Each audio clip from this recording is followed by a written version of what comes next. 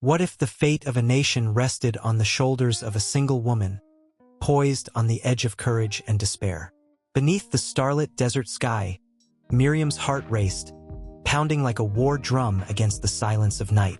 Shadows danced around her as if whispering ancient secrets, wrapping her in a cloak of both fear and purpose. A single choice loomed before her, a choice that could save her people from the suffocating grip of tyranny or lead them into a darkness deeper than they had ever known. The air crackled with tension, heavy with the scent of impending change. In the distance, the oppressive thrum of Egyptian forces thrummed like a relentless predator marking its territory, and Miriam felt the weight of their anger, their wrath, pressing against her like the burning sun. With every heartbeat, echoes of her past surged through her mind. Her brother's cries for freedom, her mother's desperate prayers, the bitter taste of chains on her wrists. Memories ignited a fire within her, urging her forward. Yet, even as hope flickered like a fragile candle, doubt clawed at her resolve. Who was she, a mere woman, to challenge the might of Pharaoh? The very thought sent shivers down her spine. But buried beneath the layers of uncertainty was a truth that thrummed in her blood. A truth that spoke of destiny, of a purpose woven into the fabric of time itself.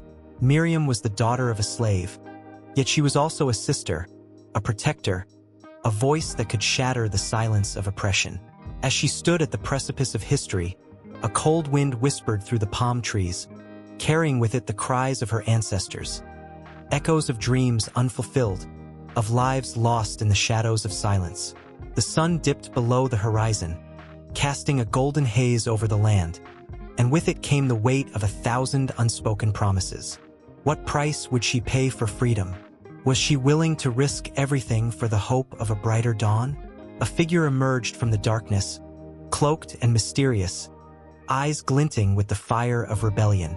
The air crackled with anticipation, and Miriam's breath hitched, heart racing as she sensed the gravity of the moment.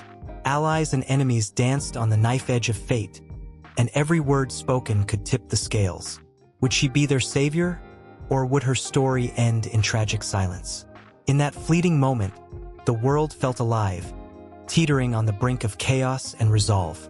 Miriam's choice would ignite a spark, a revolution that could change the course of history. A chasm of uncertainty stretched before her, vast and unyielding. The echo of destiny called her name, a haunting melody that promised both peril and triumph. In the shadows of a world on the brink, Miriam stood poised, ready to step into the abyss and unleash the storm. Would she embrace the power within her, or would fear chain her to the past? Time held its breath, waiting for her answer. The sun hung low in the sky, casting a golden hue over the humble village of Goshen, where the air buzzed with the sounds of life. Roosters crowed, children laughed, and the scent of warm bread wafted through the streets. But amid the bustling mornings and the tranquil evenings, a miracle was about to unfold. A miracle that would change the course of history. In a modest home, a young woman named Jochebed lay in the throes of labor. Her breath came in sharp gasps, the weight of the world pressing down on her frail shoulders. It was a time when the Pharaoh's decree loomed like a dark cloud, demanding the lives of all newborn boys among the Hebrew people. Fear clutched at her heart, but hope flickered like a candle in the wind. With each painful contraction, she whispered silent prayers, her brow slick with sweat, longing for a daughter who would be a beacon of light in the encroaching darkness. As the first cries of a newborn pierced the air, the room seemed to transform. The struggles of labor melted away, replaced by an overwhelming joy that coursed through Jochebed's veins. She cradled her daughter, Miriam, in her trembling arms, tears streaming down her cheeks. This child was a gift from the heavens, a promise of resilience against the tides of despair that threatened to consume them all. Miriam's tiny fingers grasped Jochebed's, and in that moment, the world outside faded away. Miriam was the firstborn daughter, destined to grow in a time of peril and oppression. The shadows of the Pharaoh's command loomed large, yet within the walls of their home, love flourished. Her father, Amram, stood at the doorway, his heart swelling with a mix of pride and fear. He longed to shield his daughter from the cruelty of the world, to protect her innocent spirit from the harsh realities that surrounded them. As he stepped inside, the sight of Jochebed clutching Miriam brought a smile to his weary face, illuminating the dimness of their small dwelling. The days turned into weeks, and as Miriam grew, so too did the love that enveloped her. The village was a tapestry of colors and sounds, where families gathered and children played. The laughter of her brothers, Aaron and later, little Moses, filled the air with joy, crafting a cocoon of warmth around her. Jochebed lovingly taught Miriam the stories of their ancestors, tales that spoke of courage, faith, and the promise of freedom. These stories ignited a fire in Miriam's heart, instilling in her a sense of purpose that would shape her destiny. But the world outside was far from perfect. The echo of chains and the cries of the oppressed reverberated through the land. As Miriam played in the sun-dappled fields, she couldn't help but feel the weight of her people's suffering. The elders spoke of hope and deliverance, yet the Pharaoh's grip tightened, casting a pall over the vibrant lives of the Hebrews. Each day, the tension in the air grew thicker, a storm brewing on the horizon. One fateful afternoon, a shadow loomed over Miriam's childhood paradise. It was a day marked by a sudden chill, an omen of the sorrow that was to come. As she played near the riverbank, her laughter was abruptly silenced by the sight of soldiers marching through the village. Their armor glinted ominously in the sunlight, a harbinger of fear. Miriam's heart raced as she clutched her younger brother's hand, pulling him close.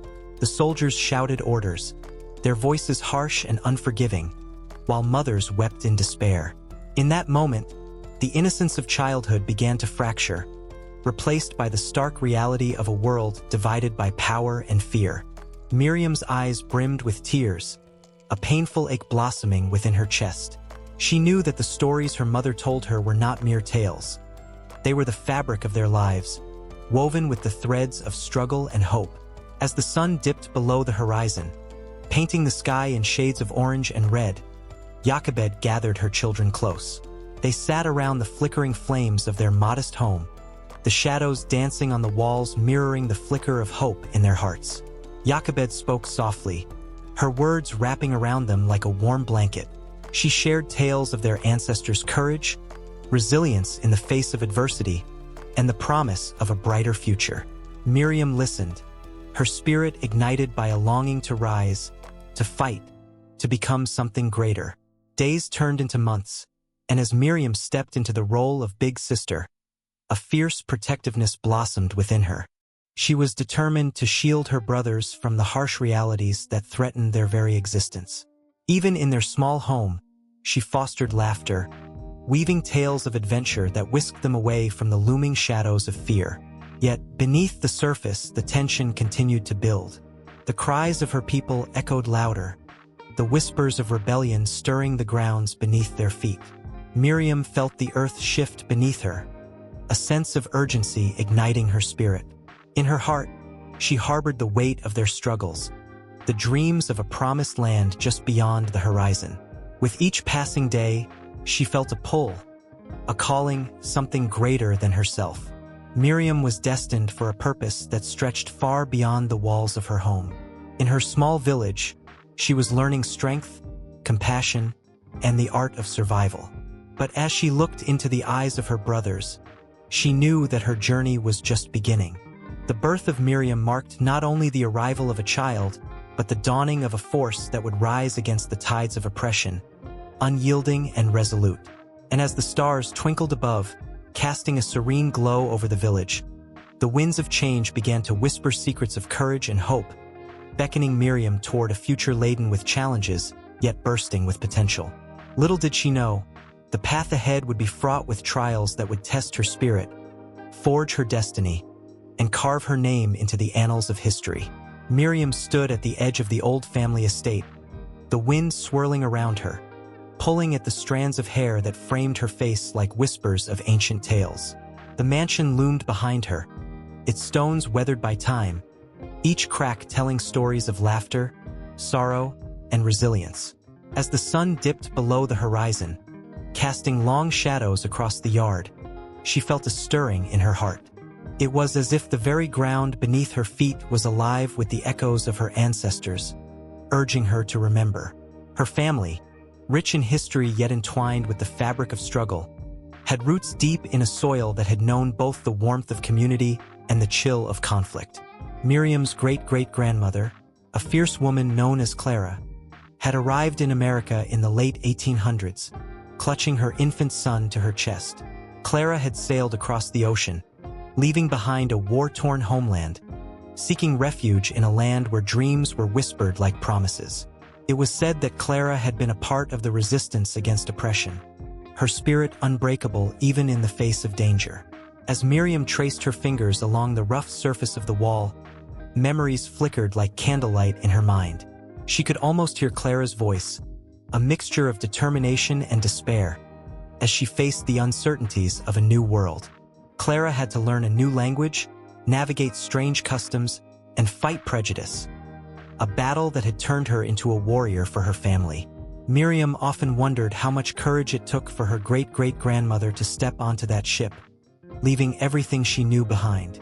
The struggles of those who came before her pulsed through her veins like a symphony of strength. Her family lineage was not just one of hardship but also of triumph.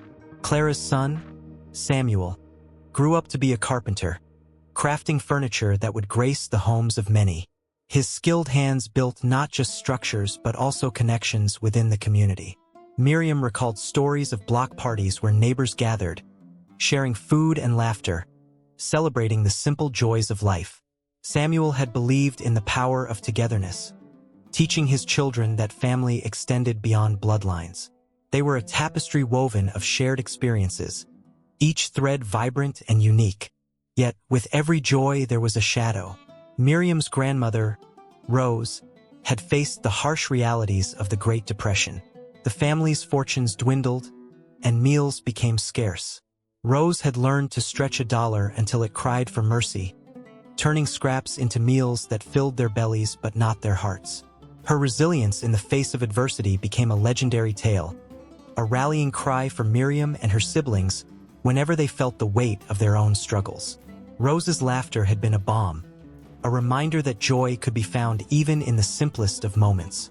Miriam could almost see Rose bustling about the old kitchen, her apron dusted with flour, a smile illuminating her face. The scent of freshly baked bread wafted through the air, mingling with the sounds of children playing outside. Those memories were vivid, vibrant, the kind that brought warmth to the coldest nights. However, they also carried the shadows of sorrow.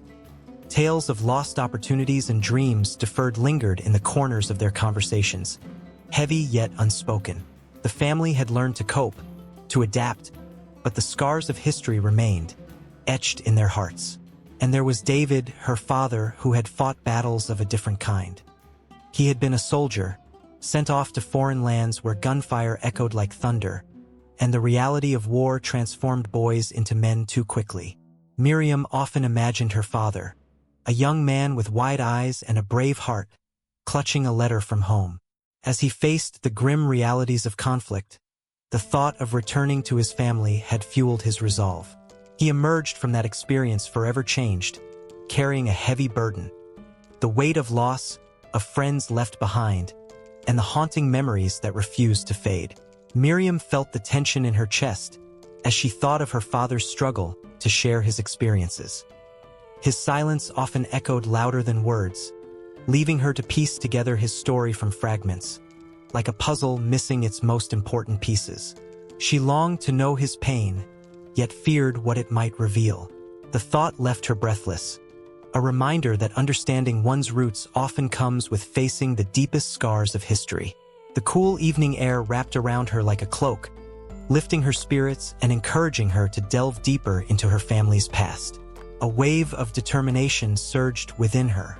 She would honor Clara, Samuel, Rose, and David not just by remembering their stories, but also by weaving her own into the tapestry of their legacy.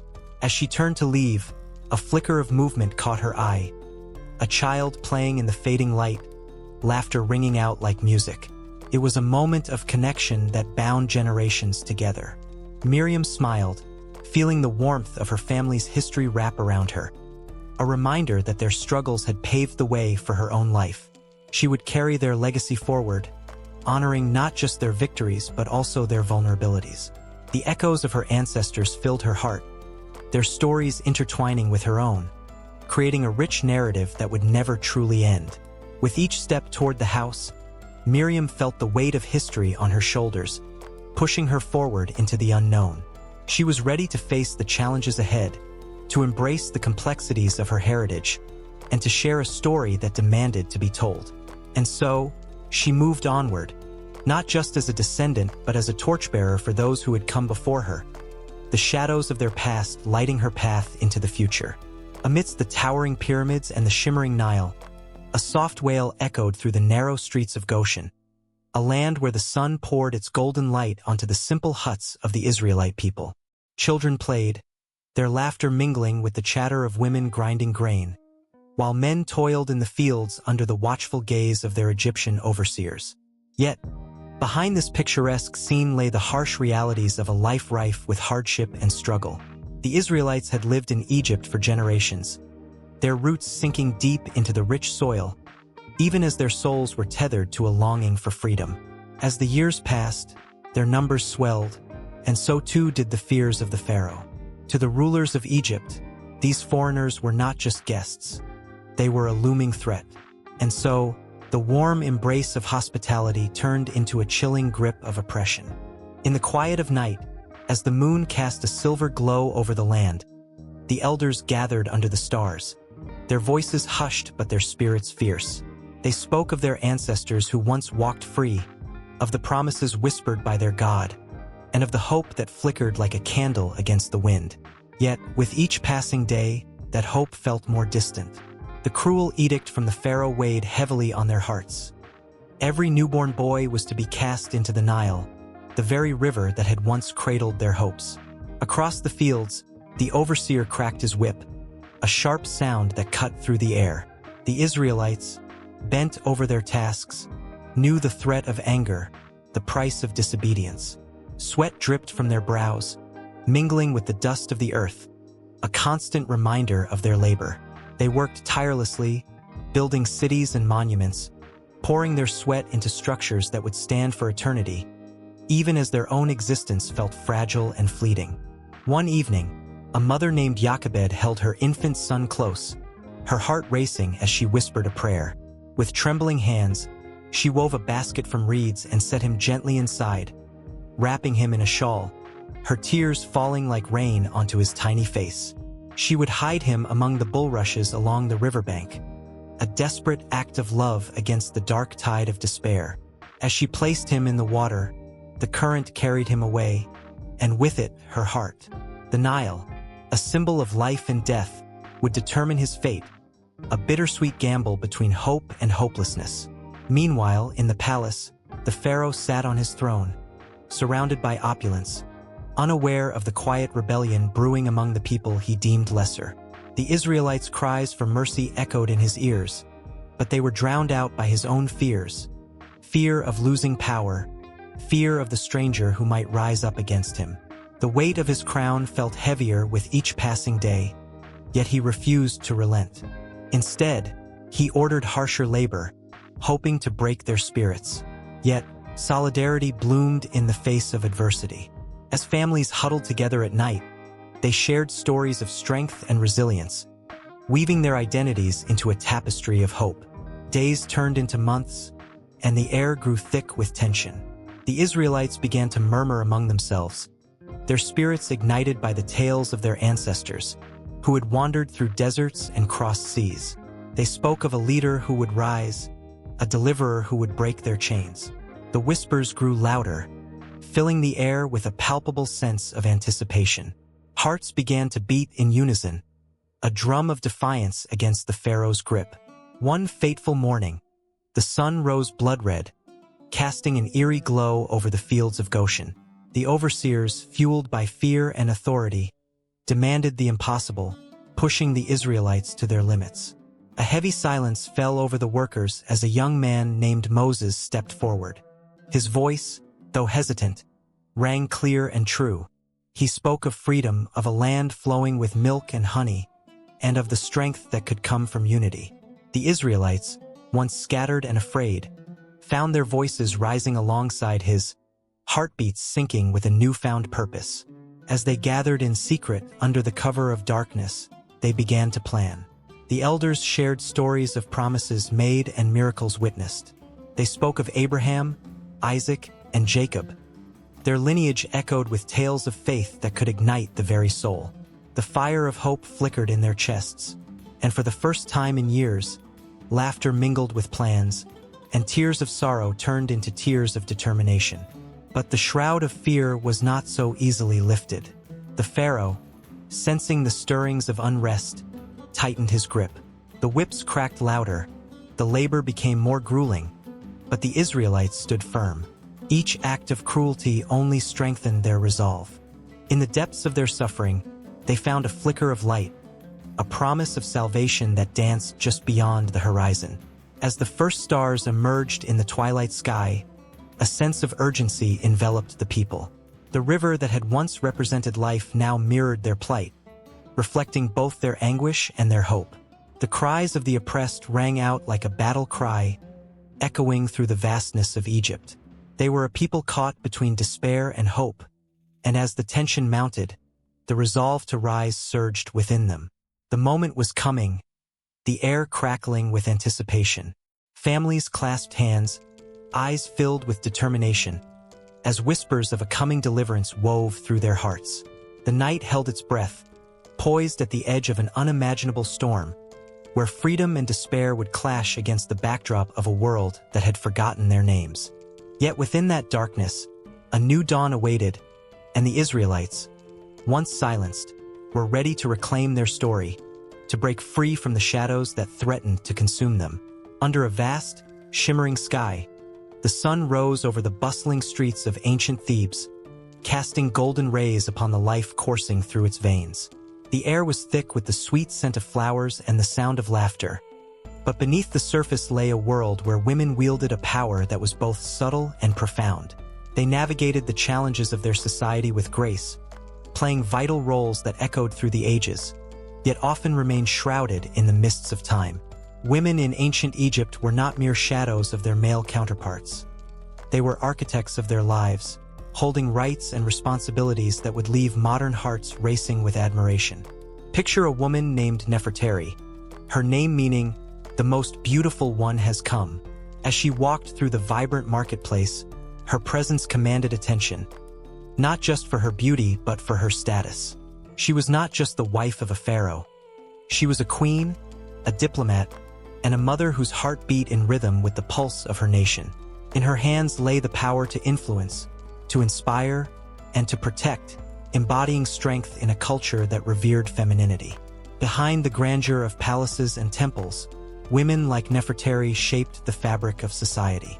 They were wives, mothers, artisans, and priestesses, seamlessly weaving their threads into the tapestry of Egyptian life. Imagine them gathered at the banks of the Nile, their laughter echoing as they shared stories, their hands working tirelessly to create beautiful pottery and intricate jewelry. The river glistened, a metaphor for their resilience and creativity, nourishing not just their families, but the entire civilization. Women held the keys to their households, managing finances, property, and even legal matters. They could own land, engage in trade, and inherit wealth, an astonishing level of independence rarely seen in the ancient world. As twilight fell, casting shadows over the papyrus reeds, the scene shifted to the sacred temples, where women served as priestesses, their roles steeped in both reverence and authority. They were the bridge between the divine and the mundane, performing rituals that ensured harmony in the universe. These women donned flowing white garments, their bodies adorned with jewelry that sparkled like stars in the night sky. Imagine the soft humming of prayers rising like incense, wrapping around them as they beckoned the favor of the gods. It was a sacred duty that demanded respect, and they held it with unwavering pride. Yet, the world of ancient Egypt was not without its complexities. Beneath the serene surface, tensions simmered. A woman's worth was often tied to her relationships with the men in her life, fathers, brothers, husbands, but it was their own choices that carved their destinies. Take the story of Hatshepsut, a woman who defied the norms of her time. She dressed in the garments of a pharaoh, the false beard resting on her chin, a symbol of her determination to claim power in a male-dominated society. Her reign was marked by prosperity and monumental building projects. Yet whispers of discontent echoed through the land. The struggle between tradition and ambition played out on the grand stage of history, a theater of emotions where every decision could lead to glory or ruin. The warmth of camaraderie often transformed into the chill of rivalry. Women found themselves not only lifting each other up but also competing for favor, whether in love or influence. The royal harem, often a place of opulence, was fraught with tension, where alliances were forged and broken in the blink of an eye. The stakes were high, and the air was thick with unspoken fears and secret ambitions. As the moon cast a silvery glow, one could almost hear the whispers of intrigue, the plotting of hearts that beat fiercely against societal expectations. Among the common folk, stories of resilience flourished as women carried the weight of their families on their shoulders. They tended to the fields, harvested crops, and cared for their children, all while nurturing dreams of education and empowerment. Imagine a young girl named Dissent, her eyes filled with determination as she watched her mother work tirelessly. She longed to learn the secrets of writing, to inscribe her thoughts and dreams onto papyrus scrolls. The hope for a brighter future burned within her, a flicker of light against the backdrop of tradition that often sought to dim the flames of ambition. The Nile, ever a witness to the ebb and flow of life, held the stories of these women, each one a testament to the indomitable spirit of femininity.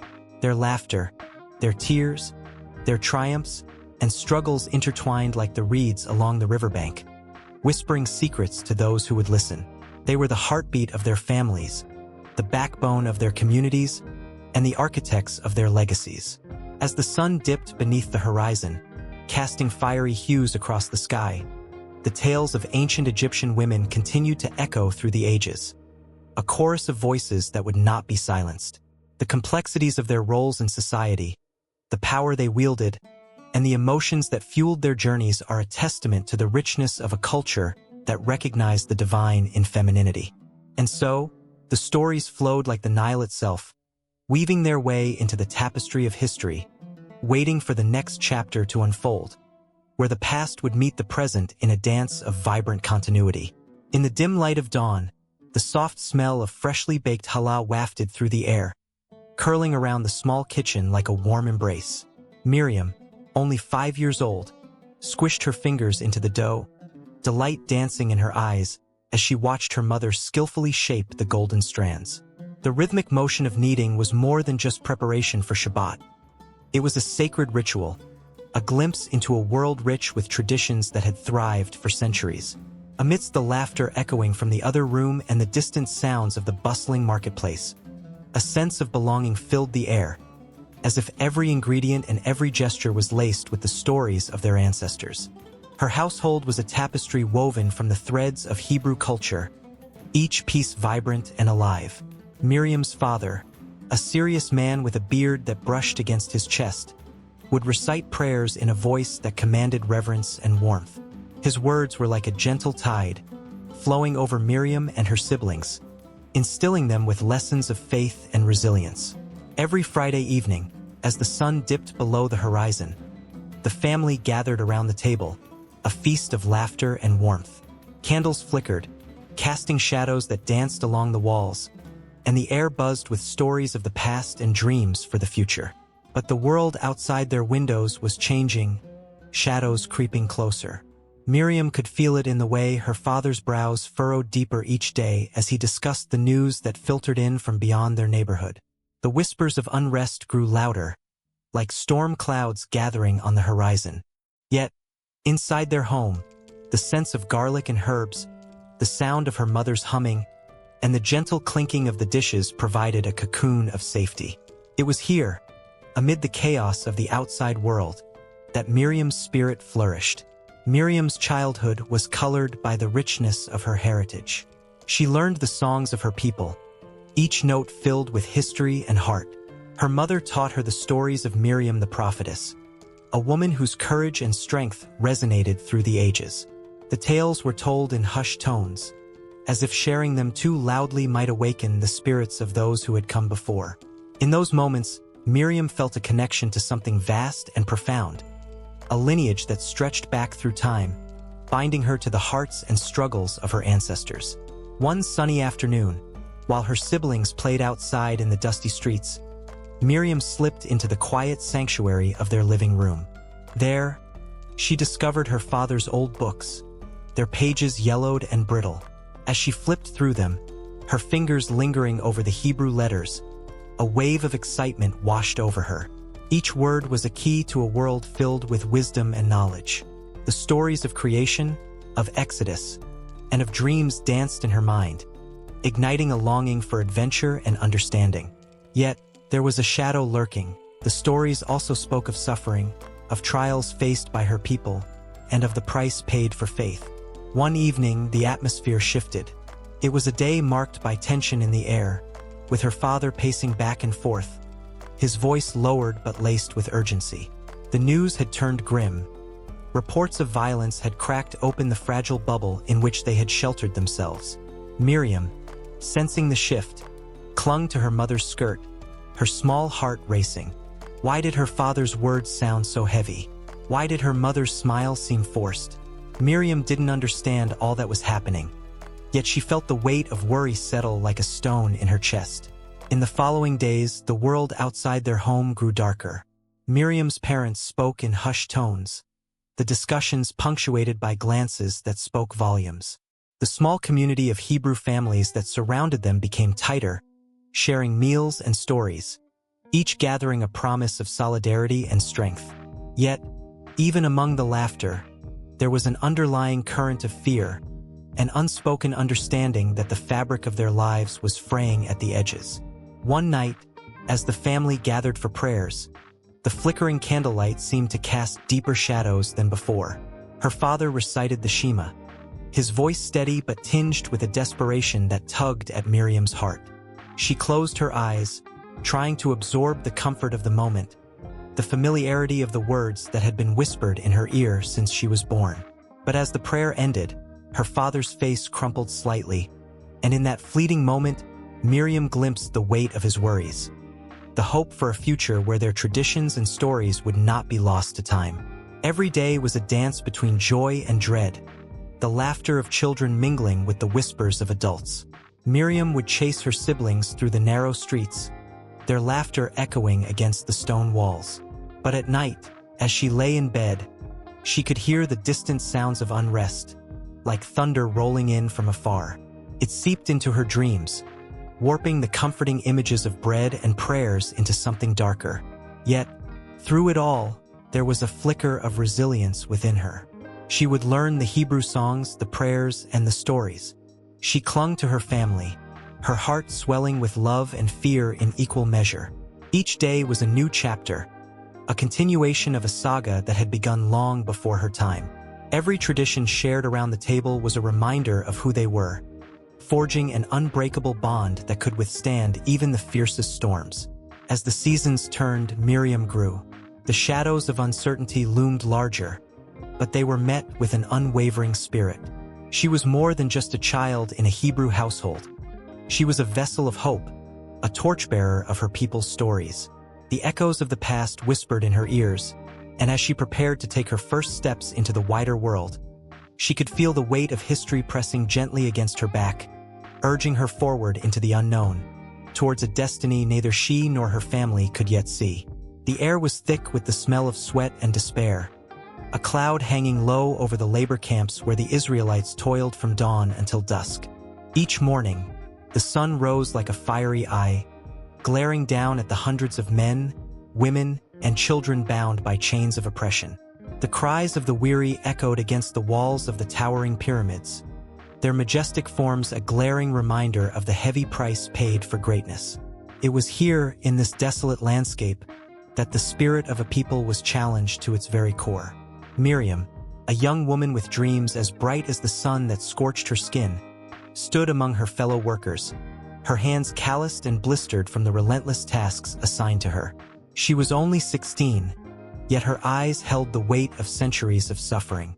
Each day, she watched as her father, a once proud craftsman, now bent and broken under the burden of forced labor, struggled to lift the heavy stones. The labor was ceaseless, each stone a testament to their misery, and every breath they took was laced with the bitter taste of oppression. The lash of the Egyptian overseer's whip cracked through the air, sharp and unforgiving, sending shivers down the spines of the workers. A fellow laborer, Eli, stumbled under the weight of a massive stone, his knees buckling as he fell to the ground. The overseer's face twisted in rage, and the whip descended, biting into Eli's back. The sound was sickening, a cruel reminder that life had become a constant battle against torment and despair.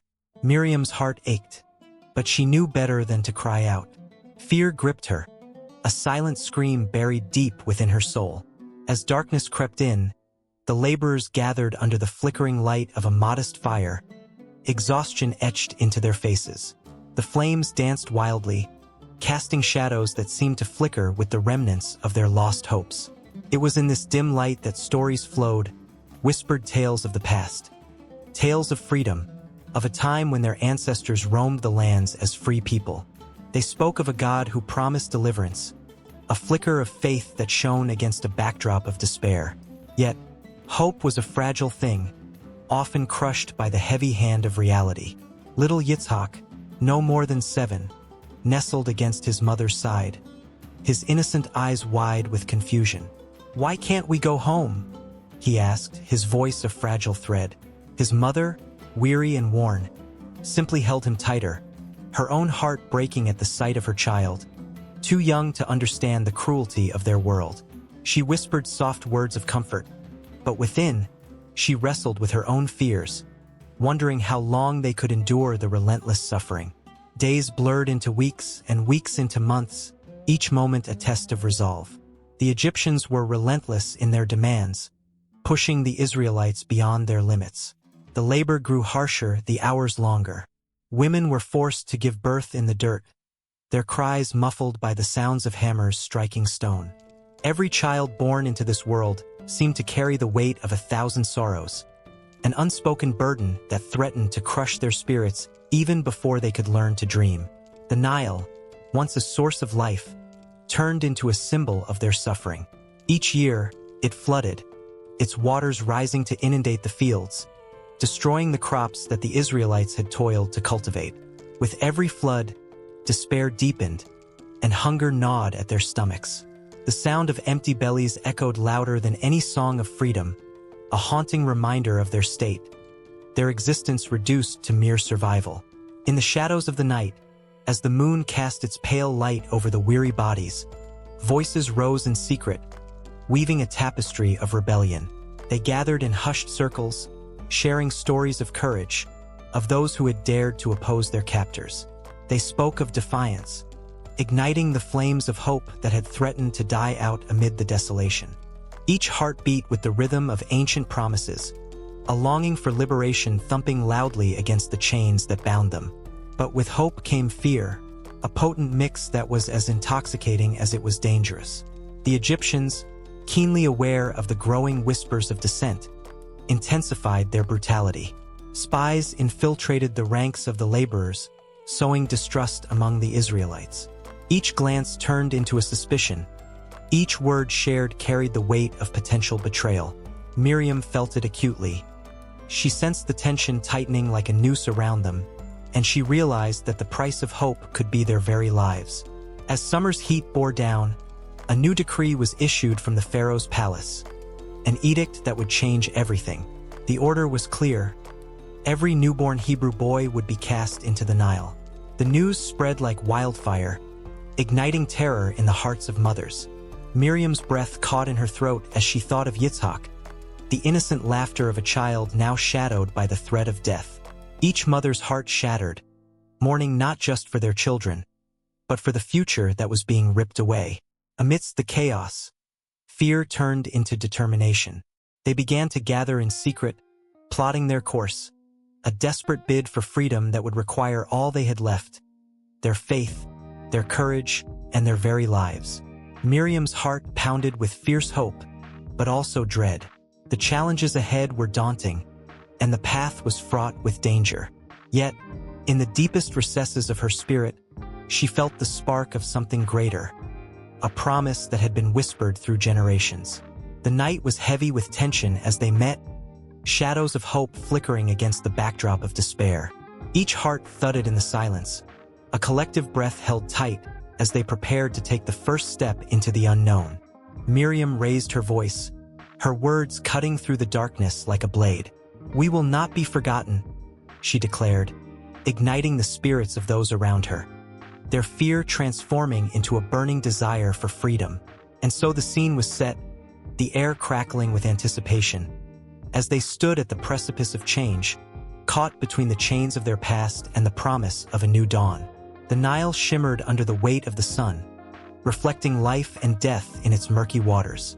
Among the papyrus reeds, a secret lay hidden, wrapped in fear and hope. A child was about to enter the world, a child who would change the course of history, though the people around him understood none of this. The air was thick with tension, a tension that even the river could feel. In a modest dwelling not far from the riverbank, a woman named Jochebed lay in labor, her breath ragged, her body trembling. The cries of her pain echoed in the small home, mingling with the muffled sounds of a world indifferent to her plight. As the first light of dawn broke through the cracks in the mud-brick walls, a piercing wail filled the air, a tiny voice rising up with all the strength it could muster. Miriam, Jochebed's eldest daughter, stood nearby, her heart pounding with a mixture of fear and excitement. She was but a girl of 6, yet she felt like a warrior, ready to protect her family against the oppressive weight of Pharaoh's decree. Pharaoh had ordered that all Hebrew boys be cast into the river, a cruel edict that sent shivers down the spine of every mother. Jochebed's heart raced as she clutched the small bundle in her arms, knowing the risk that came with nurturing a son in such perilous times. Miriam's wide, innocent eyes soaked in the sight of her newborn brother, the boy who would be known as Moses, his tiny hands grasping at the air, fighting for life as fiercely as the people around him fought for their freedom. Miriam approached her mother, her small hands trembling as she reached out to touch the soft, downy head of her brother. She felt a fierce protectiveness swell inside her, a wild determination to shield him from the cruel world outside their door. The warmth of the moment was bittersweet. Their joy was tangled with the fear that had clawed at their hearts since the moment they learned of Pharaoh's decree. In the days that followed, the small family held onto a fragile hope. Jochebed, with her resourceful spirit, found ways to hide her precious son. But as the days turned into weeks, the threat loomed larger. Miriam watched her mother's face grow weary, the lines of worry etching deeper with each passing moment. The river, once a symbol of life, now felt like an executioner lurking nearby. One night, as the moon cast a silver glow over the land, Jochebed made a heart-wrenching decision. With trembling hands, she fashioned a small basket from papyrus reeds, waterproofing it with tar and pitch. Each stroke of her hands was laced with desperate love, a mother's wish to protect her son, even if it meant relinquishing him to the waters of the Nile. Miriam sat in the shadows, silent tears tracing down her cheeks, as she realized the gravity of what was about to happen. The weight of responsibility settled on her small shoulders. She could not let her brother's life be swallowed by the river. She stood firm, her heart racing, as Jochebed prepared the basket. With a final kiss and a whispered prayer, Jochebed placed her son inside the basket, wrapping him snugly in a soft cloth. "You must trust the river," she said, her voice breaking. "It may carry you to safety." Miriam's heart lurched, knowing this was both a farewell and a glimmer of hope.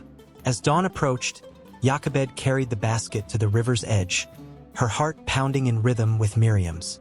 The water lapped at the reeds, whispering secrets only the brave dared to hear. With trembling hands, Jochebed set the basket afloat, watching helplessly as it drifted away, her heart torn between despair and a flicker of hope. "Mama, I can't let him go," Miriam cried, feeling as though her spirit was being pulled apart.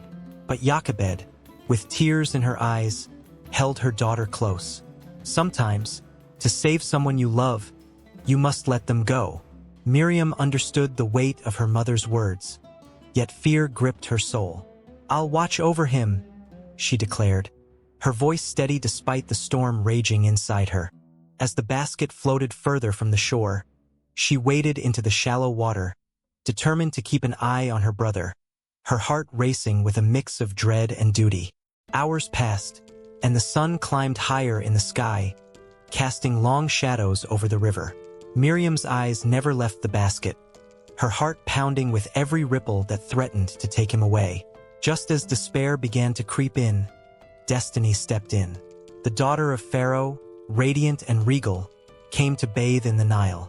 Miriam's breath hitched as she watched the royal party approach, the sound of laughter piercing the tension that hung in the air. The princess spotted the basket, her curiosity piqued. Miriam's heart raced. She could hardly breathe. What if the princess rejected him? What if she commanded he be thrown back into the water? But as the princess lifted the lid, revealing the tiny face of the Hebrew child, something magical happened. The baby cried, a sound so pure and innocent that it pierced the heart of the royal daughter. In that moment, a connection sparked, one that transcended bloodlines and decrees, a bond forged in the cradle of the Nile itself. Miriam, hidden among the reeds, felt a flicker of hope ignite within her. She watched as the princess cradled Moses, her heart swelling with a fierce protectiveness. Every fiber of her being urged her to step forward, to claim her brother back from fate's grasp. But she hesitated, realizing that her very presence could alter the course of Moses's destiny. As the princess turned to her maidens, Miriam's mind raced. This was her moment. With courage that belied her years, she stepped into the light, her voice trembling but resolute. "Shall I find a Hebrew woman to nurse the child for you?" she asked, her heart pounding in her chest. The princess, captivated by the child's beauty and the circumstances surrounding his arrival, nodded. "Yes, find someone. He needs a mother." With that, Miriam raced back to her mother, a whirlwind of excitement and fear. The river, which had once felt like a threat, now glimmered with possibility. In that moment, the tides of history shifted, and the cries of a newborn would echo through the ages, pulling them all toward a future that hung precariously in the balance. Miriam's heart soared as she imagined the reunion with her brother, the joy of holding him close once more. But in the backdrop, the shadows of Pharaoh's world loomed large, threatening their new path.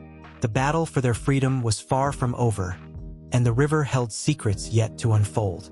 The sun was just beginning to rise, casting a golden hue over the Nile River.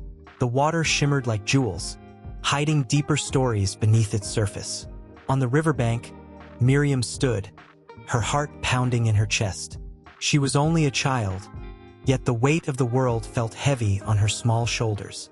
Her baby brother, Moses, was hidden nearby, wrapped tightly in a soft cloth, his innocent face peaceful in sleep. The cradle of the river whispered secrets to her, urging her to act quickly, but fear loomed like a storm cloud overhead. Miriam knew she had to be brave. The edict had been issued. Every Hebrew boy born was to be cast into the river, a cruel decree from Pharaoh. Her mother had cried, a sound that echoed through Miriam's heart and carved a determination that she could not ignore. The life of her brother depended on her courage and her cleverness. She had seen the way the Nile cradled the boats of the fishermen, the way it rocked and swayed, a gentle giant that could both nurture and destroy. With careful hands, she began to fashion the basket, a floating cradle of reeds and bulrushes. As she wove the strands together, her thoughts raced. She could almost hear the voice of her mother whispering about the strength of women and the bonds of family. "This basket will keep him safe," she thought, each strand pulling her resolve tighter. It was not just a basket. It was a lifeline, a prayer, a hope. The soft rustle of reeds reminded her of the lullabies her mother sang, and with each movement, she imagined the safety it would bring. The river could be a friend or a foe, and her small hands were shaping its destiny. When the basket was complete, Miriam's heart raced at the thought of placing her brother inside it. She knelt next to him, brushing a feather-light hand over his cheek, feeling the warmth of life. As she gently laid him down, a swell of emotions washed over her. What if the river took him away? What if the soldiers found him? The thoughts clawed at her mind, but she steeled herself. There was no other choice. She had to trust. With the basket floating nearby, Miriam took a deep breath. She could hear the sounds of the world waking up. The chirping of birds, the rustle of leaves, the distant laughter of children. None of that mattered in this moment. It was just her, the basket, and the river. The current flowed steadily, pulling at the basket as if it were alive, eager to embrace the life within. As she gently set the basket into the water, a part of her wanted to reach in and pull her brother back, to keep him safe from the unknown. But another part understood that this was their only chance. The basket floated, bobbing gently, and her heart raced as she watched it drift away. Each inch felt like a mile, the distance between them stretching like an unbridgeable chasm. Hidden beneath the shade of the reeds, Miriam held her breath, her eyes locked on the basket. Time seemed to stretch and bend, and every sound around her grew distant, fading into a heartbeat of silence. The river flowed past, indifferent to her fears. She felt the weight of her own courage, pressing her down like a stone. Would the soldiers come? Would they search? Would they find him? Moments turned into eternity, and she fought against the urge to leap into the water. The sun climbed higher, its warmth enveloping her, but she felt cold inside, a chill of uncertainty settling deep within. Miriam's gaze flickered toward the horizon, where the reeds swayed softly. She clutched her small fists, knowing she could not let fear rule her. She had to act. Then, the sound of approaching footsteps snapped her back to reality. Her heart thundered in her ears as she spotted the figures of the Egyptian princess and her attendants, striding along the riverbank. They were laughing, carefree, unaware of the turmoil the world had thrust upon her family. With each step, Miriam's heart sank deeper. What if they saw the basket? What if they uncovered her brother's secret? Miriam's mind raced and her instincts kicked in. She had to think quickly. She slipped into the foliage, hiding among the tall reeds, her breath shallow. Her heart pounded like a drum, drowning out the laughter as she watched the princess approach. The basket was floating closer now, a tiny island of hope amid the vastness of the river. The princess reached the water's edge, her eyes glimmering with curiosity. Miriam's breath hitched as she watched, filled with a mix of fear and hope. Would she reach for the basket? Would she understand the precious life it contained? Just then, the princess bent down, her delicate fingers brushing the reeds. The world around them faded, and all that mattered was the moment. In a heartbeat, the princess lifted the basket from the water, her expression shifting from curiosity to wonder. Miriam felt a rush of emotions. Fear of being discovered, hope for her brother's future, and the wild surge of belief that perhaps this moment could change everything. The princess opened the basket, her eyes widening in astonishment at the sight of Moses, cooing softly in his sleep. In that moment, Miriam's heart soared. The princess cradled her brother in her arms, a protective glow settling around them. But lurking beneath the joy was a stark realization. Even with this act of kindness, their lives were still intertwined with danger. The river had delivered Moses to safety, but the world beyond the water remained perilous. Miriam knew she had to reveal herself. The time for hiding was over. With a surge of bravery, she stepped from the reeds, her heart racing like wild horses. The princess looked up, surprise etched across her face. Miriam's voice trembled as she spoke. "Princess, I am his sister. His name is Moses." The connection was forged, a bond of courage and hope between a Hebrew girl and an Egyptian princess. With the river as their witness, Miriam's heart soared. She had taken a leap into the unknown, and it was only the beginning of a story that would intertwine their lives in ways none could foresee. As the river flowed on, carrying the whispers of ancient destinies, Miriam felt a flicker of hope. She had shown courage when it was most needed. The world around her pulsed with possibility, and as the sun dipped toward the horizon, a new chapter began. One where the echoes of the past would shape their future in ways they could not yet imagine. The soft, rhythmic lapping of the Nile's waters provided a deceptive calm, a gentle lullaby masking the storm brewing in the heart of a young girl named Miriam. A feeling of dread knotted in her stomach as she crouched behind the tall reeds, her breath barely a whisper. The air was thick with tension, charged with the cries of the world around her. In her small hands, she clutched a basket made of bulrushes, tightly woven with care and desperation. Inside it lay her baby brother, Moses, a miracle born into a world that sought to extinguish him. Miriam's heart raced as she watched the royal guards patrol the banks, their heavy footsteps echoing like drums of war against her fragile hopes. The decree had been clear. Every Hebrew boy was to be cast into the Nile. The thought sent shivers down her spine. How could Pharaoh's heart be so cold? Beneath her fierce love for her brother, a crushing fear threatened to engulf her. Should she abandon the basket, push it into the water, and trust the currents to cradle him? Or was it better to hold him close, even if it meant their lives would be forfeit? Time dragged on, and with every second, the sun climbed higher, casting a golden hue across the water's surface. It glimmered invitingly, but for Miriam, it was a cruel illusion. She had watched an entire generation of her kin face destruction, and now it seemed her brother's life hung by the thinnest thread, woven from the hope of silence and the judiciousness of a child's heart. Then, as if the world were holding its breath, the silence was shattered by laughter, light, carefree laughter that danced through the air like a haunting melody. It was the laughter of the daughters of Pharaoh. Miriam's heart sank and soared at once, a swirl of emotions that left her dizzy. They were approaching. She could see them now, adorned in their fine linen and jewels that sparkled like stars, a stark contrast to the rough, tattered garments of her people. Miriam felt the world tilt. What if they discovered her brother? Would they treat him as a monster like many had done before? Or would they see the beauty in his innocent eyes? She clamped her hands over her mouth, stifling a gasp. The girls began to gather at the water's edge, their voices ringing out as they filled their jars, oblivious to the tempest brewing within the mind of a watchful sister. The eldest, the one who seemed to command the others with her laughter, stepped forward, her beautifully braided hair cascading like a waterfall down her back. With each graceful step, Miriam felt the pull of fate shift around her, tinged with both dread and a whisper of hope. Suddenly, the eldest girl paused, her gaze drawn to the floating basket nestled among the reeds. A gasp escaped her lips, and for a moment, the world stood still. Miriam's heart pounded in her chest, a tribal drum signaling the war between fear and hope.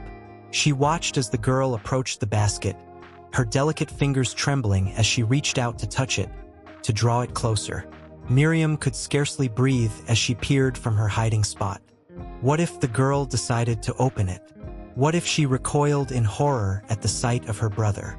But instead, the princess lifted the lid with childlike curiosity, and the look that crossed her face was one of pure wonder. Moses stirred, his tiny hands reaching outward as if he sensed the warmth of the world outside for the first time. The princess gasped again, this time with delight, and Miriam could feel a warmth spreading through her. A flicker of hope ignited where despair had threatened to consume her. The princess called out to her companions, her voice laced with joy, echoing like a song through the reeds. Look, a Hebrew baby! Miriam's heart soared and plummeted in a single instant. The princess would take him away from her, from their people. But a flicker of determination ignited within her, a sister's love outweighing her fears. She couldn't let him go without a fight. With the courage of a lioness protecting her young, Miriam stepped from her hiding place, heart racing, breath catching in her throat. She approached the group, her small frame shaking with apprehension. "Would you like me to find a nurse?" she asked, her voice steady despite the storm raging within. The princess turned, surprise flickering across her face as she met Miriam's wide, hopeful eyes. "You speak the language of the Hebrews?" she queried, her tone not unkind. "I do," Miriam answered, stepping closer, her heart pounding like a drum. "I can find a woman who can care for him, someone who will keep him safe." The princess nodded, the decision made. "Yes, go find a nurse. I will take him to the palace." As Miriam turned to run, she cast one last glance at Moses, who was cradled in the arms of a princess. For a brief moment, their eyes met, and something unspoken passed between them, a bond that transcended time and fear. It was a promise, a silent oath to protect him, even from afar. With every step away from the river's edge, Miriam felt the weight of the world shift. The very air seemed to hum with the energy of the moment. She raced through the paths she knew so well, her heart a wild thing, not just for her brother's safety, but for the unknown future that now lay ahead. In the distance, echoes of laughter faded into whispers, and the sun began to set, casting long shadows over the land. Miriam felt the pull of destiny, a thread weaving her into the fabric of history, intertwining her fate with that of the one who would one day lead her people from bondage. The journey was just beginning, and the world was about to change in ways they could scarcely imagine.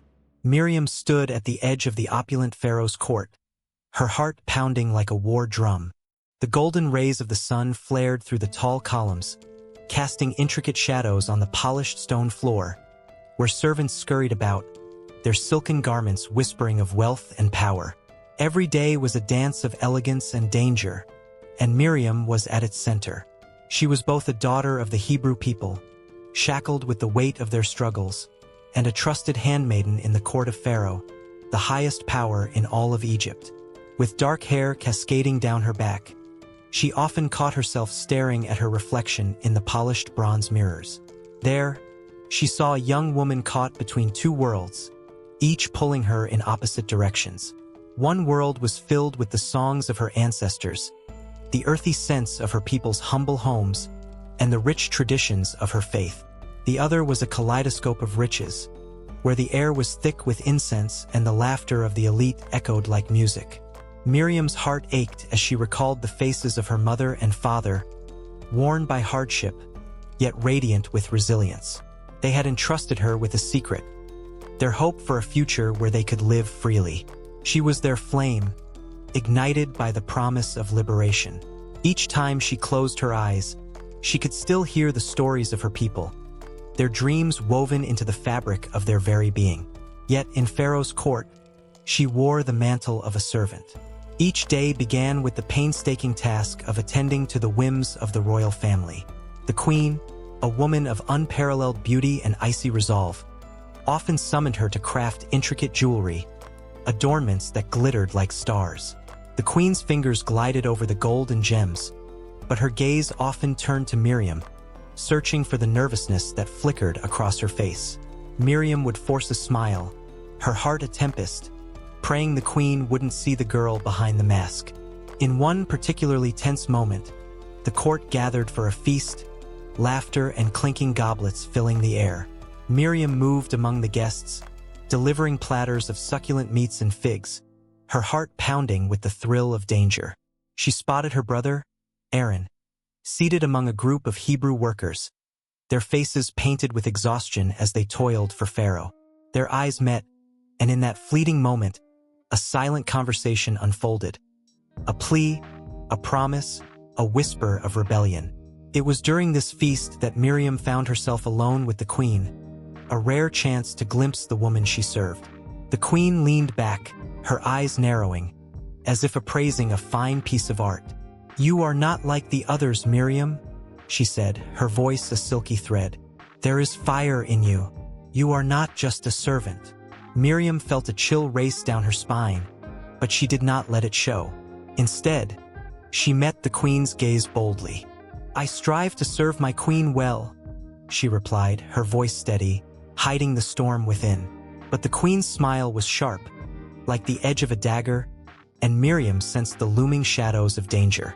Days turned into weeks, and the tension in the court grew palpable. Whispers of discontent spread like wildfire among the Hebrew people, tales of suffering and the yearning for freedom. Miriam's heart became a battleground. Loyalty to her people clashed with her desire to survive in a world that could easily snuff her out. She often caught herself staring at the Nile River, its waters flowing smoothly, an unyielding force of nature that could carry her dreams away, yet also offered a glimmer of hope. One fateful day, the queen summoned her again, this time with an urgency that sent a shiver through Miriam. "There is talk of rebellion among the Hebrews," the queen said, her voice low and dangerous. "I need to know where your loyalties lie." Miriam's heart raced. The weight of her ancestors pressed heavily on her shoulders. "My loyalty is to my queen," she declared, though each word felt like a lie, a betrayal of her true self. The queen's eyes sparkled with mistrust, and Miriam knew she had walked a fine line. She could sense the queen's suspicion, and that was a game she could not afford to lose. The nights became restless as Miriam wrestled with her thoughts. Her dreams were haunted by images of her family, their faces filled with despair, and the cries of her people echoing in her ears like a haunting melody. The court, adorned with gold and jewels, felt like a gilded cage, and she was its unwilling prisoner. As tensions escalated, Miriam found herself drawn into a secret meeting of the Hebrew leaders. They huddled in the shadows, their voices passionate and urgent as they plotted a way to confront Pharaoh's tyranny. The weight of their hopes pressed against her heart, and she felt a flicker of courage igniting within her. This was her chance to be more than a servant. She could be a beacon for her people. Yet, the moment she stepped into that circle of trust, she felt the icy grip of fear. What if Pharaoh discovered their plans? What if the queen turned against her? But the fire in her heart burned brighter than her fears. The time for silence was over. She could no longer walk the line between two worlds. She needed to choose. With each passing day, the line between her two lives blurred further. In the opulence of the court, she smiled and served, while her thoughts were consumed by her people's plight. Every moment with the queen became a reminder of her hidden life, an unyielding push toward a future where freedom could reign. As the sun dipped below the horizon, casting long shadows over the land, Miriam felt the call of destiny stirring within her. She clutched the amulet around her neck, a gift from her mother, its weight a reminder of the struggles and sacrifices of those who came before her. The day would come when she would have to choose, and the tremors of change danced in the air, surging like the restless Nile. With her heart racing and fear gnawing at her resolve, she stood on the precipice of her fate, knowing that crossing the line might change everything. The court glittered behind her, but her gaze was fixed on the horizon, where hope shimmered like a mirage, both beautiful and distant. The tension hung thick in the air, and Miriam could sense that the fabric of history was about to rip apart, launching her into a world where choice would define her very existence. The court was a storm, and Miriam was the eye, holding her breath, waiting for the winds to shift. In that charged moment, the world around her faded, leaving only the echoes of her people's cries and the weight of her decisions pressing down like the weight of the sun. In the stillness of twilight, shadows stretched across the banks of the Nile, where a simple basket floated gently downstream, cradling the fate of a child. The water rippled softly, whispering secrets only the river would remember, while the world spun on, oblivious to the momentous event unfolding on its banks. This was the choice between life and death, a heart-wrenching gamble made by a mother who could only pray for mercy, hoping that the gods would listen. But it was not just the mother's tears that would shape the future. It was the watchful eyes of Miriam, her sister, who stood at the water's edge, her heart pounding with a blend of fear and fierce protectiveness. Miriam was but a girl, yet her spirit burned bright and fierce. The weight of her family's legacy pressed down on her slender shoulders. There was no room for weakness in a world that had already stolen so much from them. As the basket bobbed farther away, she felt an ache in her chest and an unyielding urge to act. The Nile, with its tranquil surface, belied the tempest of emotions seething within her. It was at that moment she decided, this child, her baby brother, would not be lost to the waters. He was destined for greatness, and she would not allow fate to steal him away.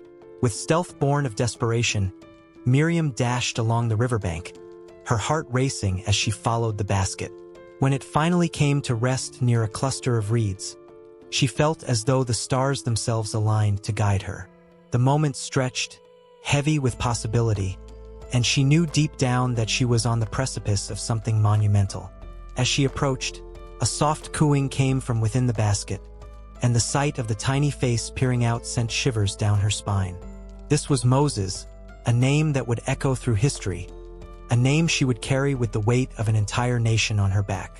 Days turned into weeks, and the bond between Moses and Miriam deepened as they navigated the currents of their existence in the shadow of the palace.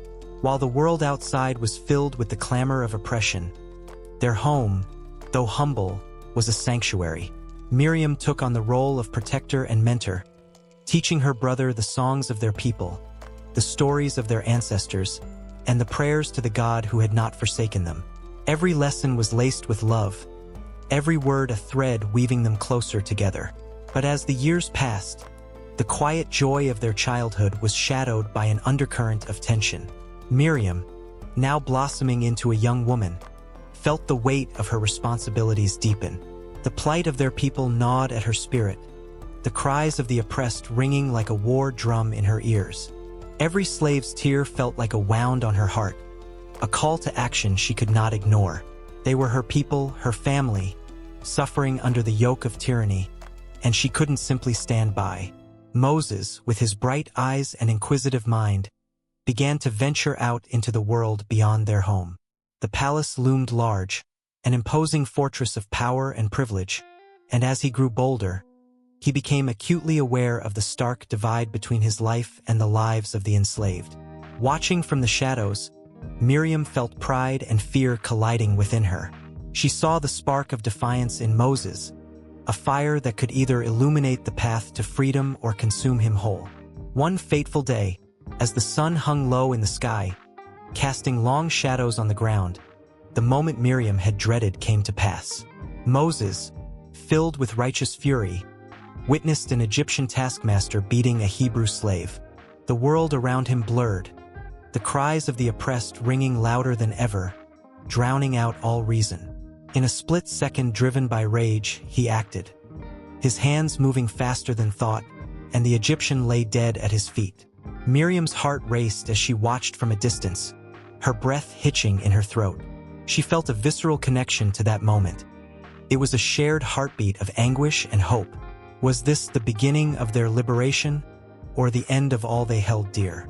As Moses fled into exile, leaving behind the only home he had ever known, Miriam felt a heavy cloak of uncertainty settle over her shoulders.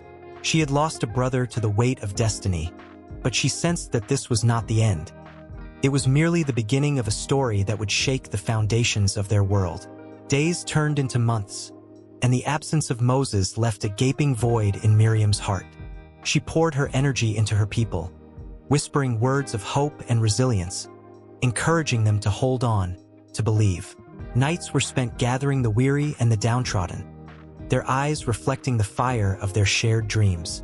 "We are stronger together," she would say, her voice unwavering despite the growing despair around her. "Our cries will rise like incense, and he will hear us." But just when the skies darkened with despair, a flicker of hope ignited. Miriam received news. A message drifted in like a breeze, carrying stories of a man who had returned, a man who spoke of a burning bush and a call from the Almighty. Moses was back, transformed, driven by a purpose greater than himself. As she stood among the gathered people, fear and excitement coursing through her veins, she knew the moment was upon them. When Moses appeared, he was no longer the boy who had once floated down the Nile. He carried the weight of the world on his shoulders, but Miriam could see the spark in his eyes, the same fire that had once burned in her heart. They were bound by blood, by purpose, and by the shared experience of pain and loss. The air around them crackled with energy, with possibility. Miriam felt it deep in her bones. This was the moment they had been waiting for, the call to action that would reshape their destiny. As Moses spoke, words spilling out like a flood, she felt the collective heartbeat of her people. They were all in this together, woven into a tapestry rich with courage and longing. The call had been made, and the time for silence was over. The weight of their history pressed them forward, the vision of freedom glimmering on the horizon.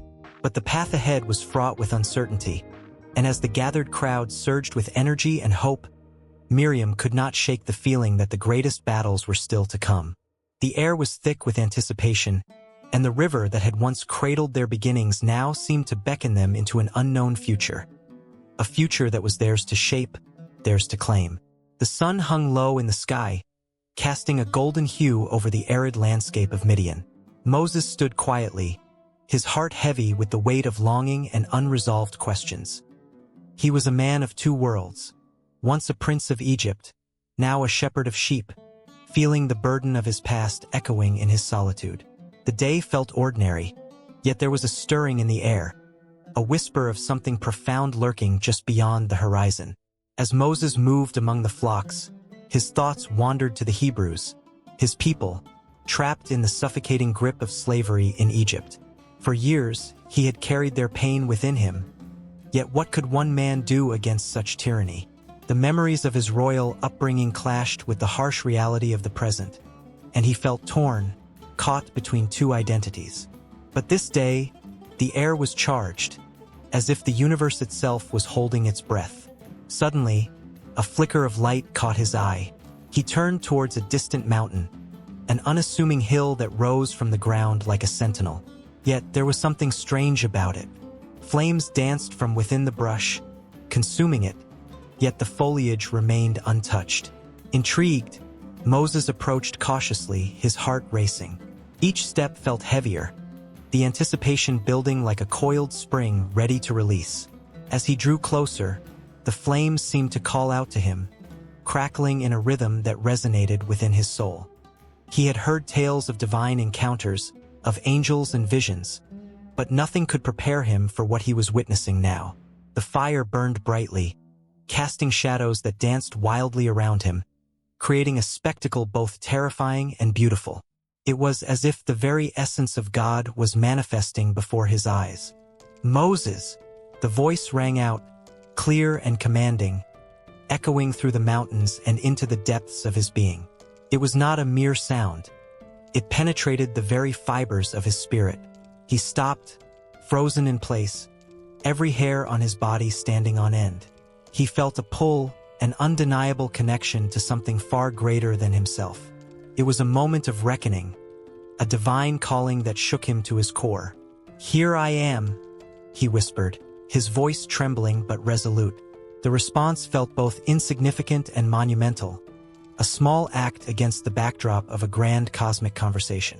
The fire flickered as if in acknowledgement, the flames dancing higher, illuminating the dry ground and casting light into the shadowy corners of his heart. "I am the God of your ancestors, the God of Abraham, Isaac, and Jacob." The voice thundered with authority, yet it was laced with compassion. Moses felt a wave of emotions crash over him: fear, awe, and an overwhelming sense of purpose. He couldn't grasp the enormity of what was being asked of him, but he knew, deep down, he would never be the same. "Take off your sandals, for the place where you are standing is holy ground." The command reverberated through him, and he obeyed instinctively, casting off his worn sandals. The earth felt different beneath his feet, electric with potential. This was not just an encounter, it was a transformation. The ordinary was shrouded in the extraordinary, and he was standing on the threshold of something monumental. Questions swirled in his mind. Why him? What could he offer? Moses had grown accustomed to a life of solitude, of herding sheep and reflecting on the past. And yet, here he stood, being summoned to confront a future that terrified him. "I am unworthy," he murmured, his voice barely audible against the crackling fire. "I am not eloquent. How can I lead a people?" But the voice was unwavering, filled with a confidence that Moses lacked. "I will be with you." Those words hung in the air like a promise, anchoring him in the tumult of his fears. The weight of the task ahead began to settle upon his shoulders, but with it came an ember of hope. Perhaps he was not alone in this battle. Perhaps he was chosen for a reason. "Moses," the voice continued, "you will go to Pharaoh. You will lead my people out of Egypt." Each word sliced through the air, each syllable ringing with destiny. The flames flickered with intensity, mirroring the turmoil inside him. 1,000 thoughts raced through his mind, each one a barrier, each one an excuse to turn away from this daunting path. But as he faced the burning bush, something shifted within him. The fears and insecurities began to fade, replaced by a flicker of courage. What did it mean to be called? To be chosen? The very fabric of his existence was being woven into a larger narrative, a story that stretched back to the promises made to his forefathers. The flickering flames became a beacon of hope, an invitation into the unknown. Yet even as the fire blazed, doubt lingered. The faces of his people flashed before him, their tired eyes, the weight of their oppression. Would they believe him? Would they follow a man who had once turned his back on them? The questions clawed at his heart, but the fire crackled louder, urging him to shed the shadows of his past. Moses! The call was a mixture of command and encouragement, drawing him into the light. Go! I will perform wonders through you. Each word was like a drop of rain on parched earth, nourishing the seeds of courage buried deep within him. He could feel the transformation beginning, a shift from a man defined by his failures to one who would stand as a beacon for his people. As the fire blazed on, illuminating the desolate wilderness, Moses took a deep breath and stepped forward. The moment felt endless, suspended in time, as if the universe was waiting for him to take that leap. The ground beneath him felt alive, pulsing with the heartbeat of history. And there, in that sacred space, he felt a fierce determination rising within. The burning bush crackled, the flames reaching higher, and Moses felt the weight of the world upon him. He was no longer just a shepherd. He was now a vessel, chosen to carry forth a divine mission. And just as he felt ready to step into this calling, the fire erupted into a dazzling brilliance, casting a light that spread far beyond the mountains. That moment of divine calling was but the beginning, the first spark of a journey that would ignite a revolution. As Moses stood there, transformed and alive with purpose, he knew that this was the start of something greater than himself, a movement that would ripple through time, a story that would echo through generations yet to come. And with that realization, the flames of the burning bush flickered one last time, leaving behind a trail of light, a path that would lead him into the unknown. The air hung heavy with a tension that could be felt in the marrow of the earth. Clouds gathered ominously above the land of Egypt, casting shadows that danced across the faces of the people. Whispers of impending doom echoed through the narrow streets of ancient cities, and the Nile, once a source of life, now felt cursed under a glowing sun that seemed to mock the cries of the suffering. In the heart of this chaos stood Miriam, a fierce woman with a spirit unyielding as the mountains. She was not just the sister of Moses. She was a prophetess, a beacon of hope amidst the gathering darkness. The plagues were a testament to the struggle between the oppressed and their oppressor, a battle that had raged for generations. The cries of the Hebrew people rang through the air, a haunting melody of despair and longing for freedom. With each passing day, the weight of their bondage pressed heavier on their shoulders. And yet, in the depths of despair, Miriam found strength. She could feel the storm brewing, the anger rising like the tide, and she knew that her brother Moses was the key to breaking their chains. As the first plague struck, turning the waters of the Nile into a river of blood, Miriam stood on the riverbank, her heart pounding in her chest. She watched as the very lifeblood of Egypt turned foul, a vivid symbol of the suffering inflicted upon her people. The fish floated lifelessly, and the stench filled the air, a foul reminder of the pain that had been allowed to fester too long.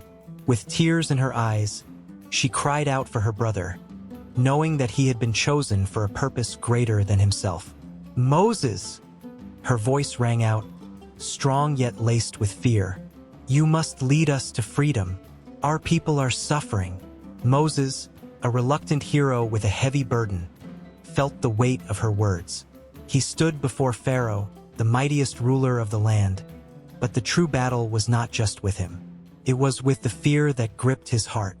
Miriam's unwavering faith was a lifeline, pulling him from the depths of doubt. She reminded him of their shared history, of their mother who had hidden him in a basket on the river, of their people who had cried out for deliverance. As the second plague descended, swarms of frogs erupted from every crevice, their chorus a deafening cacophony. The Egyptians were driven mad, and amidst the chaos, Miriam's laughter rang out. a sound that pierced through the despair. "Look how the Lord fights for us," she cried, her spirit lifted, her faith unshakable. Each frog, each wave of pestilence, was a sign that change was upon them. She could feel the world shifting, and it filled her with hope. But hope is a fragile thing. As the plagues multiplied, so did the fear. The darkness fell heavy over the land, and the people began to question, "Will this ever end?" They murmured, their voices tinged with despair. Miriam felt their pain, their doubt, a weight she carried in her own heart. She gathered the women, their faces lined with sorrow and uncertainty, and spoke with a conviction that ignited a spark. "We must stand together. We must believe. Our God is with us." Her voice, a call to arms, rallied the women to weave baskets, to bring their children close, and to remember the promises made. They sang songs of hope, their voices rising like incense to the heavens, a defiant act against the oppressive silence that sought to consume them. Miriam's spirit soared among them, her heart beating in rhythm with their collective courage. The air crackled with tension as the next plague fell, a storm of hail and fire that rained down from the heavens, a warning sent to the unyielding Pharaoh. Yet, in the midst of this chaos, Miriam stood firm, a pillar of unwavering strength. She joined Moses, her brother, as he faced the might of Egypt. "Do not waver," she urged him, her eyes ablaze. "This is our chance. We are not alone." As the plagues continued, gnats, flies, livestock dying, boils, Miriam remained a constant source of support. She stood beside Moses, a silent witness to his struggles, her heart aching for the weight he bore. Fear and doubt would creep in like shadows, but with every plague, every moment of suffering, she felt the fires of freedom ignite within her. She reminded him of the promise of deliverance, the vision of a land flowing with milk and honey. One night, as they gathered in secret, the air thick with anticipation, Miriam spoke of the final plague. "The angel of death will pass over," she said, her voice a whisper yet filled with determination. "We must prepare. We must mark our doors so that we are protected." The urgency in her tone sent shivers down their spines. Yet there was also a fierce hope. They would survive. They would see the dawn of a new day. The night was dark and heavy, filled with the sounds of mourning as the firstborn of Egypt fell. Miriam held her breath, praying fervently, her hands clasped tight. She could feel the ground shake beneath her, the air charged with an electric fear. Then the realization washed over her like a wave. This was it, the moment they had longed for. Freedom was within their grasp. As dawn broke, the first rays of sunlight illuminated their path, and Miriam felt an overwhelming sense of purpose. They would leave Egypt behind, but the memories of pain would be etched into their souls. She turned to her brother, her eyes meeting his with a fierce intensity. "We will lead our people, Moses. We will not falter. This is just the beginning." With a final glance back at the land that had both nurtured and crushed them, they stepped into the unknown, a journey towards liberation. Hope surged within Miriam like a river breaking its banks. They were more than slaves. They were a nation rising from the ashes, and she was ready to fight for every soul. The future was unwritten, but in her heart, she knew they would reclaim their destiny. As they moved forward, the lessons of the plagues echoed in their hearts: pain, sacrifice, and the unbreakable bond of family and faith. Miriam's spirit, infused with the fire of freedom, paved the way as they marched into the horizon, the past fading behind them like shadows at dawn. It was not just a new beginning. It was a promise of liberation, and with every step, they grew stronger. The air was thick with tension and hope, a palpable energy that crackled like lightning across the desert. Dust motes danced in the sunlight, shimmering in the haze as the people shifted uneasily, murmurs rippling through the crowd. The cries of children mingled with the clinking of pots and the low hum of prayer. They stood at the edge of the great unknown, their hearts heavy with fear yet buoyed by dreams of freedom. Among them was Miriam, a young woman with a fierce spirit and a voice that could pierce through the din. She watched her people, their eyes filled with uncertainty, and felt a surge of determination within her chest. It had been years since the oppression began, years since they had been forced to labor under the weight of Pharaoh's rule. Now, standing at the precipice of liberation, she sensed the flicker of change igniting in the hearts of her kin. "Brothers and sisters," Miriam called out, her voice rising above the murmurs, strong and unwavering. The crowd fell silent, their attention drawn to her. "The time has come for us to rise. No longer will we be slaves. No longer will we bow our heads in fear." Her words hung in the air, charged with emotion, and for a moment, hope flickered in the eyes of those gathered. The stories of their ancestors echoed in Miriam's mind. Tales of courage, of women who had stood against great powers and had not faltered. She thought of her mother, Jochebed, who had hidden her as an infant, not allowing fear to dictate their fate. It was Jochebed's strength that had instilled in her the belief that they were not simply victims of circumstance, but bearers of a promise.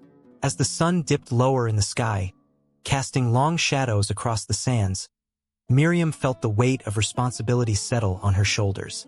The elders had been reluctant, hesitant to embrace the path ahead, but she knew they needed her voice, her fire, to light the way. With each heartbeat, the call for freedom grew louder, a drumbeat in her chest that urged her to act. In the darkness of the night that followed, Miriam gathered the women of her people.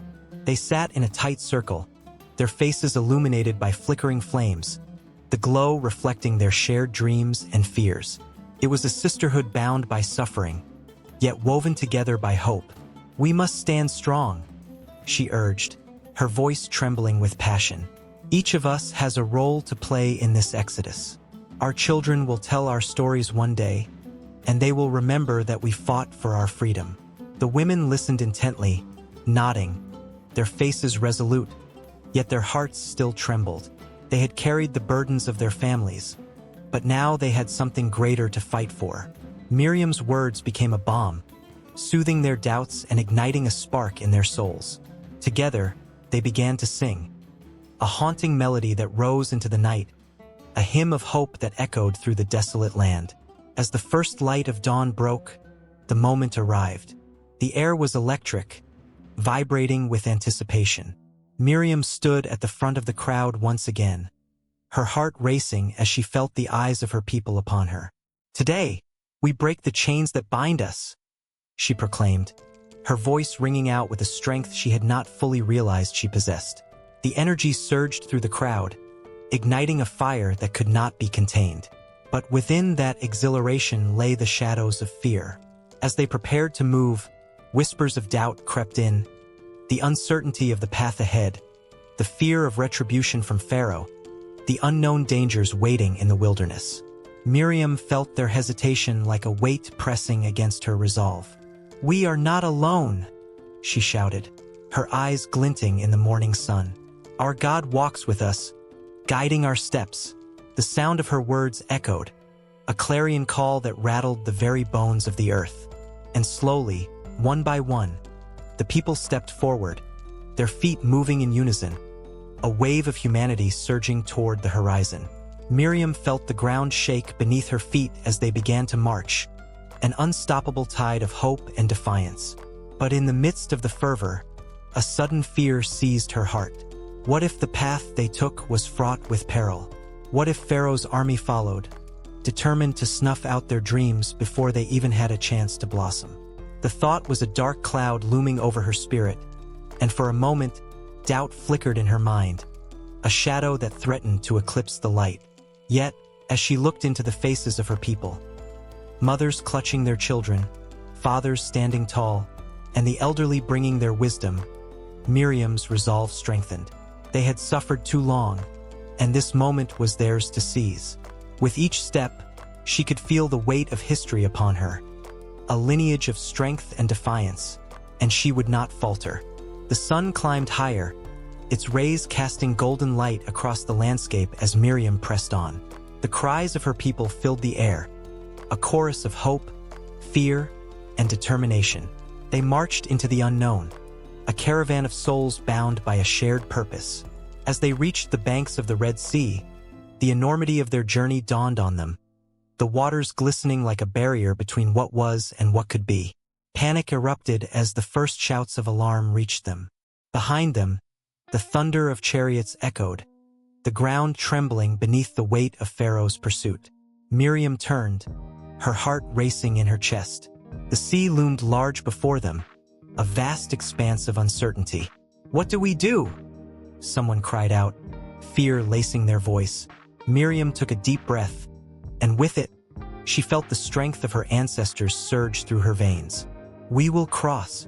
We will not be stopped," she called out, her voice breaking through the chaos.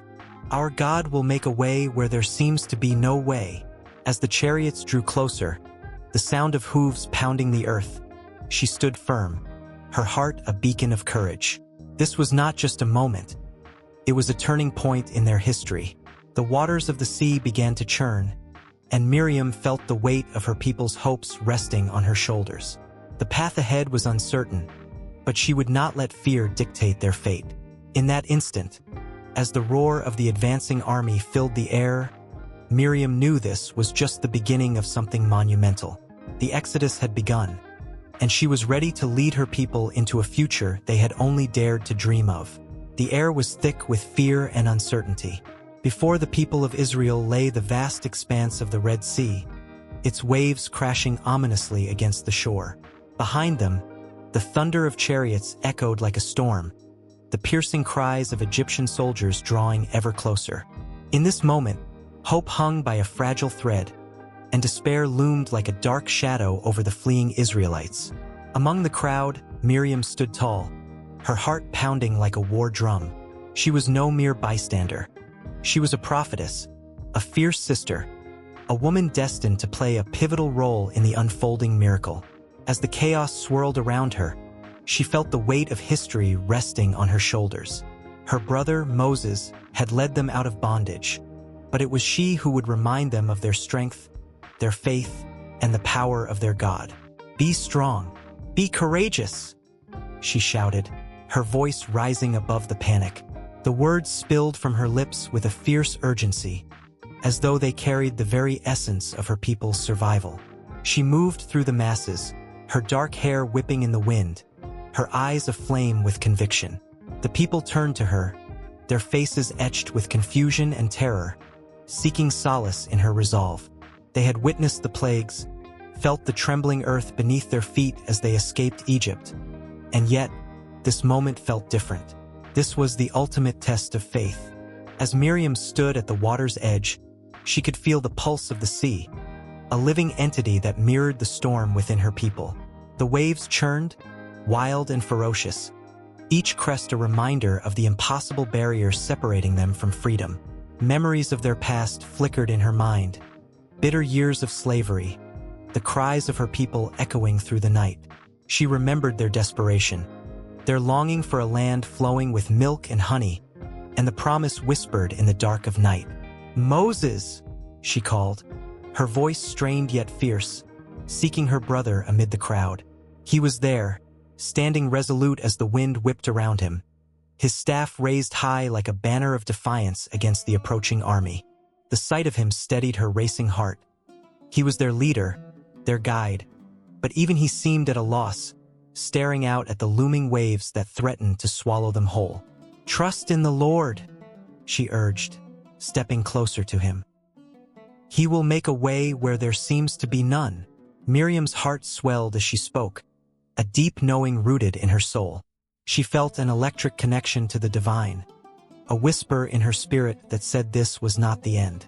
As if answering her call, the sky darkened and the winds howled, swirling around them like a tempest. Moses turned to her, his expression a mixture of determination and uncertainty. They locked eyes, and in that moment, an understanding passed between them. The God of their ancestors was with them, a living promise. Suddenly, as if parting the very fabric of reality, a crack of thunder echoed across the sea, and the waters began to swell. Gasps erupted from the crowd as the waves surged, an otherworldly force gathering just beyond the shore. Miriam felt the ground tremble beneath her feet, a deep rumble that resonated with the heartbeat of the earth itself. The sea was bowing before them, responding to the call of the Almighty. "Moses, lift your staff," Miriam shouted, her voice rising above the chaos. There was no time for doubt now. In that instant, the air was charged with anticipation as Moses raised his staff high, and the world held its breath. With a roar that sounded like the very voice of God, the waters began to part. A wall of liquid rose on either side, shimmering blue and green, revealing a path through the depths. The people stood frozen in awe, their fears momentarily forgotten as the miracle unfolded before their eyes. The Red Sea had become a highway of hope, a bridge over despair. "Miriam," Moses yelled over the cacophony of crashing waves and cries of wonder. "Lead the way." Her heart soared. It was a call to action, a beckoning to step into the unknown. With renewed vigor, she dashed toward the sea, her feet splashing in the shallow waters as she beckoned her people to follow. "Come, the Lord has made a way," she cried, her voice a beacon of light in the dark. The Israelites, filled with courage ignited by her faith, surged forward, their legs churning in the shallow waters. The path was narrow, flanked by towering walls of sea, but the promise of freedom pushed them onward. Each step was a mixture of exhilaration and terror, as the waters surged beside them, constantly reminding them of the power that lay just a breath away. Miriam led the way, her heart racing as she turned back to see the faces of her people, illuminated by the strange light that danced upon the surface of the sea. They were not just escaping. They were reclaiming their identity, their dignity as children of the Most High. As they pressed forward, the sound of the Egyptian chariots grew louder, the thunder of hooves and the clanking of metal echoing in their ears. Fear threatened to rise anew, but Miriam raised her arms, rallying her people with fervor. Sing praises to the Lord. He has triumphed gloriously." Her words were a battle cry, echoing against the walls of water, reverberating with hope. With each note of her song, a fire ignited in their hearts, and they joined her, voices rising in a powerful chorus that drowned out the chaos behind them. They sang of deliverance, of the God who parted the sea, binding them together in their shared faith. Miriam's heart swelled with pride as she led her people through the miraculous path. But just as they gained momentum, Miriam sensed a shift in the atmosphere. An ominous wave of fear washed over her as she glanced back. The Egyptians, relentless in their pursuit, plunged into the waters, their eyes wild with rage. The roar of the sea seemed to mock their efforts, but they surged forward with fury, spurred on by the promise of recapturing their slaves. "Moses!" she shouted, urgency lacing her voice. "The enemy is upon us." Just then, a crack of lightning illuminated the night sky, and the Lord's voice thundered once more. "Do not be afraid. Stand firm, and you will see the deliverance I will bring you today." Miriam felt it, the electric connection to the divine promise, a surge of courage that coursed through her veins. The path before them pulsed with the rhythm of salvation, and as they pressed on, the air thickened with anticipation. The sea stood as a testament to their faith, and Miriam knew that this miracle was only just beginning. With each step, they moved closer to freedom, closer to their destiny. The waters were still, the path was lit, and the heart of their people beat as one, united in hope, love, and the promise of what lay ahead.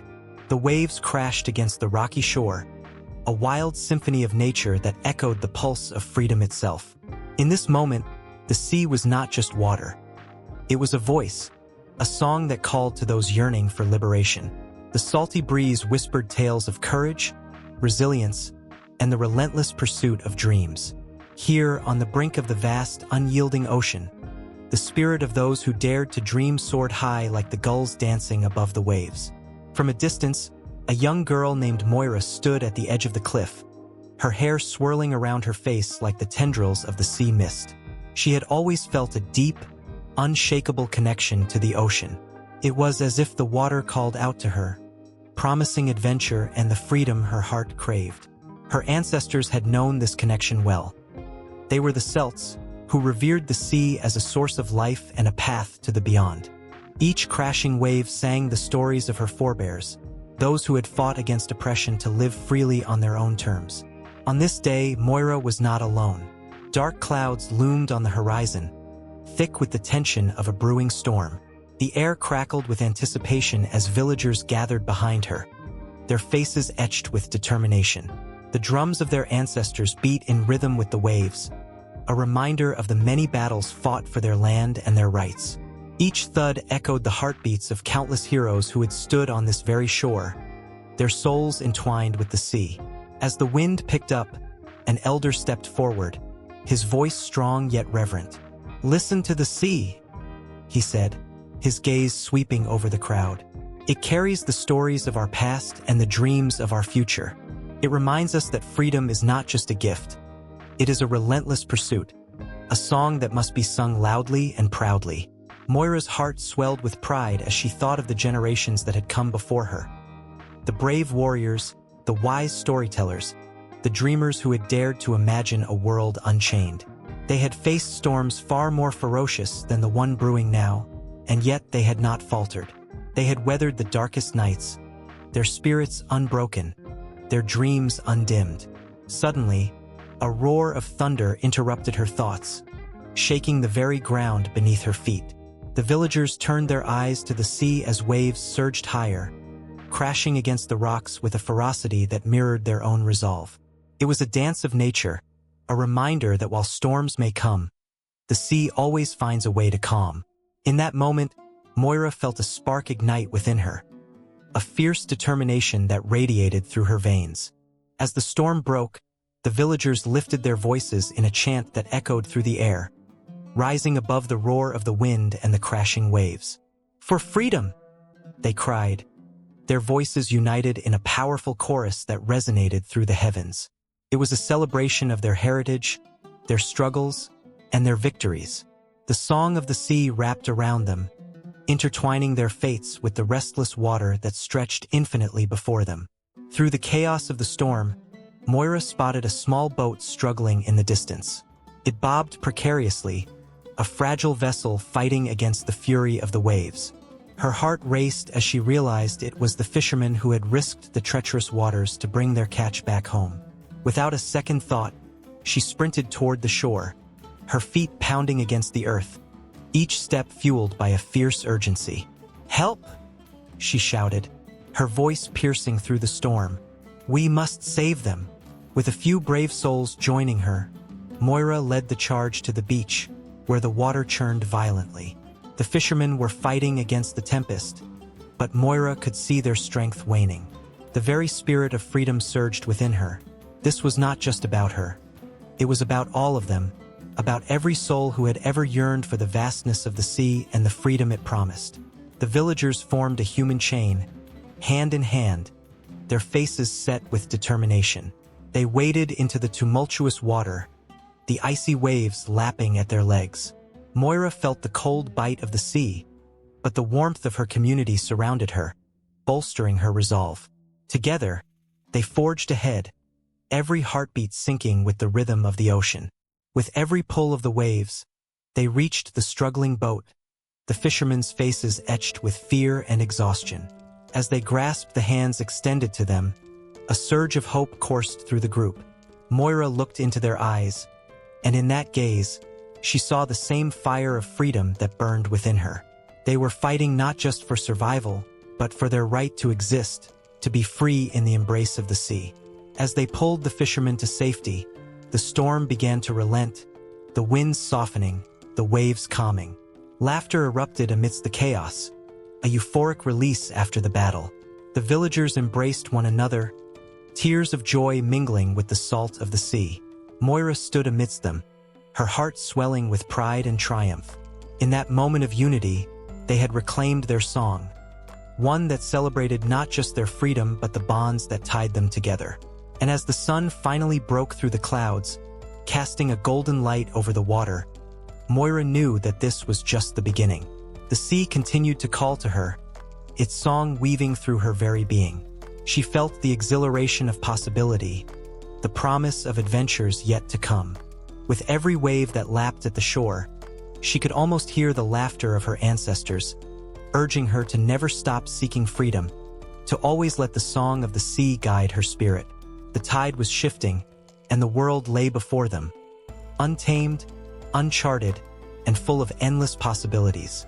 Moira gazed out into the horizon, where the sea met the sky, a beautiful blur of blue. She felt the pull of destiny in the air, a stirring in her heart that told her the journey was far from over.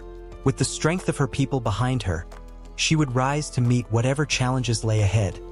For in freedom, she had found her true self. The echoes of her past would guide her forward, illuminating the path of adventure and courage that awaited, beckoning her to sing along with the waves. The air crackled with anticipation as the sun dipped low on the horizon, casting long shadows across the camp. A hush fell over the people, a collective breath held tight within their chests. They had seen miracles and faced despair, but tonight, something felt different. It was as if the very earth beneath them trembled with the weight of what was to come. In the midst of this thrumming silence stood Miriam, the sister of Moses, her presence commanding yet gentle, like a cool breeze on a scorching day. With her head held high, Miriam's eyes sparkled like stars igniting the night sky. The women gathered around her, their faces uplifted, reflecting both reverence and hope. She was more than just a leader. She was a prophetess, a vessel through which the divine whispered. Her voice, when she spoke, was a melody that danced upon the air, soothing troubled hearts and kindling fiery spirits. "Sing to the Lord," she would call, and the women would respond, their voices rising in unison, echoing the sentiments of their ancestors, merging the sacred and the ordinary in a tapestry of worship. Miriam's journey to this moment was not merely one of lineage. As a child, she watched her baby brother float down the Nile, a desperate act of survival in a time when Pharaoh's heart was as cold as the waters that carried him. She saw the terror in her mother's eyes, the fear that gripped her heart as she let go. That moment birthed an indomitable spirit within Miriam, a fierce protector who would rise to shield her people from the storms that lay ahead. Now, as she stood poised to lead, the memories surged within her. Every hardship endured, every cry for help, every whispered prayer that had been carried on the winds of despair. The Israelites had suffered under the weight of oppression, their backs bent beneath the yoke of slavery. But Miriam knew they were more than mere victims. They were a chosen people, destined for greatness, and it was her role to remind them of that truth. With each word that flowed from her lips, she painted visions of freedom, her voice wrapping around her audience like a warm embrace. "The Lord has not forgotten us," she declared, her passion igniting the air. "He shall lead us to a land of milk and honey." Tears glistened in the eyes of her listeners, each woman clinging to Miriam's words as if they were lifelines in a raging sea. In the distance, she could hear the faint echo of drums, the heartbeat of celebration that would soon sweep through the camp. The men had returned from their preparations, their faces weary but triumphant. Yet, amidst their cheers, it was Miriam's voice that resonated deeply, anchoring their spirits as if she had woven an invisible thread between their hearts. Suddenly, the mood shifted. A murmur rippled through the crowd, a warning of an approaching danger. The tension was palpable. Miriam's heart raced, but her resolve only strengthened. "Fear not, the Lord goes before us," she cried, her spirit unyielding. She stepped forward, and the people instinctively followed, drawn to her like moths to a flame. Miriam led them to the shores of the Red Sea, where the water churned ominously. Anxiety hung heavy in the air, but she felt a spark, a profound sense of purpose. The path ahead was fraught with uncertainty, yet in that moment, she became a beacon of hope. "Stand firm and see the salvation of the Lord," she urged, her voice steady and clear above the crashing waves. When Moses raised his staff, parting the waters like a curtain, it was Miriam who stepped boldly into the expanse, leading her people through the miraculous divide. With each step, she reminded them of their strength, of their shared history of survival.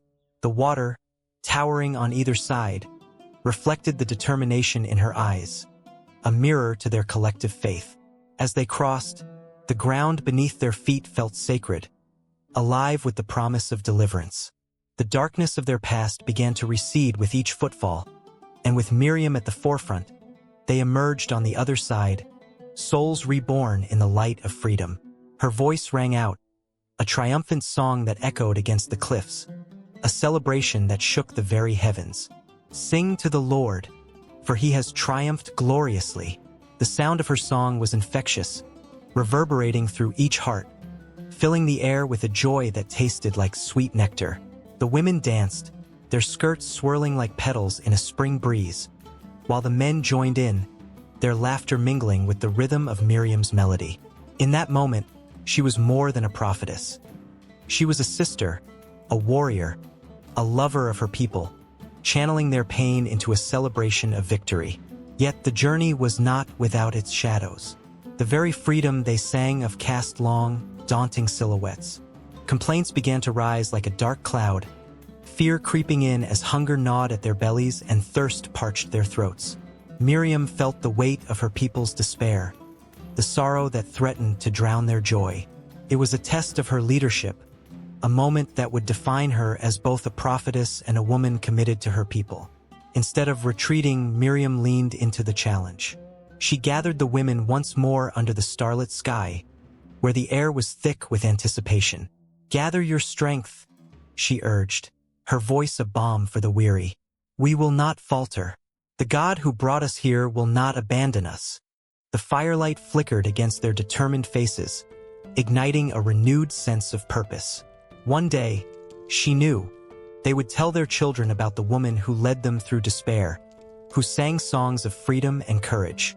And as they sat together, she could almost hear the echoes of their future laughter blending with her own, weaving a legacy that would echo through time.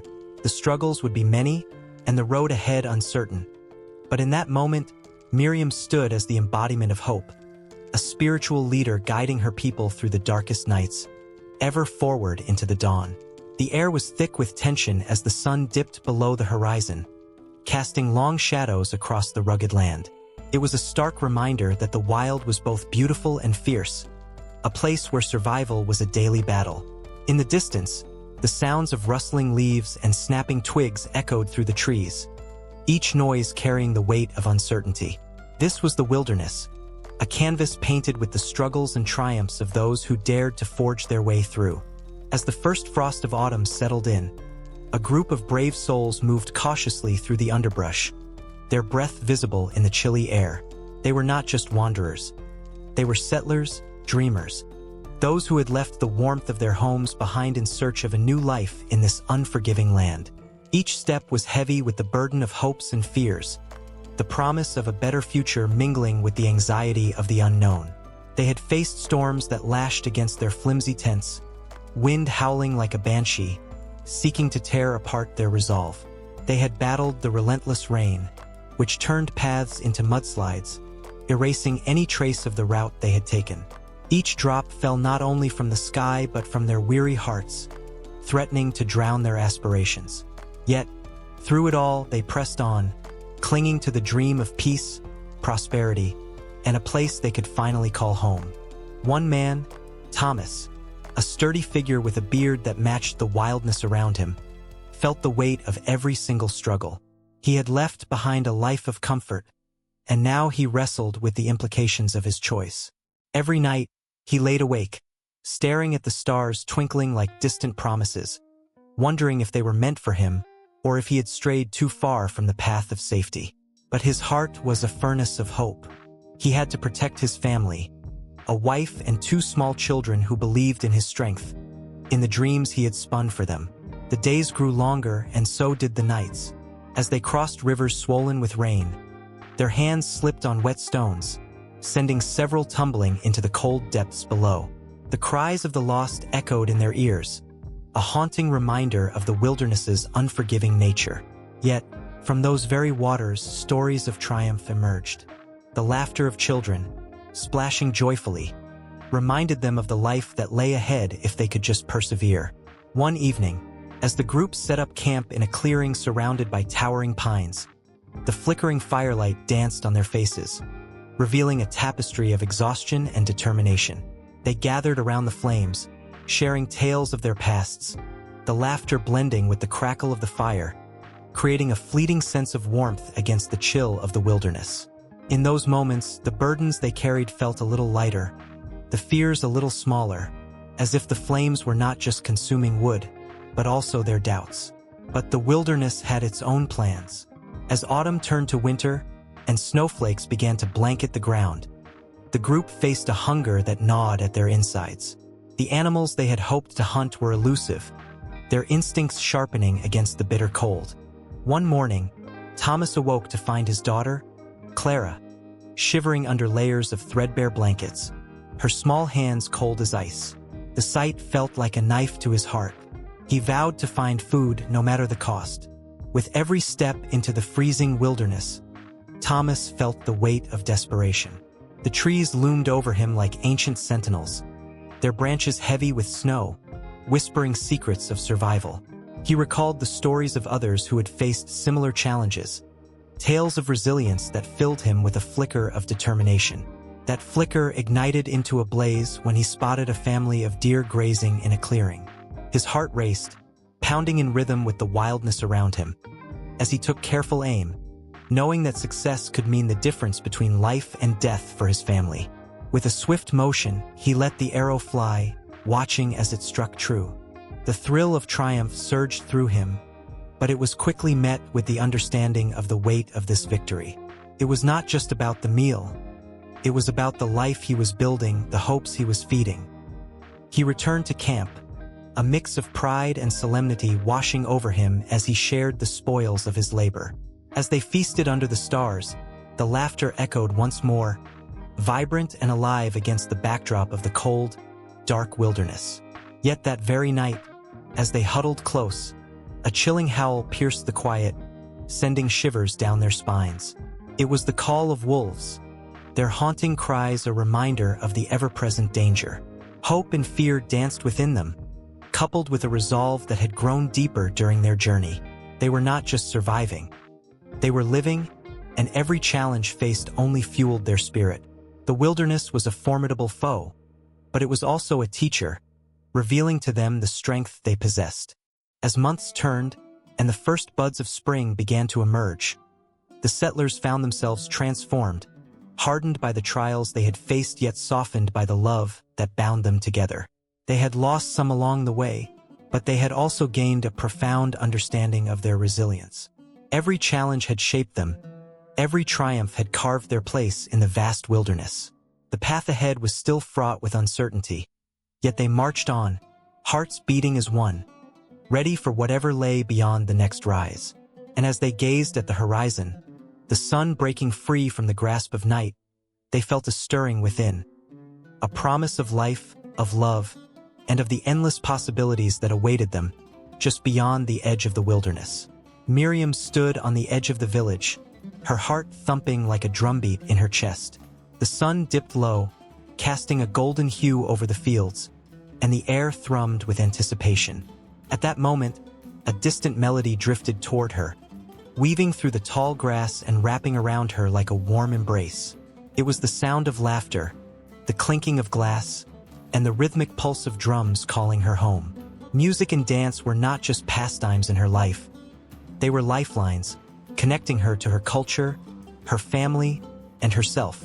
As she took a step toward the village square, she could see the preparations for the evening's celebration.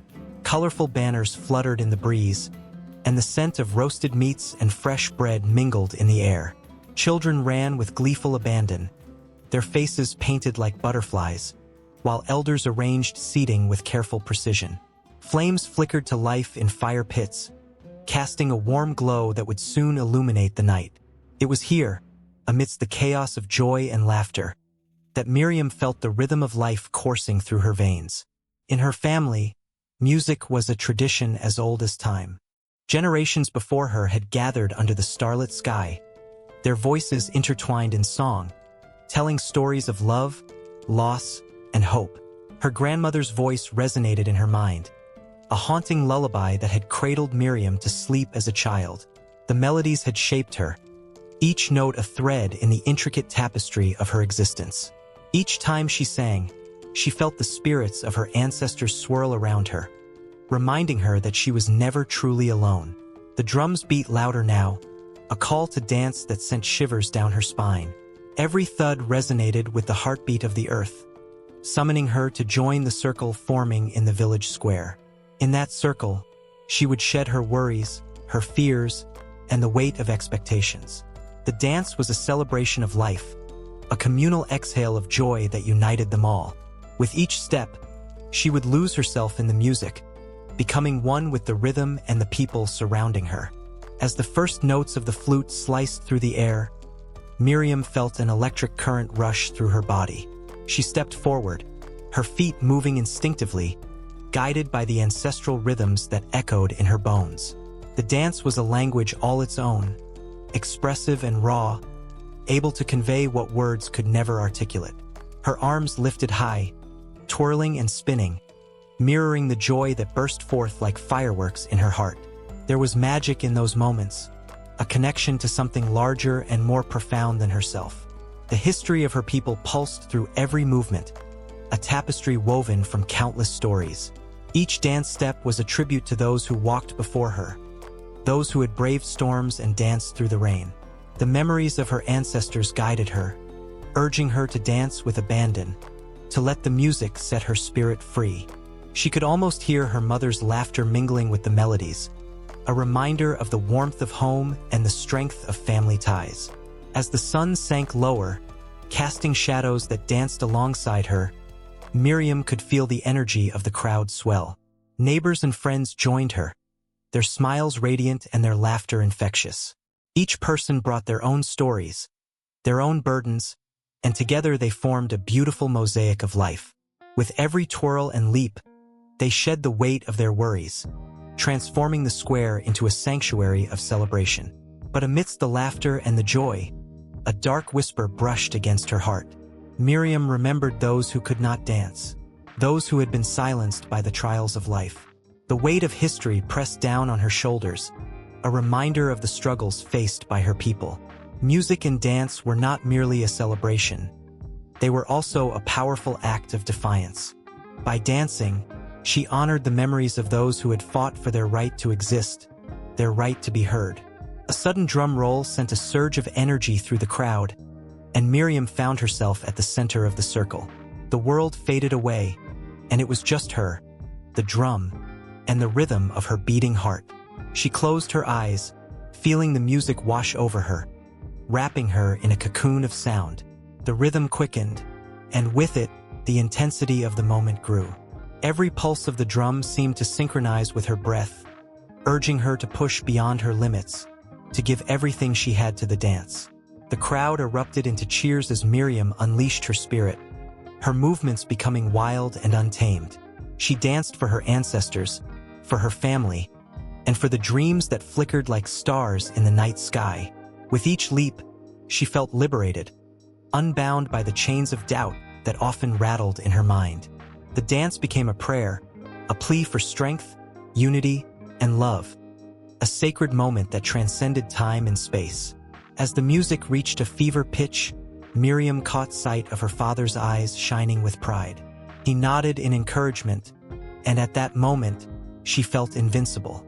The music filled the air with a palpable energy, vibrating through the earth, pulling everyone closer together. The rhythm of the drums became a heartbeat, echoing the essence of the village, a place steeped in history, where every song and dance told of struggles and triumphs. Just as Miriam felt she would soar, the sky erupted in a chorus of stars, illuminating the night. But in the brilliance of that moment, a chill swept through the air. A sense of urgency pulsed beneath the surface, as if the very threads of time were weaving a new story. A soft melody began to surface, carrying with it a mysterious weight, hinting at untold stories yet to unfold. The night held its breath, the drums paused for just a heartbeat, and in that stillness, the whispers of the past brushed against Miriam's skin, urging her to listen closely. In that breath, she understood. The dance was not merely an expression of joy, it was a bridge to the future. With every beat that followed, she would carve out a new path, intertwining her story with those that came before and those yet to come.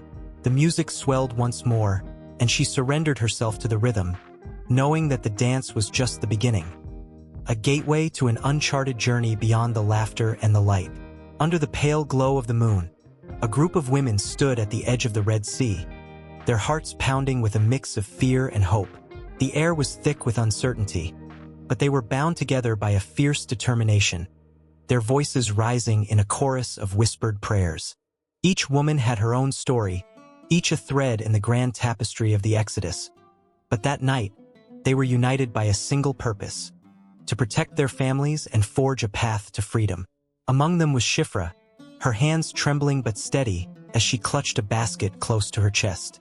She had once been a midwife, a bringer of life in a land that had tried to extinguish it. She remembered the cries of newborns echoing in her ears, the joy of new beginnings. But darkness had cast its shadow over Egypt, and now she was a warrior of sorts, fighting against the decree that sought to eliminate the very essence of their people. In her heart, she held the weight of every mother's sorrow, every child's laughter, and every dream of deliverance. Beside her stood Miriam, a young girl filled with a fierce spirit that belied her age. She had watched her brother, Moses, grow into the man chosen to lead them, and she felt the burden of expectation resting heavily on her small shoulders. With fiery determination, Miriam had watched over her mother's tears and her people's struggles, becoming a voice when many had been silenced. As she gazed at the water before them, she felt a surge of hope.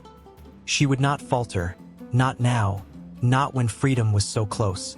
Then there was Zipporah, the wife of Moses, who had left her homeland and family to stand with her husband in this fight for liberation. Her heart was a complex tapestry of emotions: love for Moses, fear for their children, and an unwavering loyalty to her people. As she looked at the thrumming waves, she thought of the sacrifices made, the battles fought, and the hearts that yearned for a promised land. Her strength came not only from her love but from a deep understanding that her role was vital, woven into the very fabric of their escape. These women, and countless others like them, were more than mere background figures in the Exodus story. They were the backbone of a movement that changed the course of history. When men stood in the shadow of doubt, it was often the women who ignited the flame of faith. Their quiet resilience spoke volumes, and their courage fueled the march toward freedom. As they prepared to cross the sea, a sense of urgency enveloped them. Voices in the distance warned of the approaching Egyptian army, the sound of chariots pounding like a war drum against the earth. Fear threatened to grip their hearts, but they knew they could not turn back. Shiphrah tightened her grip on the basket, a symbol of hope that was filled not just with provisions, but with dreams of a future where their children could thrive. Suddenly, as Moses raised his staff, the waters began to part. It was as if the very heavens had opened to grant them passage. Gasps escaped the lips of the women as the sea transformed into towering walls of water, glistening like jewels under the moonlight. In that moment, they saw not just a path through the sea, but a symbol of their collective courage and the power of faith. One by one, the women stepped forward, hearts racing, voices lifted in encouragement. Miriam led the way, her voice ringing out in song, a melody that resonated with the heartbeat of their people.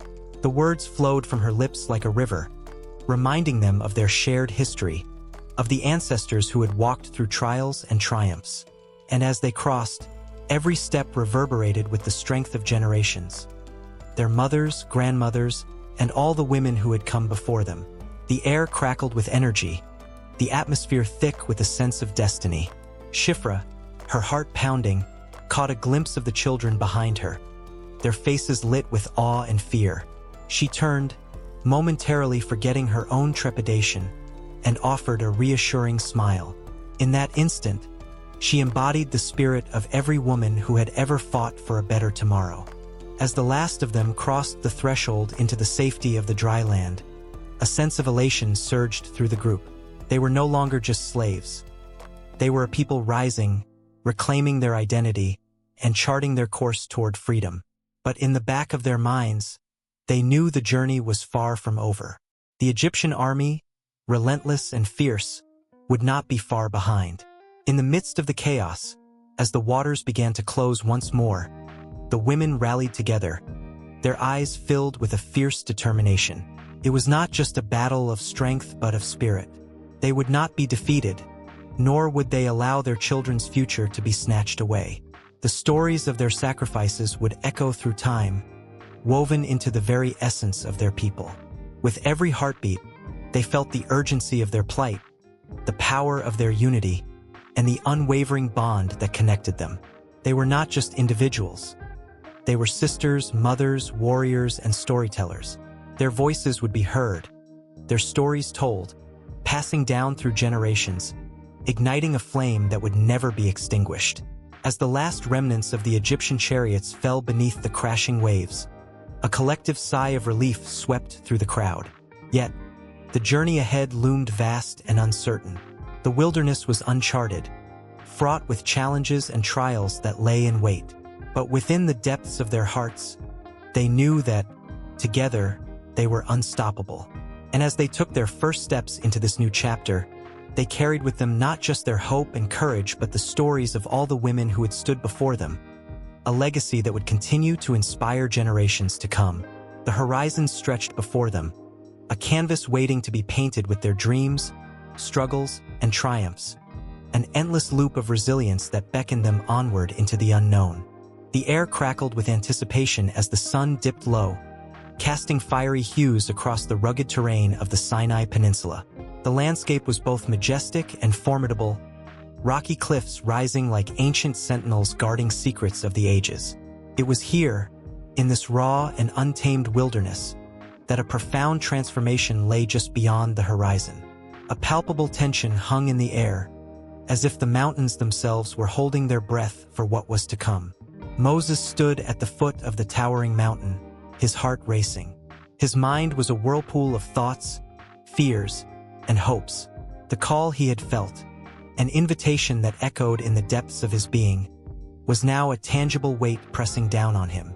It was a call to encounter something far greater than himself, a divine presence that promised to change everything. As he looked up toward the summit, a shiver ran down his spine. This was not just a mountain. This was the place where heaven would touch earth. The Israelites, weary from their long and arduous journey through the desert, gathered around their leader. The desert sun had faded, leaving a chill in the air that seemed to awaken their senses. There was a flicker of fear mingled with excitement in their eyes. They had followed Moses through trials and tribulations, clinging to the hope of liberation and promised lands. But now, as they stood in the shadow of Mount Sinai, uncertainty gripped their hearts. What would it mean to meet the Almighty? Among them was Aaron, Moses' brother, who felt the weight of both leadership and kinship. He sensed the anxiety swirling around him and reached out to grasp Moses' arm. "What will happen, brother? Will we truly hear his voice?" The question hung heavily between them, a fragile thread connecting their anxious hearts. Moses glanced at the horizon where darkness was creeping in, the stars beginning to twinkle like distant eyes watching over them. "We must prepare ourselves," he said, his voice steady yet laced with urgency. "The Lord will come down, and we must be ready." The gravity of his words resonated through the gathering, igniting a flicker of hope amidst the unease. As night fully enveloped the land, the camp crackled with the sounds of whispered prayers and anxious murmurs. Families huddled together, sharing stories of miracles witnessed and dreams of what was yet to come. The air was thick with the scent of roasted meat and freshly baked bread, yet the prospect of the divine overshadowed even the most basic comforts.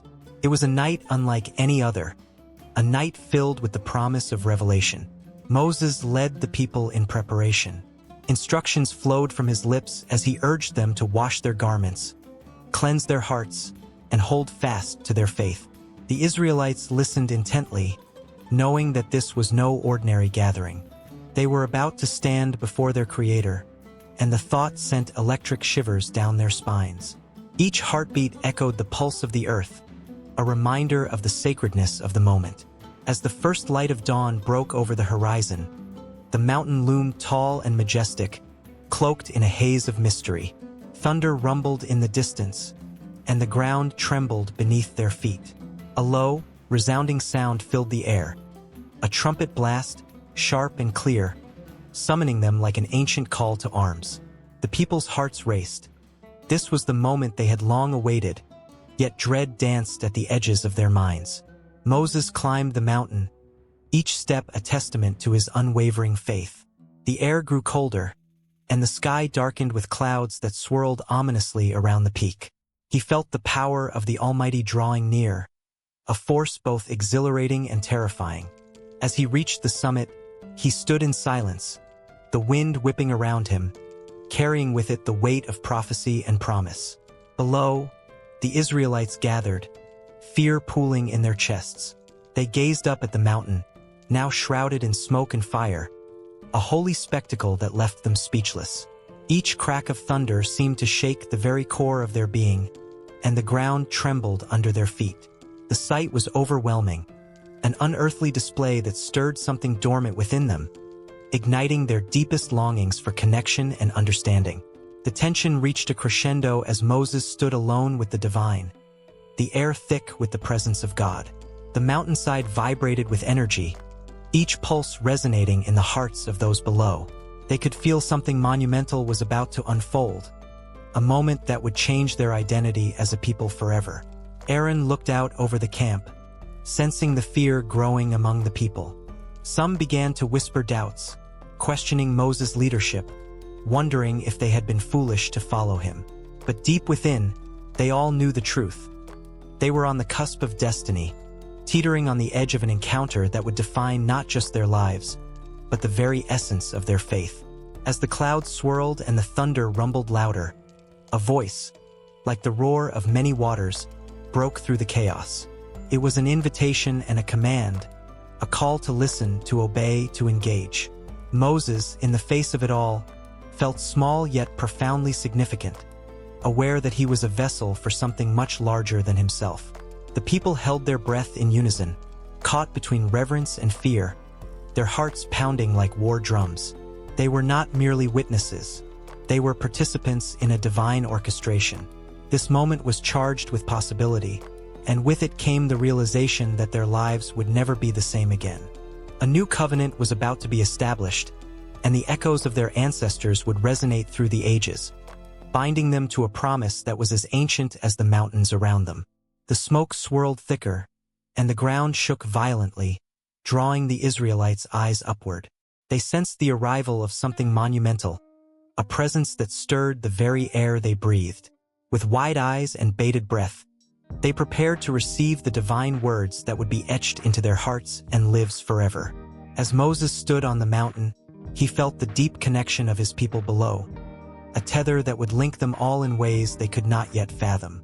And so they waited, hearts racing, spirits soaring, on the brink of a transformation that would define their very souls, binding them to the sacred and the everlasting. The encounter was near, and the air hung heavy with promise, an electric charge that would change the course of history forever. The sun hung low in the sky, casting long shadows across the camp of Israel, where the air buzzed with tension. Fear and uncertainty swirled like dark clouds, threatening to break into a storm. The golden calf, an idol born from desperation and doubt, stood defiantly in the center of the encampment, its gleaming surface a stark contrast to the chaos surrounding it. The people, once united in their journey towards a promised land, now found themselves fractured, swayed by the seductive call of a false god. Miriam, sister of the great leader Moses, stood at the edge of the crowd, her heart pounding with every frantic heartbeat. She could feel the weight of history pressing down on her shoulders. Her people had witnessed miracles, the parting of the Red Sea, the bitter waters made sweet, and the daily gift of manna from heaven. Yet here they were, casting aside faith for a glittering piece of gold, a mere representation of what they feared they had lost. Who were they without their leader, without their God? As she looked upon the calf, tears prickled at the corners of her eyes.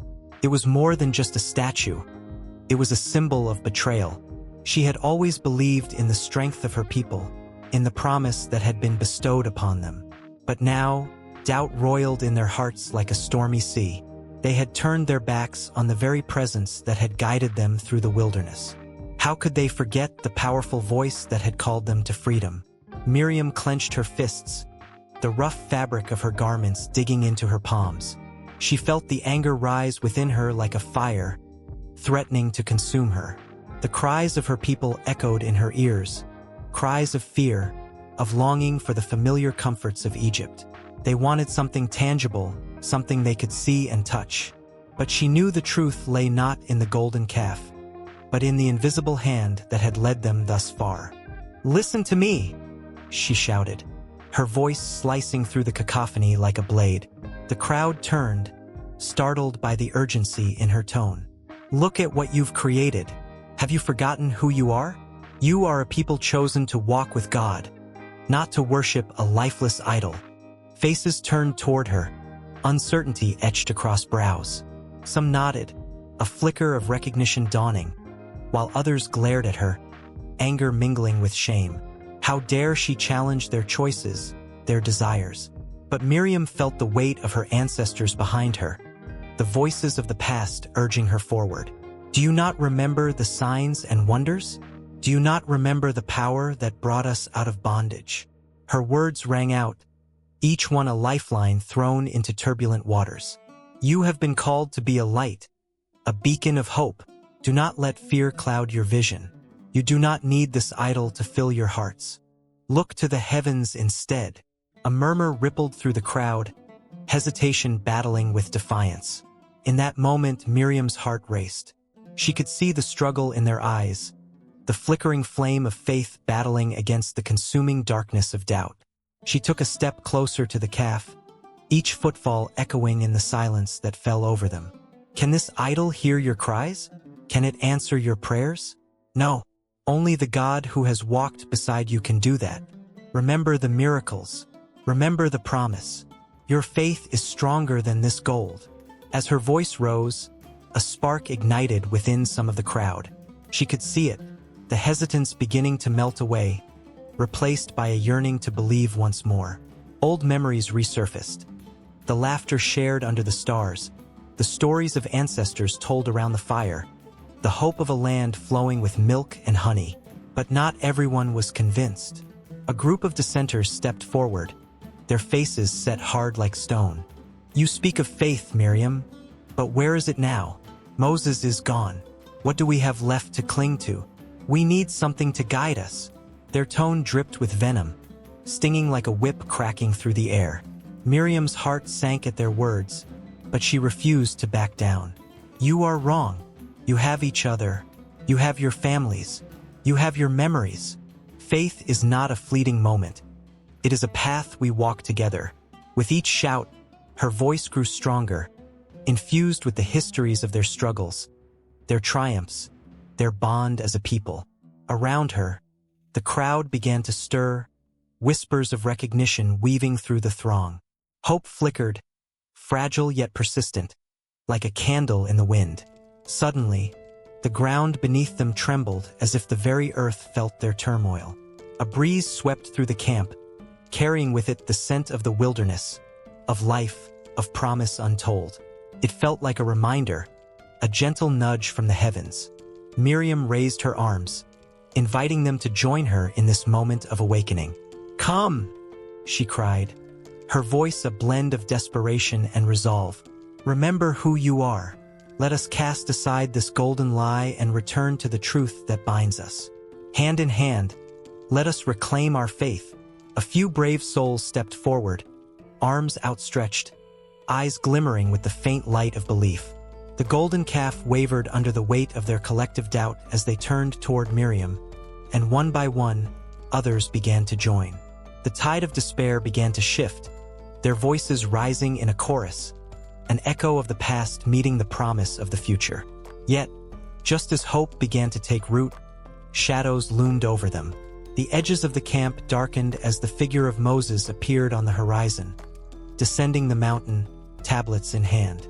His face was set, storm clouds gathering in his eyes, the weight of divine anger heavy upon him. As he approached, every heart in the camp stilled, the reality of their choices crashing down like a wave. The golden calf gleamed ominously in the fading sunlight, a reminder of their faltering. Miriam felt the rush of emotion swell within her as she met Moses' gaze, knowing that the moment of reckoning was upon them. The whispers faded into silence, and the air was thick with tension. Would the bonds of faith hold strong, or would they unravel under the weight of their doubts? Miriam's heart raced, caught in the storm of emotions swirling around her as she faced the truth of their choices. The path ahead uncertain yet filled with the flickering hope of redemption. A quiet evening settled over the encampment, the sky painted with the fading colors of dusk as Miriam's voice rang out, a sweet melody rising above the crackling campfire. It was a rare moment of peace amongst the chaos of their journey, but even the gentlest notes could not mask the tension brewing just beneath the surface. Aaron, tired yet resolute, listened intently, a soft smile gracing his lips. Yet, shadows danced in his heart, whispers of unease that he dared not voice, especially not in front of Miriam. "What do you think they will say when we finally reach the land?" Miriam mused, her eyes glimmering with hope and uncertainty. She had always been the dreamer, the one who saw visions of a home they had yet to touch. However, the weight of their shared history pressed heavily on both of them, a reminder of the struggles that lay ahead. Aaron's smile faded as he considered the challenges of leadership. He had been appointed as the high priest, a position that brought with it not just honor but immense responsibility. The burden of guiding the people, many of whom had lost faith, weighed on his shoulders like a heavy cloak. His mind flickered back to the golden calf incident, the moment when their people had strayed so far from their beliefs. Would they trust him again? Would Miriam stand by him, or would she question his decisions as others had done? Across the fire, Miriam caught the glint of doubt clouding Aaron's expression. Her heart tightened. They had shared so much, joy and sorrow, triumphs and failures. How could she bridge the growing chasm of fear and doubt that threatened to divide them? "Aaron," she began, her voice steady yet soft, "do you think we're meant to lead alone?" Aaron turned to her, surprise etching his features. "What do you mean?" He braced himself, expecting an argument, a clash of wills that had too often marked their sibling dynamic. "I mean, you're the high priest. You carry the weight of our people on your shoulders. But you're not just a leader. You're my brother. You don't have to shoulder this alone," she said, her eyes searching his. "I can help. We can lead together." The crackling flames flickered in response, casting shadows that danced across Aaron's face. Longing, fear, and a flicker of hope. "Miriam, I appreciate that, but—" He hesitated, the unspoken words heavy in the air. Would she be willing to stand beside him when the people turned against him? When they looked to her for guidance instead, as they had often done in the past? Miriam's mind raced back to their youth, to the days when they had played by the Nile, crafting dreams from the reeds. They had been inseparable then, two halves of a whole. But time had twisted their paths, drawing them into roles that felt too burdensome for any single person to bear. "Aaron, I've seen the way the people look at you. They need more than just a priest. They need a leader they can believe in. We can show them that strength together." But doubt lingered in Aaron's heart. Could he truly allow her to share that burden? He remembered the whispers that had followed them. Miriam, the prophetess, known for her strength, but also for her fierce independence. What if their bond grew too tight, and the fire of rivalry ignited once more? Just then, a clamor erupted from the edge of the camp. A group of men, their faces etched with anger, approached, eyes blazing. The tension in the air thickened, crackling like the fire before them.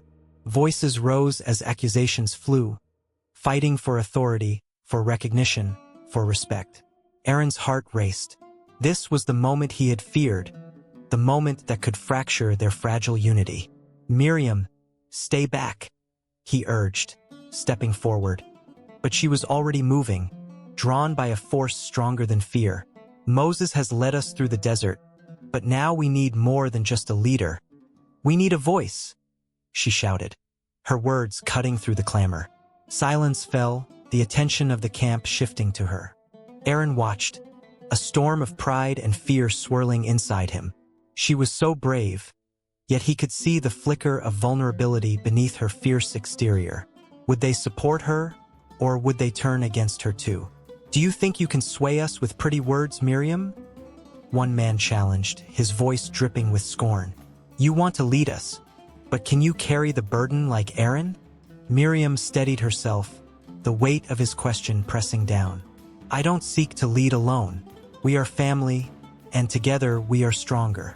We can unite our people. Aaron felt a surge of admiration for her courage, yet the churning anxiety in his stomach lingered. Would they accept this shared leadership? Would they see the unity she envisioned? Suddenly, the atmosphere shifted, a tension that hung thick in the air. There are those who believe Aaron has lost the favor of our God. Another voice rang out. How can we trust his judgment? The murmurs of dissent echoed around the campfire, threatening to engulf them in a wave of doubt and confusion. Aaron's heart sank. They were questioning him just as they had done before. He felt the fire in Miriam's eyes. She would not back down from this fight. They question you because they don't see you leading, Aaron, she declared passionately, her voice rising above the din. You must show them the path, not just with words, but with action. Stand with me. Let us lead as one. A mixture of emotions filled Aaron. Fear, pride, and the undeniable bond of family. He turned to Miriam, their eyes locked in a moment of understanding. They were forged from the same fire, but now they faced an uncertain future, with their people looking for guidance and their relationship hanging in the balance. As the tension reached a fever pitch, the campfire snapped, embers spiraling into the night sky. Aaron felt the heat surge within him, igniting something he thought he'd buried deep, a desire to fight for their unity, to show their people they could lead together. In that moment, surrounded by doubt and division, the two siblings stood at the brink of a challenge that would test not only their roles as leaders, but the very fabric of their relationship. The camp grew silent, hearts beating in anxious anticipation, wondering if Miriam and Aaron could truly bridge the divide, or if the shadows of their past would swallow them whole. Fear gripped the hearts of the weary men as they trudged through the dense underbrush, the chirping of crickets morphing into a haunting melody that echoed the uncertainty of their path ahead. The sun dipped below the horizon, casting long shadows that stretched like fingers reaching out to capture their spirits. It was not just the wilderness that posed a threat. It was the weight of leadership, an unseen burden that pressed down on the shoulders of those who dared to guide others through the chaos. At the forefront marched a man named George, a figure who exuded both determination and doubt. Each step he took felt heavier than the last, a reminder of the countless decisions resting squarely on his shoulders. His mind raced with the weight of responsibility. Food supplies dwindling, morale plummeting, and the ever-looming fear of the enemy lurking just beyond the treeline. The wilderness wasn't just a backdrop. It was an adversary, relentless and unforgiving. As night swallowed the landscape, the crackling campfire flickered in the darkness, illuminating the faces of men who had once brimmed with hope. They had been soldiers, dreamers, adventurers. Now, they were shadows of their former selves, haunted by the relentless grasp of fear and fatigue. George could see it etched in their eyes, a mix of determination and despair. The flickering flames danced as if mocking their plight, casting an eerie glow upon their rugged faces.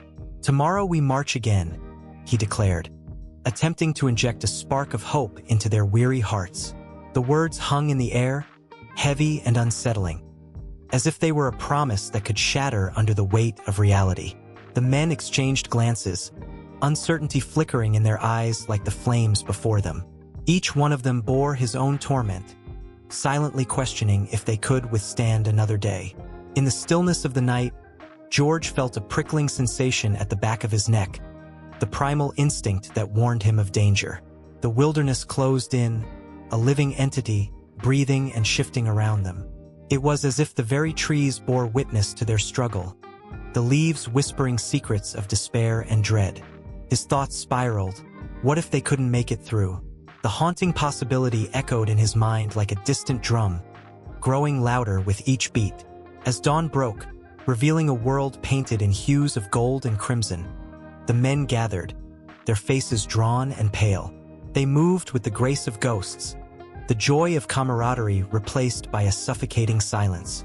George observed them closely, sensing the growing strain, the fear that coursed through their veins like poison. It was a slow, creeping realization that their greatest enemy was not the opposing force they had prepared to face, but the relentless wilderness itself and the churning doubts within. They pressed on, the underbrush clawing at their clothes as if trying to pull them back, to remind them of their insignificance against the vastness of the world around them. Each step forward was a battle against an invisible foe, a test of willpower and resilience that seemed to stretch into eternity. The rugged terrain mirrored their struggle, every rock and root a reminder of the obstacles they faced. As they climbed a steep hill, the terrain took on a more treacherous form. One of the men stumbled, his foot caught in a tangle of roots. The others paused, their breath caught in their throats as George rushed forward, pulling him back to safety. The moment felt suspended in time, fear and relief intertwining as they locked eyes. It was a reminder that leadership was not just about giving orders. It was about lifting others up, even when the weight of the world felt unbearable. But the wilderness was relentless. A sudden storm rolled in, dark clouds swirling ominously above them. Raindrops began to fall, heavy and cold, drenching their weary bodies. Panic erupted as the winds howled like a banshee, and for a moment, the men felt as if the wild was conspiring against them. They huddled together, seeking solace in their shared torment, their hearts pounding as nature unleashed its fury. In that tempest, George stood tall, his voice raised above the roar of the storm. "We can endure this," he cried, each word a battle cry echoing through the chaos. The men looked to him, their leader, and in that moment, hope flickered once more. It was a fragile flame, but it burned bright amidst the darkness, binding them together in their shared determination to survive. As the storm raged, George felt the strain of leadership pressing down harder than ever. It was not just his life at stake, it was theirs. Every decision he made could lead them to safety or to destruction. The weight of their lives hung in the balance, and the wilderness offered no solace, only the promise of challenge after challenge. When the storm finally passed, leaving a stillness in its wake, the men emerged, drenched but alive. They gathered, eyes shining with the remnants of fear and newfound resolve. The ground was muddy beneath their feet, the air charged with the fresh scent of rain-soaked earth. It was a moment of fragile victory, their spirits lifted by the fact that they had weathered the storm, both literally and metaphorically. Yet, lurking beneath that moment was an unsettling truth. The wilderness had tested them, pushed them to their limits, and it would continue to do so. They were not out of the woods yet, and the challenges ahead promised to be even more daunting. George could feel the electricity in the air, the pulse of uncertainty vibrating through the ground beneath their feet. Each glance exchanged between the men was tinged with both gratitude and apprehension, a reminder that their journey was far from over. Together, they would march into the next chapter of this monumental struggle, the wilderness stretching endlessly before them. The shadows of doubt and fear lurked at the edges of their minds, but they had forged a bond, a flicker of hope igniting within. As they took their first steps into the unknown, the weight of leadership remained, a constant pressing force. The wilderness awaited, its challenges yet to be faced, and through it all, George would carry the burden of his men, the strain tightening with every step they took. The air crackled with tension, thick and palpable, as the sun dipped low in the sky, casting long shadows over the encampment. It was a scene both familiar and charged with unease, where whispers floated like smoke among the tents. Children played at the edge of the camp, unaware of the storm brewing just beyond their innocent laughter. The Israelites, still wandering through the wilderness, clung to their faith, yet doubt crept in with every passing day. It was a time of uncertainty, when the faith of the people would be tested, and the price of jealousy would be laid bare for all to witness. Korah stood at the center of the chaos, his heart pounding like a war drum in his chest. A Levite chosen among the faithful, he felt overlooked, cast aside by the very leaders he once respected. The weight of his bitterness twisted in his gut like a serpent, and he could no longer stand in the shadows of Moses and Aaron. The allure of power and recognition beckoned him, whispering promises of greatness that ignited a flame within. Around him, a group of followers, emboldened by Korah's fire, prepared to lead their own rebellion against Moses, questioning his authority with a fervor that was both alarming and intoxicating. Amidst this brewing tempest of ambition, Miriam watched from a distance, her heart heavy with the knowledge of what was unfolding. The sister of Moses, she was revered for her wisdom and courage, a prophetess whose voice had once led the women in song after the crossing of the Red Sea. Yet now, the echoes of her songs felt far away, drowned out by the clamor of discontent. She sensed the discord growing, a rift that threatened to divide the people she loved. Her brother, the great leader, was not just a man in charge. He was a beacon of hope, a connection to the divine. But could one man's authority stand against the rising tide of jealousy? Korah's voice rang out, sharp and clear, cutting through the murmurs of doubt. "You have gone too far, Moses. All the congregation is holy, every one of them. Why do you exalt yourself above the assembly of the Lord?" His words twisted like a dagger, aimed not only at Moses but at the very heart of their faith. The air grew heavy, filled with the collective gasps of those gathered. Miriam's stomach churned as she watched the faces of those once loyal to Moses shift, their eyes glinting with newfound uncertainty. A fervor ignited among the people, fueled by Korah's eloquence. The flames of rebellion danced in their eyes, blurring the lines between right and wrong, loyalty and betrayal. Miriam felt her heart race, the pulse of fear quickening. She understood the danger of Korah's words, how they could seep into the hearts of the people, poisoning their faith. But how could she intervene? A woman in this world often spoke not of authority but of support, of nurturing. Yet, she was not just any woman. She was a leader, a voice of wisdom. As the sun sank lower, casting a crimson hue over the camp, the tension reached its breaking point. Moses, his face a study of calm beneath the storm, fell to his knees, pleading with God for guidance. His heart was heavy, burdened by the betrayal of those he had once considered brothers. "If these men die like all men, then the Lord has not sent me," he declared, his voice trembling with conviction. Miriam felt the air thicken with dread, the moment suspended in time. Every eye was on Moses, every breath was held. Then, as if the heavens themselves had heard the cries of the faithful, the ground trembled. Korah's followers watched in horror as the earth opened before them, swallowing the dissenters whole, their screams echoing into the silence. The ground closed behind them, sealing their fate. A collective shudder ran through the camp, a vivid reminder that the rebellion had not just been against Moses, but against God himself. Fear gripped Miriam's heart, tears pricking her eyes as she witnessed the power of the divine manifest in front of her. Yet amidst the chaos, there was Korah, still clinging to his ambition, a flicker of defiance in his eye as he tried to rally his followers. "We will not be silenced. We will stand for what is right," he yelled. But the conviction in his voice faltered as the realization of their fate sank in. The ground had spoken, and it had left no room for argument. Miriam could feel the weight of her own heartache, the pain of betrayal, the sorrow for the lost, and the worry for her people. In the aftermath, as the dust settled, the camp was filled with a heavy silence, broken only by the soft cries of children who had no understanding of the darkness that had just passed. Miriam moved through the throng, her heart aching for those who had perished, for the division that had threatened to tear them apart. She sought out Moses, her brother, to share in the burden of the moment. He stood by the now closed ground where Korah and his followers had vanished, his face a mask of grief and resolve. Miriam reached out, placing a steadying hand on his shoulder. "We must remember," she whispered, "that our strength lies in unity, not division. We must guide our people back to faith."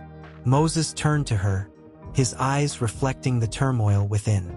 Their bond was forged through trials, and now, as leaders, they had to navigate the fragile trust of their people, to remind them of the shared journey they had all embarked upon.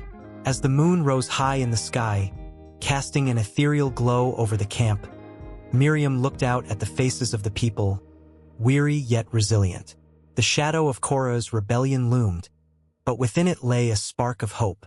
It was a reminder that even amidst the darkest of times, faith and unity could light the way. The echoes of their past would surely linger, but so too would the strength of their shared destiny. With every heartbeat, Miriam felt the challenges ahead, the weight of leadership pressing down upon her. There would be more trials, more tests of faith. But as she stood beside Moses, her heart swelled with determination. Together, they would navigate the storm, guiding their people toward a future filled with promise. The tale was far from over. It was merely a turning point in a journey that would continue to unfold, woven with the threads of faith, betrayal, and the enduring hope for a promised land. The sun hung low in the sky, casting long shadows over the dusty camp of the Israelites. Whispers floated through the tents, a blend of fear and doubt. The air was thick with tension, a palpable reminder of the unseen hand that guided their every step. Miriam, sister of Moses and Aaron, felt the weight of those whispers pressing against her chest. She had always been a leader, a woman of strength and resolve, but today, she stood at a precipice, teetering on the edge of her decisions.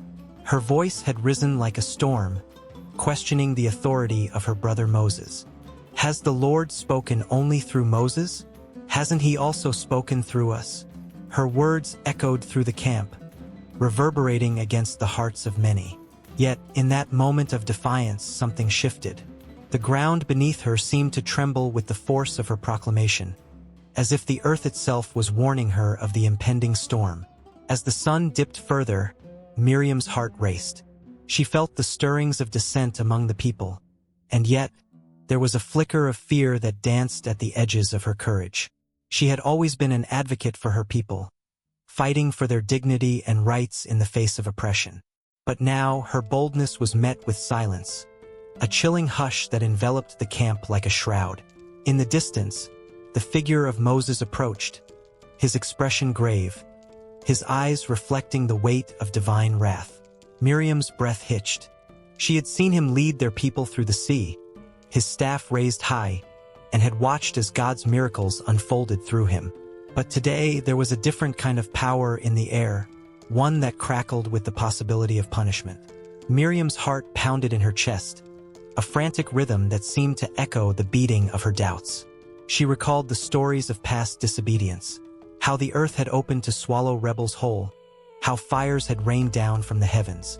But surely, she thought, her intentions were pure. She had spoken not out of arrogance, but out of a desire for equality among God's chosen. Suddenly, the atmosphere shifted. A cloud descended, dark and ominous, enveloping Moses and Miriam in a thick fog. The whispers in the camp turned to gasps as the presence of the Almighty made itself known. Miriam, a voice called, low and commanding, resonating with authority.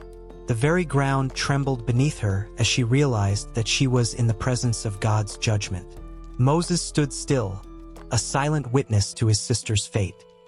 He had always been her protector, the brother who loved her fiercely. But now he could only watch, his heart heavy with sorrow. Tears stung in Miriam's eyes as she felt the weight of her disobedience crashing down upon her. In that moment, the fear turned into a cold grip around her throat. Because you have spoken against my servant, Moses, the voice thundered. The consequences shall be severe. A chill ran through Miriam as she felt her skin prickle, the realization of what was coming flooding over her like ice water. The ground beneath her feet felt unstable, as if the very universe was shattering around her. Let her be struck with leprosy, the voice continued, each word a hammer striking her soul. The term leprosy hung in the air like a death sentence, a dark cloud that threatened to consume her. The people surrounding the camp gasped, a collective intake of breath that echoed through the silence. Suddenly, Miriam felt a burning sensation envelop her, creeping over her skin like fire. A panic surged within her as she clutched at her arms, the horror of isolation creeping into her heart. Miriam's skin began to change before her very eyes, the once vibrant color fading into a sickly pallor. She stumbled backward, hands reaching out for her brother, for someone, anyone, who might save her from this agony. "Moses!" she cried, her voice breaking, desperation clawing at her throat. But the look in his eyes was one of sorrow and helplessness. In that moment, the reality of her punishment settled like a heavy stone in the pit of her stomach. She was to be cast out, to live alone in a desolate place, away from the community she had fought so hard to protect. Her heart ached at the thought of being separated from her family, her friends, the very people she had always stood up for. The cries of the people faded away, replaced by the haunting sound of her own heartbeat, each thud a reminder of her isolation. As the whispers of the camp turned into murmurs of fear, Miriam felt a despair that threatened to consume her entirely. She turned to the horizon, where the sun was sinking low, casting a fiery glow that mirrored the turmoil in her heart. The land stretched out before her, vast and unforgiving, and she was left standing on the edge of her own downfall. "Moses!" she cried out again, her voice a mixture of sorrow and regret. "Help me!" But no words could undo what had been done. No pleas could reverse the decree that had been spoken over her. The weight of her actions crushed her, a heavy burden of remorse that clawed at her insides. Moses, unable to help, fell to his knees, tears spilling down his cheeks. His heart broke for the sister he had loved unconditionally, the warrior who had stood by him through thick and thin. "Lord, please!" he cried out in desperation, his voice a raw whisper against the backdrop of their shared history. "Heal her!" But the heavens remained silent, and Miriam's body continued to betray her. With every passing moment, she felt more and more the distance growing between her and the people she loved. As she was led away, the camp fell into a hushed stillness. The sun dipped below the horizon, casting the world into darkness, but the fear and uncertainty lingered in the air, leaving everyone to grapple with the consequences of disobedience. Miriam's heart raced in her chest, trembling with the weight of her punishment as she was left alone to ponder the price of her defiance. The air hung heavy with the scent of dust and despair, a forgotten village cradled in the shadow of a distant mountain. It was a place where hope had withered like the cracked earth beneath the relentless sun. There, on the outskirts, stood a man, his clothes tattered, his skin mottled and raw. His name was Simon, and he had the dreaded disease of leprosy. The cruel whispers of the townsfolk had branded him an outcast, a leper whose very existence was a reminder of suffering. They had turned their backs on him, as if his affliction could spread like wildfire, consuming all that was good. Simon sat on the ground, his heart heavy, surrounded by the remnants of a once vibrant life. The laughter of children echoed in the distance, a melody he could no longer join. He longed for the warmth of a touch, the simple act of a friend's hand on his shoulder. But that warmth had been replaced by the chill of rejection. Every day, he watched the world pass him by, each soul a fleeting moment of light, a reminder of the darkness that enveloped him. Yet, on that fateful day, something shifted in the air. A stirring, a flicker of hope, a distant murmur that began to grow. Simon had heard whispers of a healer, a man who wandered from village to village, bringing miracles with him. Jesus of Nazareth, they called him. The stories floated through the air, full of wonder and possibility. Could it be? Could this man cure his affliction? Fate had woven a tight bond between despair and determination, and Simon could not ignore the pull of faith that surged like a river within him. As he clutched his tattered cloak, he felt a spark ignite. He had nothing left to lose. With every ounce of courage, he rose from the ground and began to walk, his heart pounding a rhythm of hope. The journey was fraught with obstacles. His steps were slow, the weight of his illness dragging him down. Yet each stride brought him closer to the chance of redemption. The sun hung low in the sky, casting long shadows that danced ominously around him. Whispers followed him, hisses of scorn, jeers that tried to cut him down. "Unclean!" they shouted, voices ringing like iron chains. But Simon pressed on, each jeer fueling his resolve. Finally, he reached the outskirts of the bustling crowd that surrounded Jesus. A sea of faces, a mixture of excitement and skepticism. He could see the healer at the center, a figure radiating warmth, his words weaving through the air like a gentle breeze. Hope tangled with fear as Simon hesitated. What if he was rejected again? What if this was yet another cruel trick of fate? But then he saw the compassion in Jesus' eyes, an unspoken understanding that transcended words. In that moment, Simon felt the weight of the world lift, if only for an instant. His heart raced, his breath quickened, he took a step forward. The crowd parted as if sensing the storm brewing within him. "Lord!" he cried.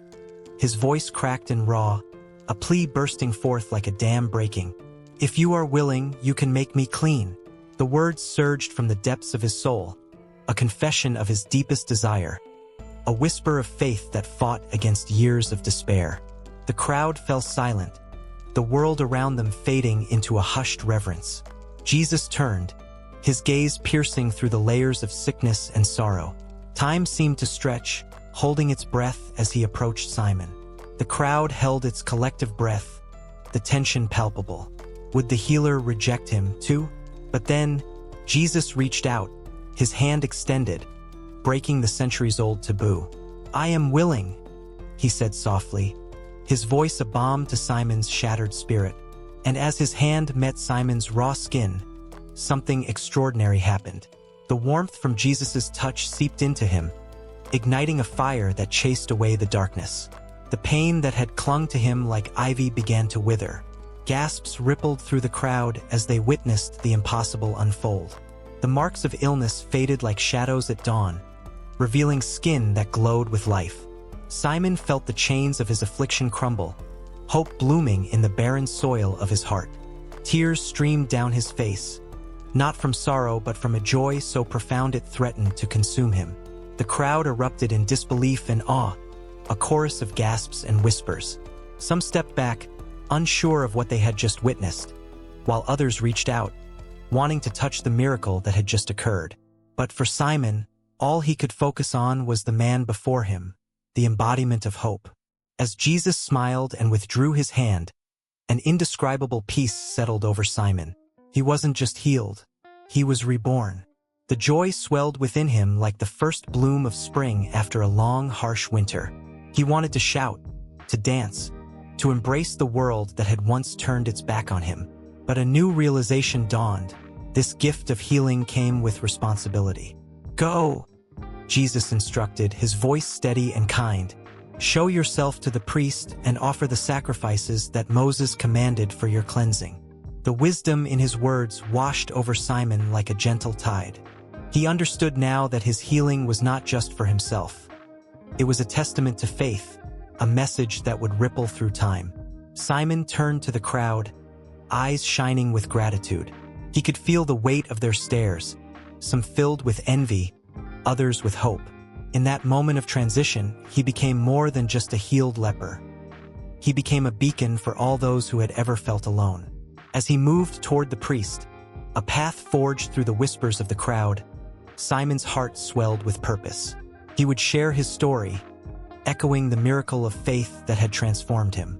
The journey ahead was just beginning, a tapestry woven from threads of hope, healing, and the promise of a brighter tomorrow.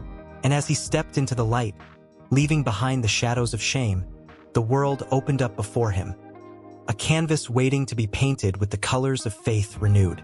The village of Hebron lay beneath a sky heavy with the weight of ancient sorrows. The air was thick with whispers of betrayal and the rustling of olive leaves, each one a witness to the pain that loomed like a storm cloud over the land.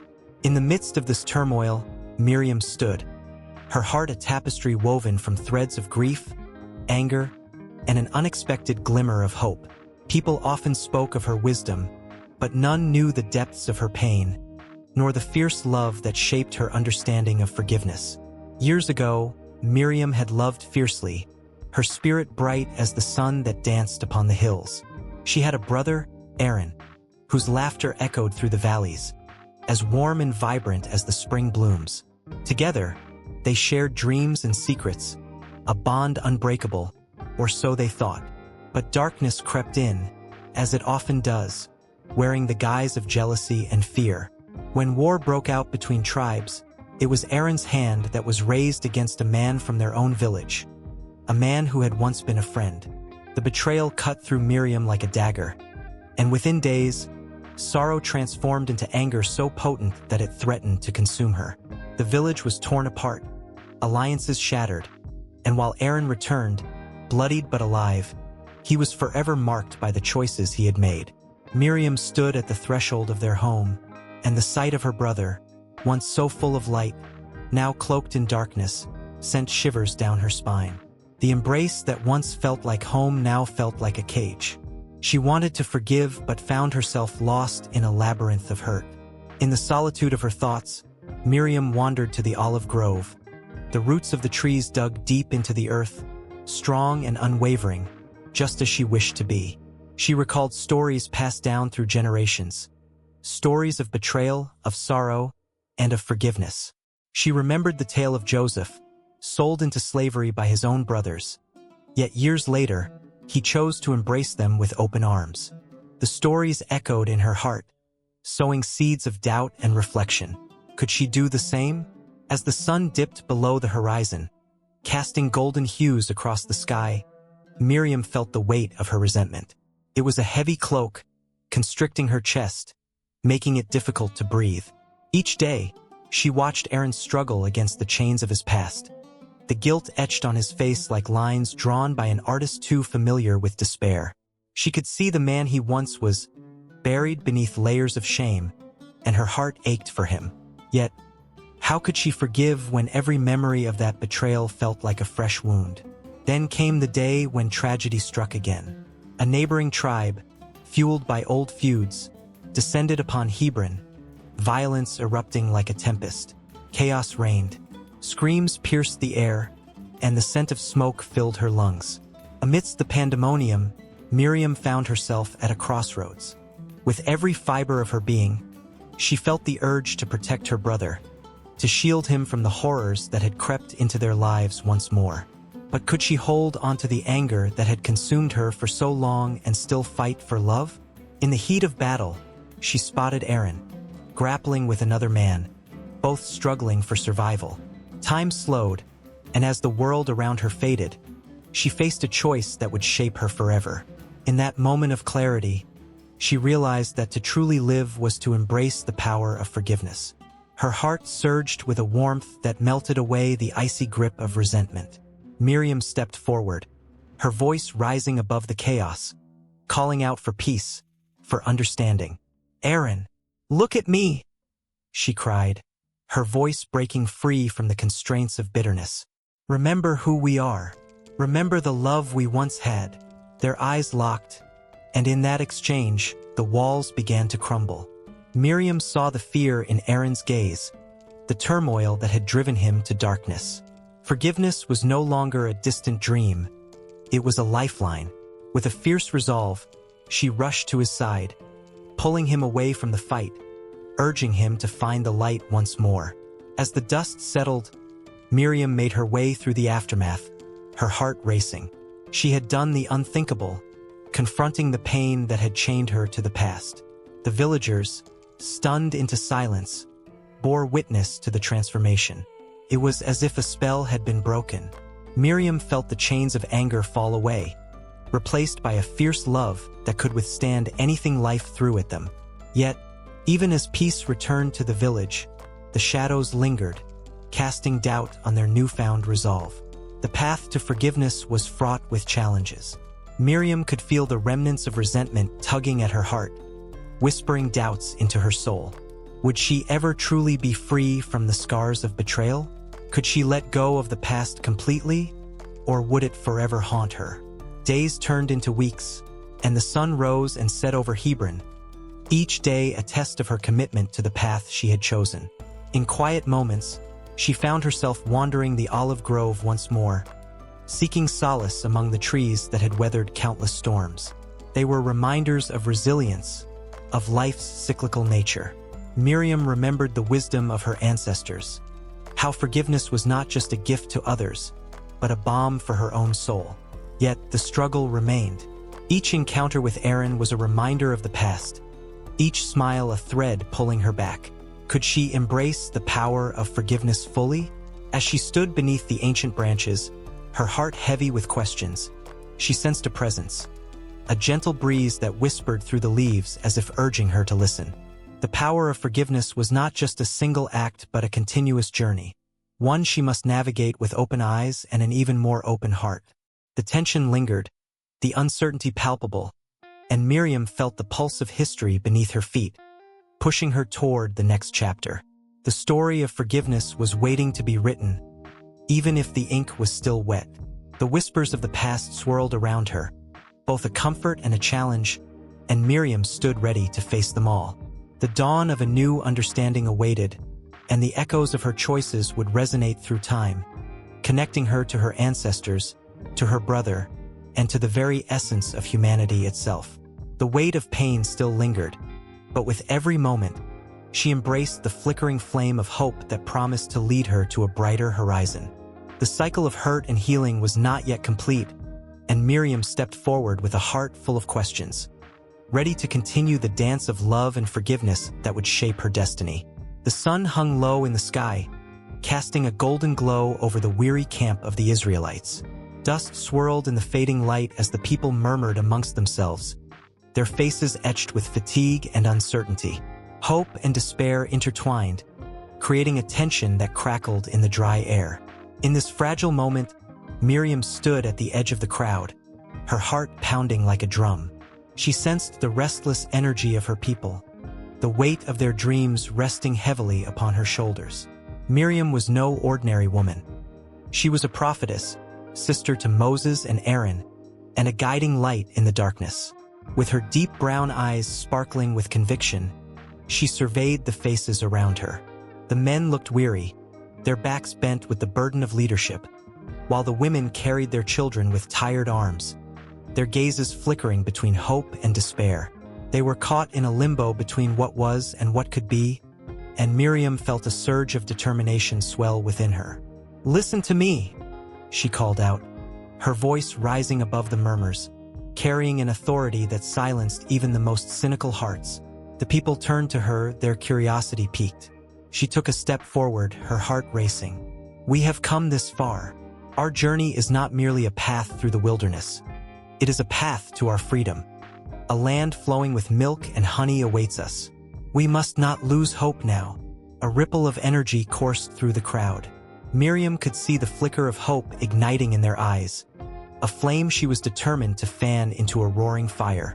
When we crossed the Red Sea, it was not just a miracle. It was a sign of what is to come. We are chosen, and our destiny lies ahead. As she spoke, memories flooded her mind. The cries of the Israelites as they fled their captors, the overwhelming fear that had gripped them at the edge of the sea, and the triumphant moment when the waters parted. It was in those moments of despair that she had found her voice, her strength, and now, she offered that same strength to her people. Miriam's song began softly, a haunting melody that floated through the air like a dove taking flight. It was a song of liberation, of praise for the God who had saved them.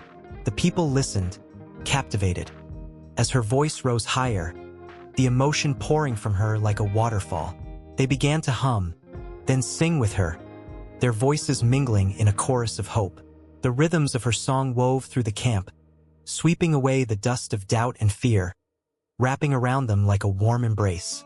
The joyful sounds rang out, echoing across the barren landscape, and for a moment, the people forgot their struggles. They were united, standing together beneath the gaze of an ancient promise. Miriam felt their spirits lift, and she knew this was the power of her influence, a force that stirred hearts and awakened courage. But as the song reached its crescendo, a shadow fell over the camp. A group of scouts had returned, their faces drawn and grim. They had ventured far into the land of Canaan, seeking the fabled promise. But what they brought back was not what the people wished to hear. The scouts spoke of fortified cities, giants, and fierce warriors ready to defend their land. Fear seeped back into the hearts of the Israelites, a heavy cloak that threatened to smother the light Miriam had ignited. "Do you hear what they say?" one of the scouts cried, his voice trembling with urgency. "We are like grasshoppers in their sight. We cannot conquer this land. Miriam's heart sank at the sight of despair creeping back into the crowd.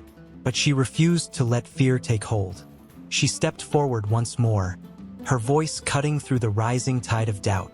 Those giants are nothing compared to the power of our God. We have faced the might of Pharaoh, and yet here we stand, free people. Do not let fear blind you from the truth. We are the chosen, and we will overcome.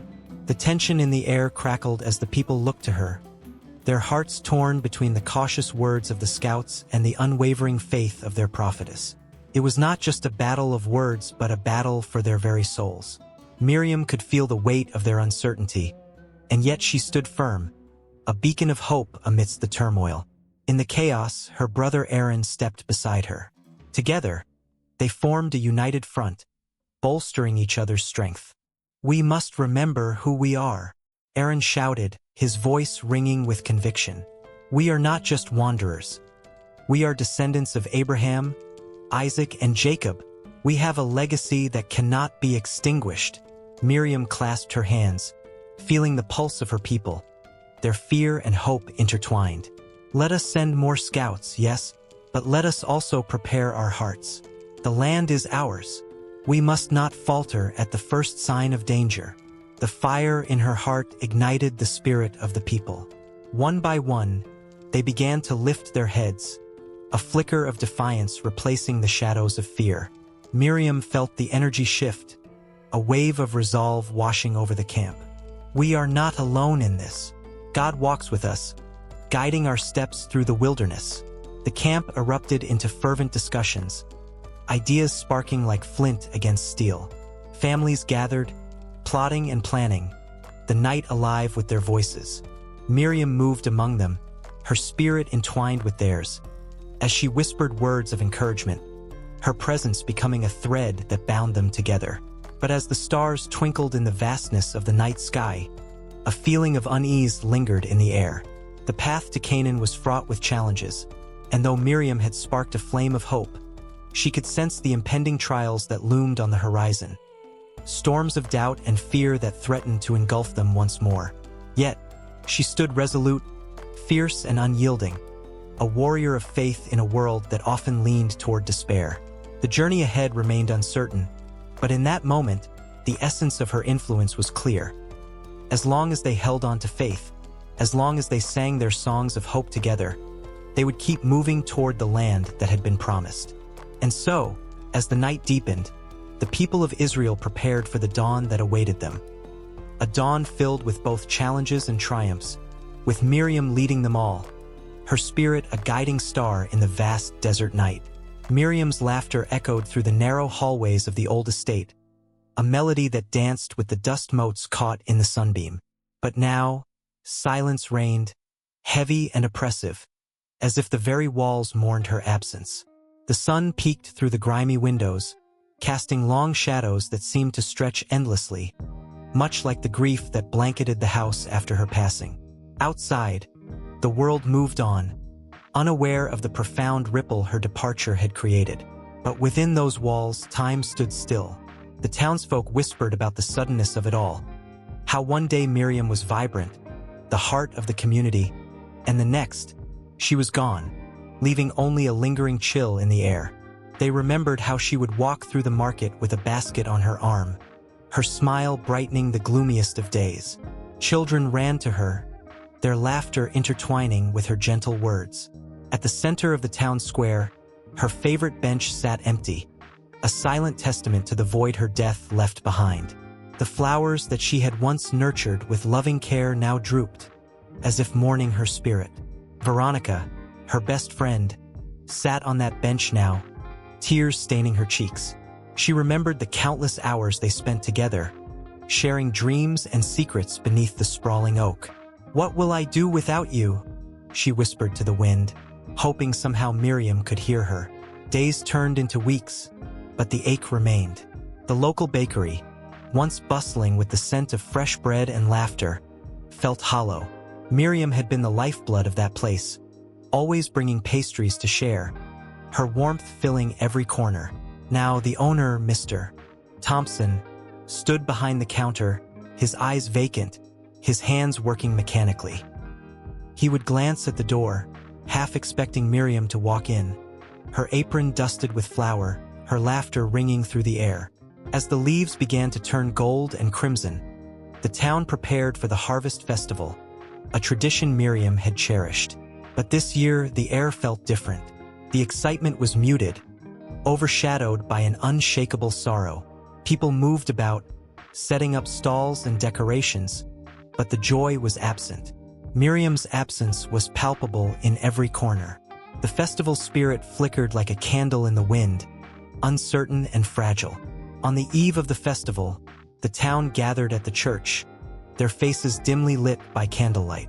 They spoke of Miriam, sharing stories that brought laughter and tears in equal measure. Old Mr. Ellis recounted how she had once saved his cat from a tree, her bravery shining through as she clambered up the branches while everyone else stood in awe.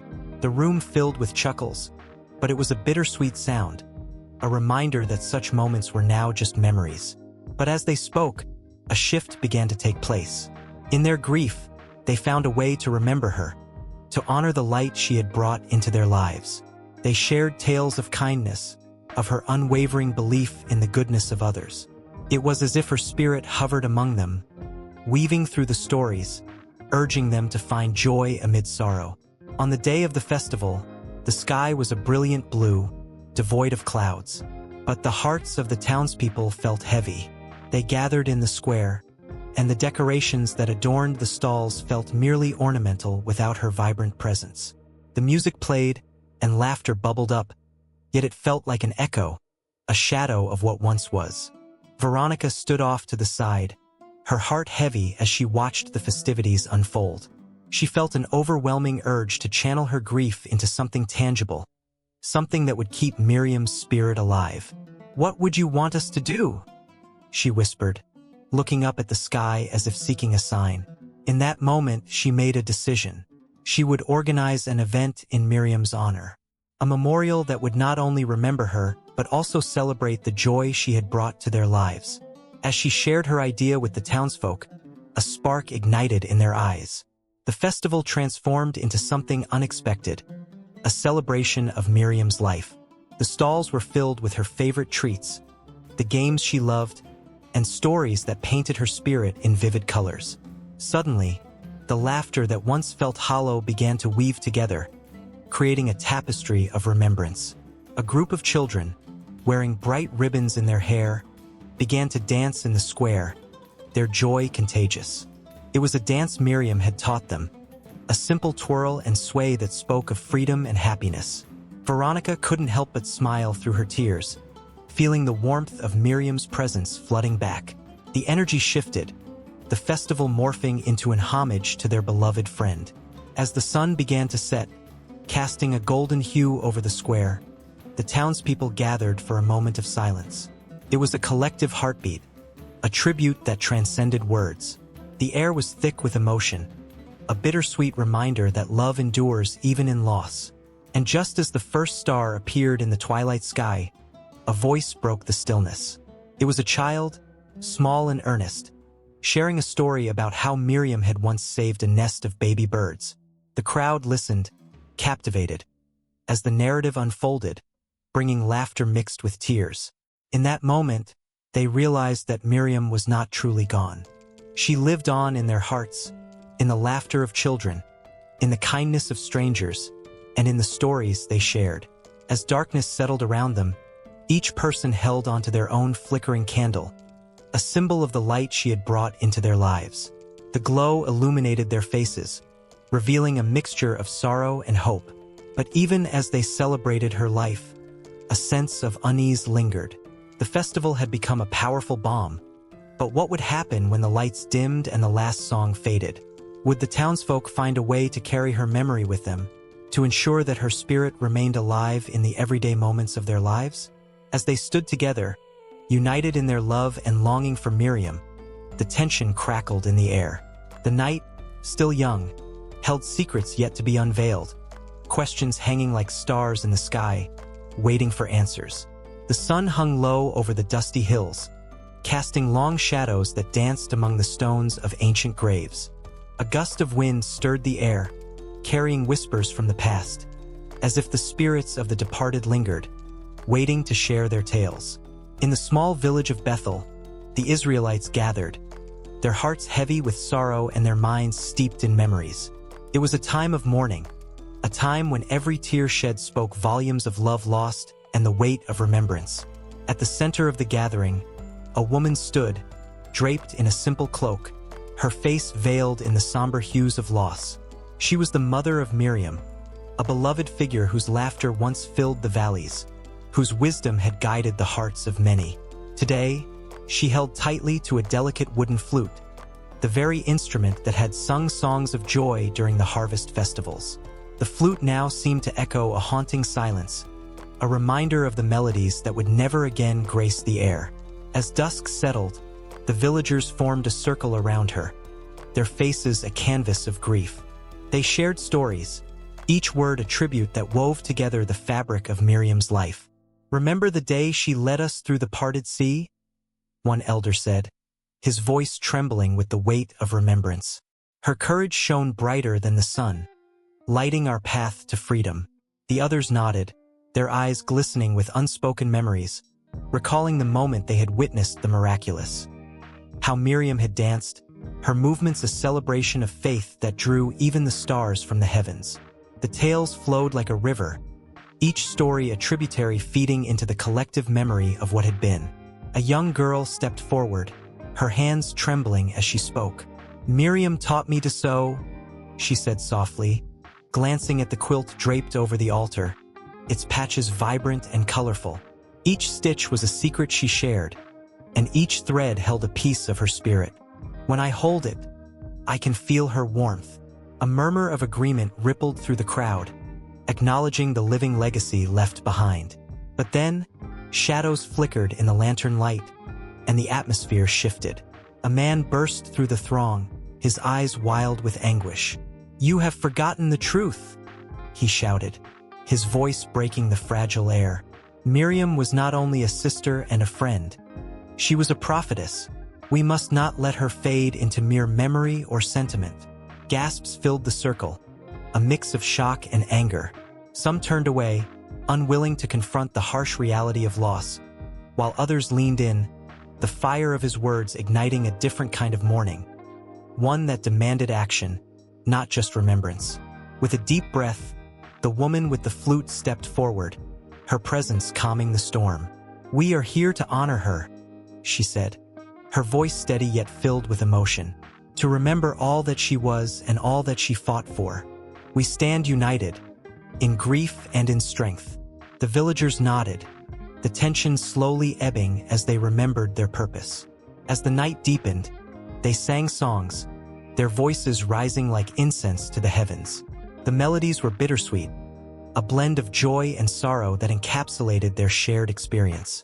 Each note lingered in the air, a testament to Miriam's impact, a reminder that even in death, her spirit thrived among them. The soft sound of the flute joined in, soaring above the chorus, a haunting echo that whispered of both loss and love. But as their voices intertwined, the memories began to morph. Vivid images surfaced, of battles fought, of hearts broken, of faith tested.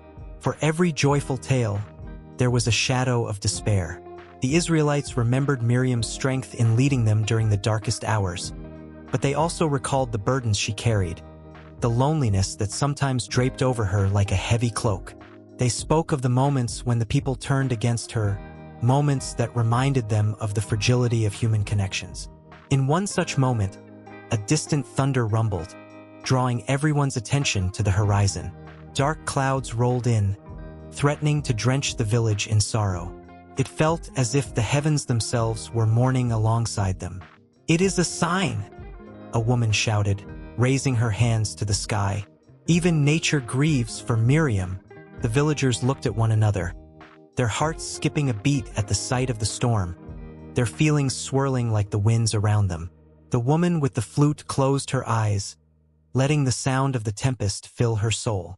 "Let the rain wash over us," she whispered, her voice barely audible above the building thunder. "Let it cleanse our pain and bring forth new life." And just then, The first drops began to fall, slow and gentle, like tears from above. The villagers stood together, arms linked, as the rain poured down, each drop a reminder of their shared grief, a cleansing ritual that both shattered and healed. As the storm raged, their memories became a tapestry woven with threads of sorrow and joy, light and darkness, life and death. They remembered Miriam not just as a figure of their past, but as a symbol of resilience, a beacon guiding them through life's uncertainties. Even in her absence, her essence remained alive, wrapped around them like the warm embrace of a long-lost friend. With the storm raging behind them and the night thick with emotion, the crowd began to disperse, each person carrying pieces of Miriam within them. The echoes of laughter, the softness of her voice, the strength of her spirit, all lingered in the air. A gentle reminder that while mourning may cast a shadow, memories would always light the way forward. The woman with the flute took one last deep breath, letting go of the sorrow and holding tight to the joy of remembrance. In the distance, the first light of dawn began to break, illuminating a new day, one that held the promise of life, love, and the ever-present memory of Miriam. The flickering flame of a single candle danced in a darkened room, casting shadows on worn pages filled with the stories of those who had come before. It was a humble space, tucked away in a corner of a small village, but within its walls, the echoes of history reverberated like whispers in the wind. The air was thick with the scent of aged paper and ink, mingling with the quiet hum of anticipation. This was where Miriam's legacy lived, a tapestry woven from strands of courage, resilience, and unyielding love. Generations had passed since Miriam first walked the earth, yet her spirit lingered in every corner of the village. To the untrained eye, life moved along a predictable path. Children laughed and played, their voices ringing like sweet bells in the air, while elders shared tales over simmering pots of stew. But beneath the surface, Miriam's essence thrummed like a heartbeat, reminding all of the sacrifices made, the battles fought, and the strength drawn from a lineage that refused to be silenced. One could almost hear her voice in the stories told by the elders, tales that sang of her bravery and foresight. Miriam had defied norms, shattered barriers, and in doing so, she had become a beacon of hope. As her life unfolded in the pages of history, the weight of her choices began to shape the world around her. Every decision she made rippled through time, creating waves that would wash over future generations. It was as if she had planted seeds in the hearts of her descendants, seeds that would grow into mighty oaks, their roots intertwined with the essence of who she was. On the edges of the village, a group of young girls gathered, their eager faces illuminated by the golden light of the setting sun. They listened with wide eyes as an elder recounted the tale of Miriam's defiance against an unjust decree. The words flowed like a river, each phrase a brushstroke painting vivid images of Miriam standing tall, her heart pounding in her chest as she spoke out against the tides of oppression. The girls felt the heat of her passion, their own spirits ignited by the fire of her courage. Inspired, they vowed to carry her torch forward, to challenge the world as she had done. This ripple effect reached beyond the village. In distant towns and bustling cities, Miriam's name became synonymous with change. Scholars researched her life, weaving her story into the fabric of activism and social justice. A documentary was produced, its haunting visuals and powerful narrative igniting movements across the globe. Young people, fueled by Miriam's legacy, took to the streets, their voices rising in unison, demanding equality and justice. They wore her story like armor, each protest a testament to her enduring spirit. But with every act of bravery came the weight of responsibility. Those who carried Miriam's legacy within them felt the pressure of her example. The burden was both a gift and a challenge. They asked themselves, what would Miriam do in moments of doubt? And as they sought answers, the flickering candle inside their hearts burned brighter, reminding them of the strength they inherited. In classrooms, her influence permeated discussions. A teacher stood before her students, eyes sparkling with excitement as she introduced them to the life of Miriam. Her voice danced through the air, weaving tales of adventure, heartache, and triumph. The students leaned forward, captivated, their imaginations ignited by the idea that one person could change the course of history. They felt the weight of her legacy resting upon their shoulders, a gentle nudge urging them to contribute their own chapters to the ongoing story. As the years passed, a young woman named Leah took her first steps into the world, her heart echoing with Miriam's resolve. Leah felt the weight of history as she walked through the bustling city, her mind racing with thoughts of impact and purpose. The stories of Miriam guided her as she pursued her dreams. She volunteered in community programs, started a blog to amplify the voices of the unheard, and spoke at rallies, her voice steady and clear. Miriam's spirit flowed through her, a comforting presence that urged her to keep going even when the obstacles seemed insurmountable. But shadows loomed.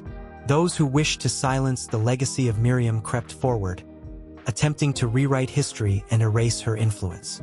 Leah felt the tremors of fear and doubt but remembered Miriam standing defiantly against injustice. The weight of the past pressed down on her, but it also lifted her. With each step she took, she felt more connected to the generations that had come before her, and that connection fueled her fire. It was a dance of emotions, a swirling blend of fear and courage, doubt and hope. As the sun dipped below the horizon, the village gathered for a celebration, an annual festival honoring Miriam's life. Lanterns floated into the night sky like stars, each one representing a promise to uphold her legacy. The air vibrated with laughter and music, the joyful sounds rising to meet the celestial expanse. Children ran beneath the glow, their spirits unburdened, while elders shared stories, tears glistening in their eyes as they recounted tales of courage and resilience. In that moment, Miriam was more than a name. It was a heartbeat, a guiding star illuminating the path for those who followed. As the crowd swayed to the rhythm of the music, Leah closed her eyes and let the energy wash over her. The whispers of history surrounded her, intertwining her spirit with Miriam's, as if the past and present were woven into a single tapestry of purpose. The festival reached its peak, a crescendo of color and sound, and Leah felt a surge of determination swell within her. Miriam's legacy was not just a chapter in the past. It was an ever-evolving story that begged to be continued. Just as she took a step forward, a gust of wind rustled the lanterns, flickering their soft glow. In that moment, Leah knew without a doubt that she was carrying the torch, not just for Miriam, but for all those who dared to dream, to challenge, to change. With the fire of Miriam's legacy burning bright in her heart, Leah was ready to write the next chapter, knowing that every step she took would echo through time, just as Miriam's had done. The future was waiting, and she was prepared to answer its call. The air was thick with anticipation as the sun dipped below the horizon, casting an amber glow over the dusty landscape of ancient Egypt. In the throes of twilight, a delicate figure stood at the edge of the Nile, her heart thrumming like a drum. Miriam, sister of Moses and Aaron, felt the weight of destiny on her shoulders. Was it her voice that would usher freedom for her people, or did her path lie somewhere darker, tangled in the threads of history? As the waters lapped softly at her feet, she cast her gaze across the river, where the shadows danced, whispering secrets of the past and the future yet to unfold. Miriam was a woman of courage and intuition, born into a time of oppression. The edict of Pharaoh loomed over them like a storm cloud, a decree that sent shivers down the spines of mothers and fathers alike. Infants were to be cast into the waters, a chilling command that threatened to extinguish hope. Yet, for every act of cruelty, there was a spark of defiance, and Miriam stood as that spark, her spirit ignited by love and loyalty. The air crackled with the tension of the moment when she first glimpsed her brother, a helpless infant nestled in a basket of reeds. The weight of her mother's prayers echoed in her ears, and a fierce protectiveness enveloped her heart. Miriam's eyes glistened with unshed tears, a mixture of fear and fierce resolve. She was the guardian of her brother's future, the unseen hand that would guide him to the very gates of freedom. With the Nile as their witness, she stepped into the role of a protector. As Pharaoh's daughter approached, a chance presented itself, fragile yet potent. In that instant, Miriam's courage blossomed. "Shall I fetch a nurse for this child?" she asked, her voice steady despite the storm of emotions swirling within her. The princess, captivated by the innocent beauty of the baby, nodded, unaware of the layers of fate intertwining before her eyes.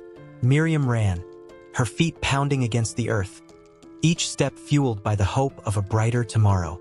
She found their mother and brought her back, creating a bond that would be pivotal for the future of Israel. The tears of joy that streamed down their mother's face would forever be etched in Miriam's memory, a reminder that hope could flourish even in the bleakest of times. Years flowed by like the waters of the Nile, and Miriam's role evolved. As Moses grew into the man who would confront Pharaoh, she became a steadfast supporter, a guiding light amidst the chaos of liberation. Each plagues that fell upon Egypt stirred the air with fear, but for Miriam, they echoed the promise of freedom. A miraculous escape unfolded before her eyes, yet she understood that the journey was just beginning. When the Israelites reached the Red Sea, despair weighed heavily on their hearts. The chariots of Pharaoh thundered behind them, a relentless reminder of the danger they faced. Miriam could feel the panic rising like a tide, but she refused to succumb. In that moment of utter vulnerability, she stepped forward, her spirit unwavering. As the waters parted and a path was carved, she began to sing, a song of triumph that rose above the chaos, a melody that intertwined with the very fabric of their liberation. Sing to the Lord, for he has triumphed gloriously. The horse and its rider he has thrown into the sea. Her voice soared, echoing across the expanse, a declaration of liberation that forged a bond between her and the people. Tears streamed down the cheeks of mothers, fathers, and children alike. It was a moment of pure catharsis, a collective release of fear, sorrow, and doubt, transformed into joy. Yet the journey through the wilderness was fraught with challenges. As the Israelites wandered, Miriam's role shifted again. She became a prophetess, a voice of authority in a world dominated by men. Her insights and wisdom guided her people, yet with power came the shadows of jealousy. The whispers of dissent grew louder, and the air crackled with tension. How could a woman, a sister, stand shoulder to shoulder with the leaders of this great exodus? Miriam, fierce and unyielding, continued to lead, her spirit like a fire in the night. But the darkness crept in, and accusations of pride surfaced. The earth trembled as God intervened, a moment that left even the bravest of hearts quaking. Miriam was struck with leprosy, banished from the very community she had fought to protect. It was a gut-wrenching blow, a fall from grace that left her isolated and vulnerable. As she stood outside the camp, the sun beating down mercilessly, her heart ached for connection. The laughter of her people echoed in her ears, a cruel reminder of the unity now stripped away. But even in isolation, Miriam's spirit burned brightly. She took the time to reflect, to confront her own fears, and to wrestle with the shadows that had clouded her heart. In that crucible of solitude, she emerged with a renewed understanding of her purpose, a deeper empathy for her people. When she was finally restored, a wave of joy surged through the camp. The people welcomed her back, their hearts entwined in gratitude and admiration. Miriam's voice, once more raised in song, became a symbol of resilience, the embodiment of hope. Her journey had transformed her, not just as a sister or prophetess, but as a vital thread in the tapestry of their collective story. With each step they took, the Israelites moved closer to the promised land, and Miriam was at the forefront, a beacon of strength. The trials, the triumphs, and the tears, they all coalesced into a narrative that echoed through generations. As the stories of old unfolded, so too did her legacy, an indelible mark on the hearts of the faithful. Through her journey, Miriam had become more than a sister, more than a prophetess. She was a voice of a generation, a harbinger of freedom. The rhythm of her life mirrored the struggles of her people, a story woven with threads of love, resilience, and faith.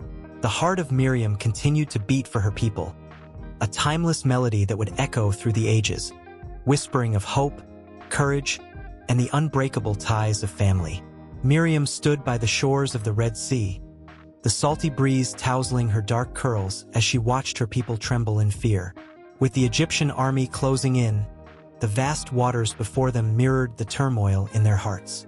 Shouts of despair echoed through the air, but Miriam remained steadfast, a quiet strength radiating from her. She raised her arms, her voice rising above the chaos, and sang. It was a song of defiance, a melody infused with the promise of freedom and hope. To some, Miriam was merely the sister of Moses, a supporting character in the grand narrative of Exodus. But to others, especially within rabbinical circles, she emerged as a powerful figure, a prophetess in her own right. The sages revered her as a wise woman, a nurturer of faith, who not only guided her people through the wilderness, but also played a crucial role in their survival. The Talmud speaks of her well, Miriam's well, a miraculous source of water that followed the Israelites through their desert journey. This well, seen as a testament to her faith and resilience, became an emblem of her enduring spirit. Yet, under the surface of these rabbinical interpretations lay a tension, a struggle for recognition that echoed through the ages. As centuries unfolded, the very essence of Miriam's character became a battleground for differing interpretations. Some rabbinical scholars viewed her through a lens of tradition, emphasizing her maternal qualities and her role as a caregiver. They spun tales of her tending to the needs of her people, of her unwavering loyalty to her brother and to the cause of liberation. Their narratives, while rich and textured, often overshadowed her individuality, confining her to the role of supportive sister and mother figure. In stark contrast, feminist perspectives ignited a fresh narrative, breathing new life into Miriam's story. These voices sought to reclaim her agency, portraying her not as a mere follower of Moses but as a leader in her own right. They argued that her song was more than just a celebration of victory. It was an anthem of empowerment, a declaration that women too carried the weight of leadership and inspiration. Miriam's dance after the crossing of the sea became a symbol of joy and liberation, a moment where women's voices were not only heard but celebrated. As the sun set over the sands, reflecting the fiery hues of dusk, the emotional landscape surrounding Miriam shifted. Within the rabbinical texts, one could sense the reverence mixed with restraint, a longing to honor her while simultaneously tiptoeing around her strength. The Talmudic debates sometimes felt like a dance, with scholars praising her yet hesitating to fully embrace her as a prophetess equal to her brother. The implications were vast. What did it mean for women in a patriarchal society to see one of their own as a leader? To acknowledge that a woman could stand shoulder to shoulder with Moses, challenging the norms of her time? The feminist reinterpretations surged like a tide, pushing against the boundaries of established thought. They painted Miriam as a revolutionary figure, one who dared to challenge oppression not just for her people but for herself. She led the women in song, and her dance was not merely an expression of joy, it was a fiery rebellion against the constraints imposed upon her. These narrators insisted that Miriam's story was about more than the Exodus. It was a reflection of the struggle for recognition and autonomy that women faced throughout history. Miriam's legacy became a living dialogue, a continuous interplay between tradition and the quest for equality. As new interpretations emerged, the tension only intensified. With each passing generation, scholars re-examined her story, layering it with new meanings and understandings. The debates echoed like ripples in a pond, expanding outward, touching the hearts of those who sought to reclaim their place in the narrative of history. In back rooms of study halls, voices rose and fell like waves crashing against the shore. Scholars debated fiercely, invoking Miriam's name as they wrestled with the complexities of her character. How could they reconcile her roles as both caregiver and leader? How could they honor her legacy while confronting the systemic inequalities that persisted in their own societies? The conversations sparked passions, igniting a fire within the hearts of many. The students who gathered were captivated, their minds racing to imagine what a truly liberated Miriam would look like. They envisioned her as a warrior, not just for her people but for all marginalized voices. The very image of her standing defiantly at the Red Sea, arms outstretched, became a powerful metaphor for the fight against oppression. It was not simply a story of the past but a call to action for the future. As whispers of Miriam's dual nature spread beyond the confines of the study halls, the implications rippled through communities. Women began to reclaim her spirit, seeing in her the embodiment of strength and resilience. They sang her songs, danced her dances, and told her story, each telling a bit more vibrant and alive than the last. Miriam's narrative intertwined with their own lives, inspiring them to break free from the chains that bound them. And so, the interpretations of Miriam continued to evolve, each one a testament to the struggle for recognition and the quest for a voice in a world that often sought to silence it. The passion for her story was palpable, sparking discussions late into the night, igniting fires of belief and hope. As the echoes of her song lingered in the air, Miriam transformed from a figure of the past into a symbol of the ongoing fight for equality and justice. With the moon rising high, casting its silver light on the desert sands, the story of Miriam unfolded, not as a conclusion but as an invitation. An invitation for all who dared to imagine a world where women's voices would rise alongside men, where every song sung would be a celebration of strength, dignity, and the undeniable spirit of empowerment. The tension hung in the air, electric and palpable, ready to transition into a new chapter, one where the fight for recognition and equality would continue to resonate through time. In a quiet village nestled between sunlit hills, a young girl named Miriam stood by the banks of a gentle river, her dark curls bouncing in the warm breeze. She gazed into the water, watching as ripples danced and shimmered like the dreams she held so tightly. Miriam, like the river, was a mirror reflecting unspoken stories, tales of heartache and strength woven through generations. The whispers of her name echoed through history, a name that would find itself wrapped in the fabric of art and literature, becoming a beacon for those seeking solace, understanding, and inspiration. Art had always been a vessel for the soul's most profound emotions. Artists, throughout centuries, captured Miriam's essence in their works, portraying her not just as a character, but as a symbol of resilience. In ancient times, painters would use soft, flowing lines to depict her strength combined with vulnerability. Their canvases often spoke of her as a nurturing figure, embodying motherhood and sacrifice, her arms forever extended in a gesture of protection.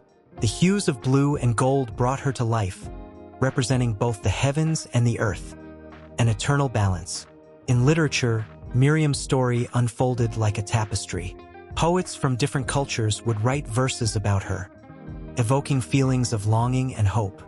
Words flowed like water, as they described her journey through troubles and triumphs. The pages of history held accounts of her defying oppression, a fierce warrior cloaked in the strength of her ancestors. Each line written about her was infused with the pulse of her heart, resonating with those who felt lost in a world of chaos. As centuries passed, Miriam morphed into various interpretations, each reflecting the time's struggles and aspirations. In the Renaissance, she became a muse for artists, her image immortalized in stunning frescoes. Each brushstroke revealed layers of emotion, capturing her essence as a nurturing force amidst the turmoil of the age. There she stood, poised and graceful, her gaze piercing through the canvas, connecting with the soul of the viewer. It was as if she were saying, "I have seen pain, but I have also seen the beauty that arises from it." The theatrical world, too, found inspiration in her story. Playwrights crafted powerful narratives that breathed life into her character, depicting her as a strong woman navigating a world dominated by men. On stage, her struggles and victories resonated deeply, reminding audiences that their own battles were not fought alone. Each performance electrified the air, sweeping viewers into a whirlwind of emotion. Gasps, tears, and applause filled the theater as Miriam's trials unfolded, leaving a mark that lingered long after the curtains fell. Miriam's presence in literature wasn't limited to the grand stages. She found her way into the hearts of everyday readers, too. Novels painted her as a heroine, a beacon of hope in the darkest of times. Characters drawn from her story often faced insurmountable odds, yet they carried her spirit, embodying her strength and grace. Readers would turn page after page, caught in the spiral of her struggles, feeling each heartbeat mirror their own.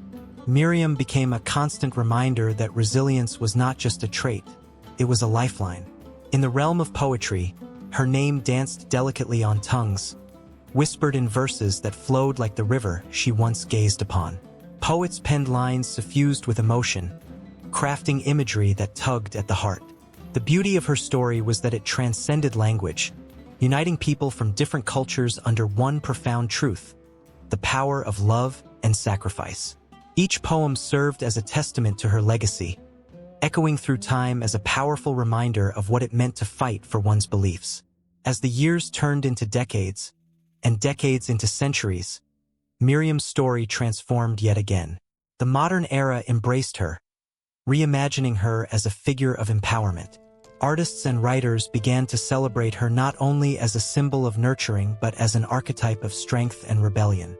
In graffiti on city walls, Miriam emerged as a fierce warrior, leading movements and demanding justice. She became a figure admired not just for her past but for the hope she represented in the future. The rise of feminist literature found her at the forefront, a beacon for women everywhere. Writers poured their hearts into creating narratives that resonated with the struggles faced by women across the globe. Miriam stood as a powerful metaphor for the fight against oppression, her legacy woven into the fabric of feminism. Her name was chanted in the streets, uniting voices in a chorus demanding change. A new generation found their strength in her story, feeling emboldened by the courage she inspired. Yet, in the midst of this celebration, the shadows of Miriam's past lingered. The weight of history bore down on her, reminding all who spoke her name of the darkness she had navigated. With every brushstroke and word penned, the scars of her journey emerged, a reminder that true strength is born from overcoming adversity. It was a bittersweet melody, resonating with both pain and triumph, echoing the complexity of the human experience. In art galleries and on library shelves, Miriam's essence thrived, an ever-present reminder of the power of storytelling. Her image flickered in the flickering candlelight of a small cafe where writers gathered, a silent muse inspiring the next great work.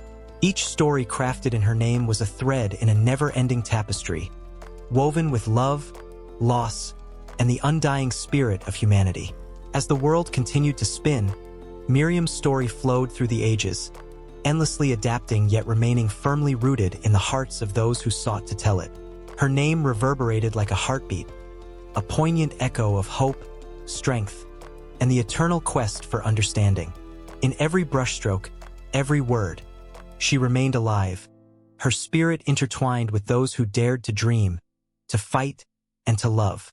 And just as the river she once stood beside, her story would continue to flow, carving new paths through the landscape of art and literature, forever inviting those who encountered it to pause, reflect, and feel. In a bustling city square, a woman stood in the middle of a crowd, her heart pounding like a drum.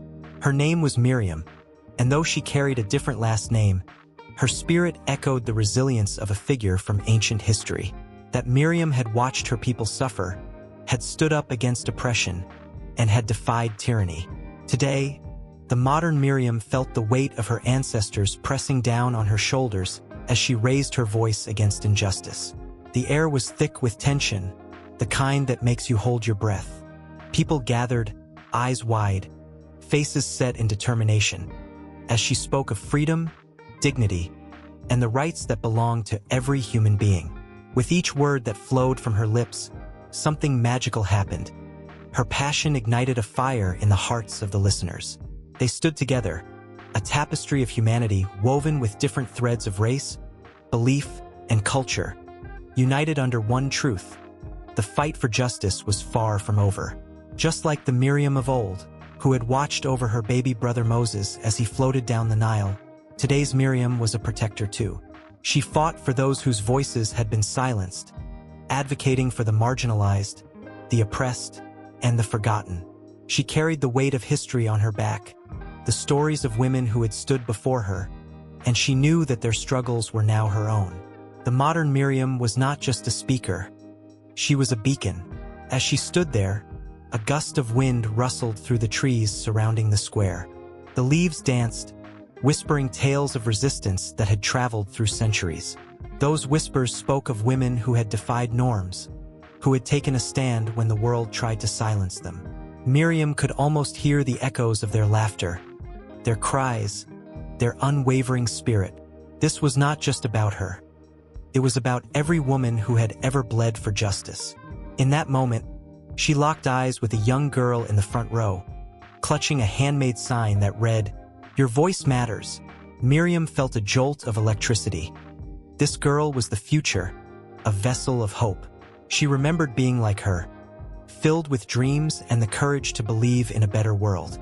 The girl's determination reminded her of the ancient Miriam, who had stood bravely against the powerful forces of her time. The crowd surged forward, caught in a wave of shared emotion. Miriam's voice rang louder, and the passion in her heart transformed into the heartbeat of the movement. Each statement she made was a call to arms, a reminder that every voice mattered, that silence was complicity. The tears that filled her eyes were not just her own. They were tears of generations of women who had fought battles in their own right. Suddenly, a shout erupted from the back of the crowd. A man who had come to disrupt. He stood defiant, trying to drown out her words with anger and hatred. But the modern Miriam was ready. She had faced similar storms before, and she knew the power of unity. With unwavering strength, she turned to the crowd and said, "We will not be silenced." The words thundered like a drumbeat, and the crowd roared back in support, drowning out the naysayer. Miriam felt the surge of energy wrap around her like a warm blanket. In that moment, she saw the kinship among the people, their shared hopes, dreams, and fears. She envisioned the ancient Miriam, standing tall on the banks of the Nile, her heart beating in rhythm with her people, just as today's Miriam felt the pulse of the crowd. The modern struggle connected her to that past in a way that sent shivers down her spine. As the sun dipped lower in the sky, casting golden rays that illuminated the faces of the crowd, Miriam spoke of dreams.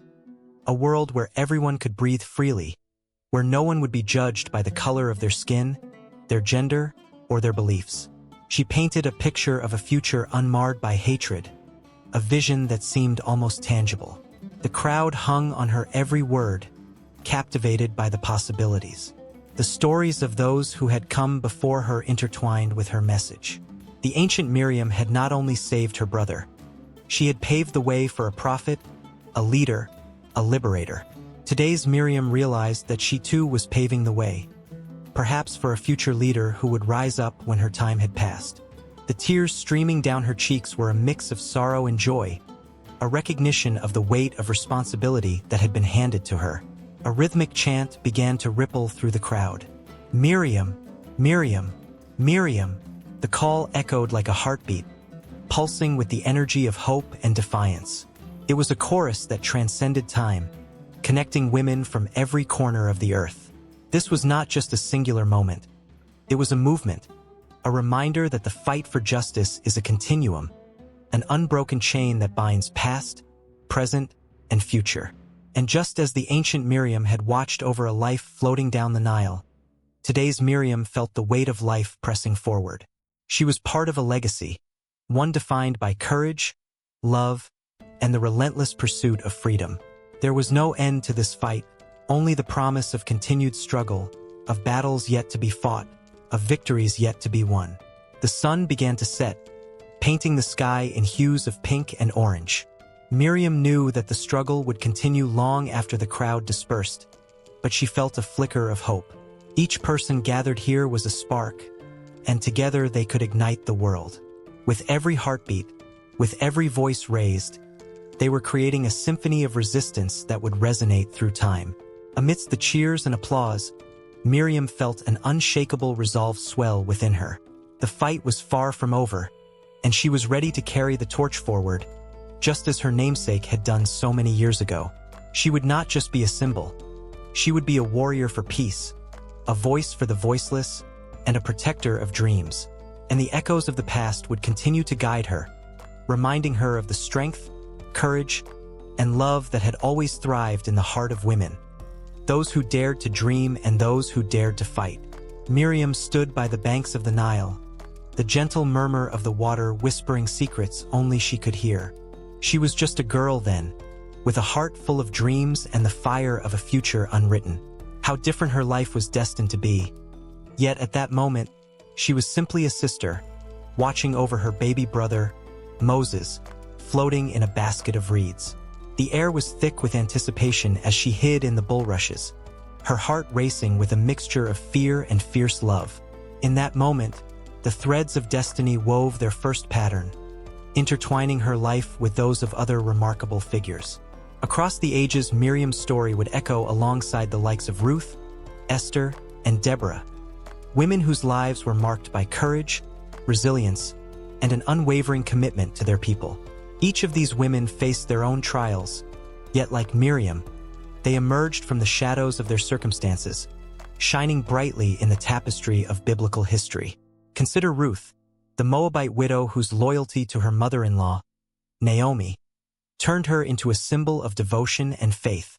She left behind her homeland, embracing the uncertainties of a foreign land for love and duty. Just as Miriam stood at the water's edge, ready to protect her brother, Ruth stood in the fields of Bethlehem, gleaning wheat to provide for Naomi. Both women were unwavering in their commitment, yet Ruth faced the world with a quiet strength, finding favor in the eyes of Boaz, a man who would redeem her lineage and change the course of her life forever. Then there was Esther, the Jewish queen who stepped into the dangerous world of the Persian court. Her beauty was not merely skin deep. It was her bravery that shone the brightest. When the fate of her people hung by a thread, she approached King Xerxes, risking her life for the sake of her community. Like Miriam, who sang and danced when her people crossed the Red Sea, Esther celebrated her victory with a feast, turning sorrow into joy. Both women transformed their fear into action, refusing to be mere spectators in their own lives. They understood that sometimes the most profound change comes from stepping into the unknown, driven by love and a sense of justice. Miriam, too, was no stranger to courage. She led the Israelite women in song and dance, her voice rising above the tumult of the moment as they celebrated their miraculous escape from Egyptian slavery. The rhythm of her tambourine echoed the heartbeat of a nation reborn. She was not just a sister or a prophetess. She was a leader, a beacon of hope. Her spirit coursed through the camps of her people, inspiring strength and resilience in their darkest hours.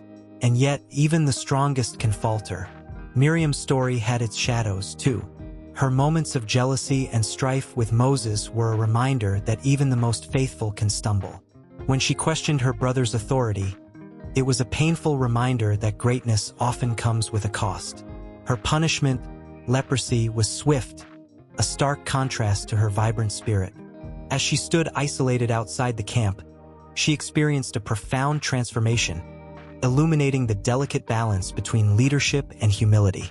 It was a lesson that resonated through time, echoing into the lives of future leaders. In contrast, Deborah wielded a different kind of power, a warrior and a prophetess. She summoned Barak to battle against the Canaanite oppressors, standing firm in a patriarchal society that often silenced women. As she sat beneath the palm tree, her voice cut through the noise of uncertainty, rallying the tribes of Israel to fight for their freedom.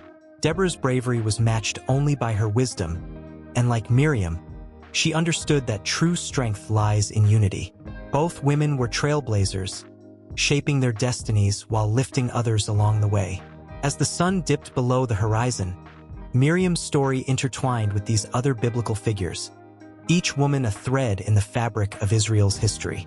Their lives were painted in vibrant colors, each stroke revealing their struggles, victories, and the indelible marks they left on their people. They faced their fears, challenged the norms, and became symbols of hope and perseverance. The tension between their individual journeys and collective destinies created a rich tapestry that wove through the hearts of generations. From the quiet resolve of Ruth to the fierce courage of Esther and the unwavering strength of Deborah, these women stood as pillars of faith and resilience. They were the unsung heroines, their stories often overshadowed yet undeniably powerful. Miriam's legacy, like theirs, echoed through the ages, inviting reflection on what it means to be a woman of faith in a world filled with challenges. Each step she took was a reminder of the strength found in vulnerability, the power of love, and the unwavering hope that can rise even amidst despair. As the stars twinkled above, casting their light upon the land, Miriam's heart beat in rhythm with those who came before and those who would follow. She was more than just a sister or a prophetess. She was a part of a greater narrative that transcended time and culture. Her story continued to inspire, igniting the flames of courage in those who sought to stand against injustice and fight for what was right. The echoes of these remarkable women lingered in the air, their lives intertwined like the mighty strands of a rope, strong yet flexible, capable of withstanding the fiercest storms. Each one, with her own unique struggles and triumphs, contributed to a legacy that would resonate through centuries, a wellspring of inspiration for generations yet unborn. The journey was not over.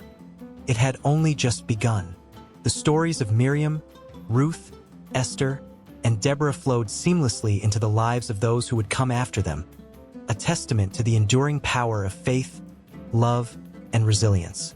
In the shadow of an ancient mountain, Miriam stood at the edge of a river, her heart racing with the weight of her people's hopes.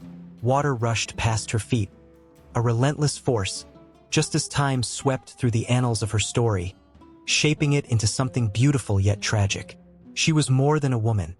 She was a symbol, a thread woven through the fabric of history that transformed with each retelling. The air crackled with tension as Miriam, a figure from a time long gone, began to take shape in the minds of those who would come after her. In the dusty streets of ancient Egypt, she was a sister, a protector, and a leader. As the firstborns of the Egyptians fell victim to the last plague, the cries of the grieving echoed through the night, a chilling reminder of suffering. But Miriam, with her unwavering spirit, led her people to freedom. She sang songs of hope, her voice soaring high above the despair, encouraging the Israelites to trust in their exodus. The rhythm of her words was like a heartbeat, strong and steady, pushing them forward into the unknown. As years turned into centuries, Miriam's tale began to shift.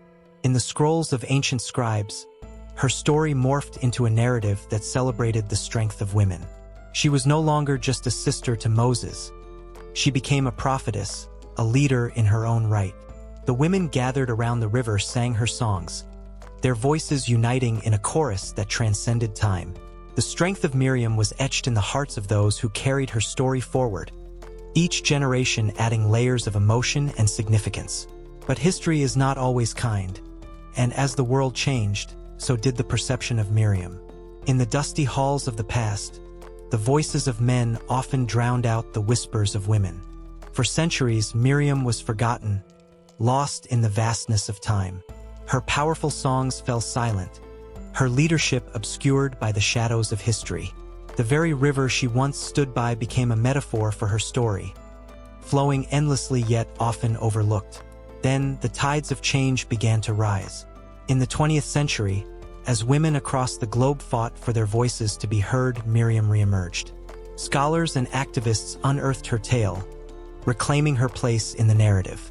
She was celebrated not just as a figure of the past, but as an enduring symbol of resilience. The stories of her courage inspired protests, her melodies igniting a fire in the hearts of those who longed for justice. The moment was electric. The world stood on the cusp of transformation. In gatherings filled with passionate voices, Miriam's name echoed. Women stood together, hands raised, recounting her story with fervor.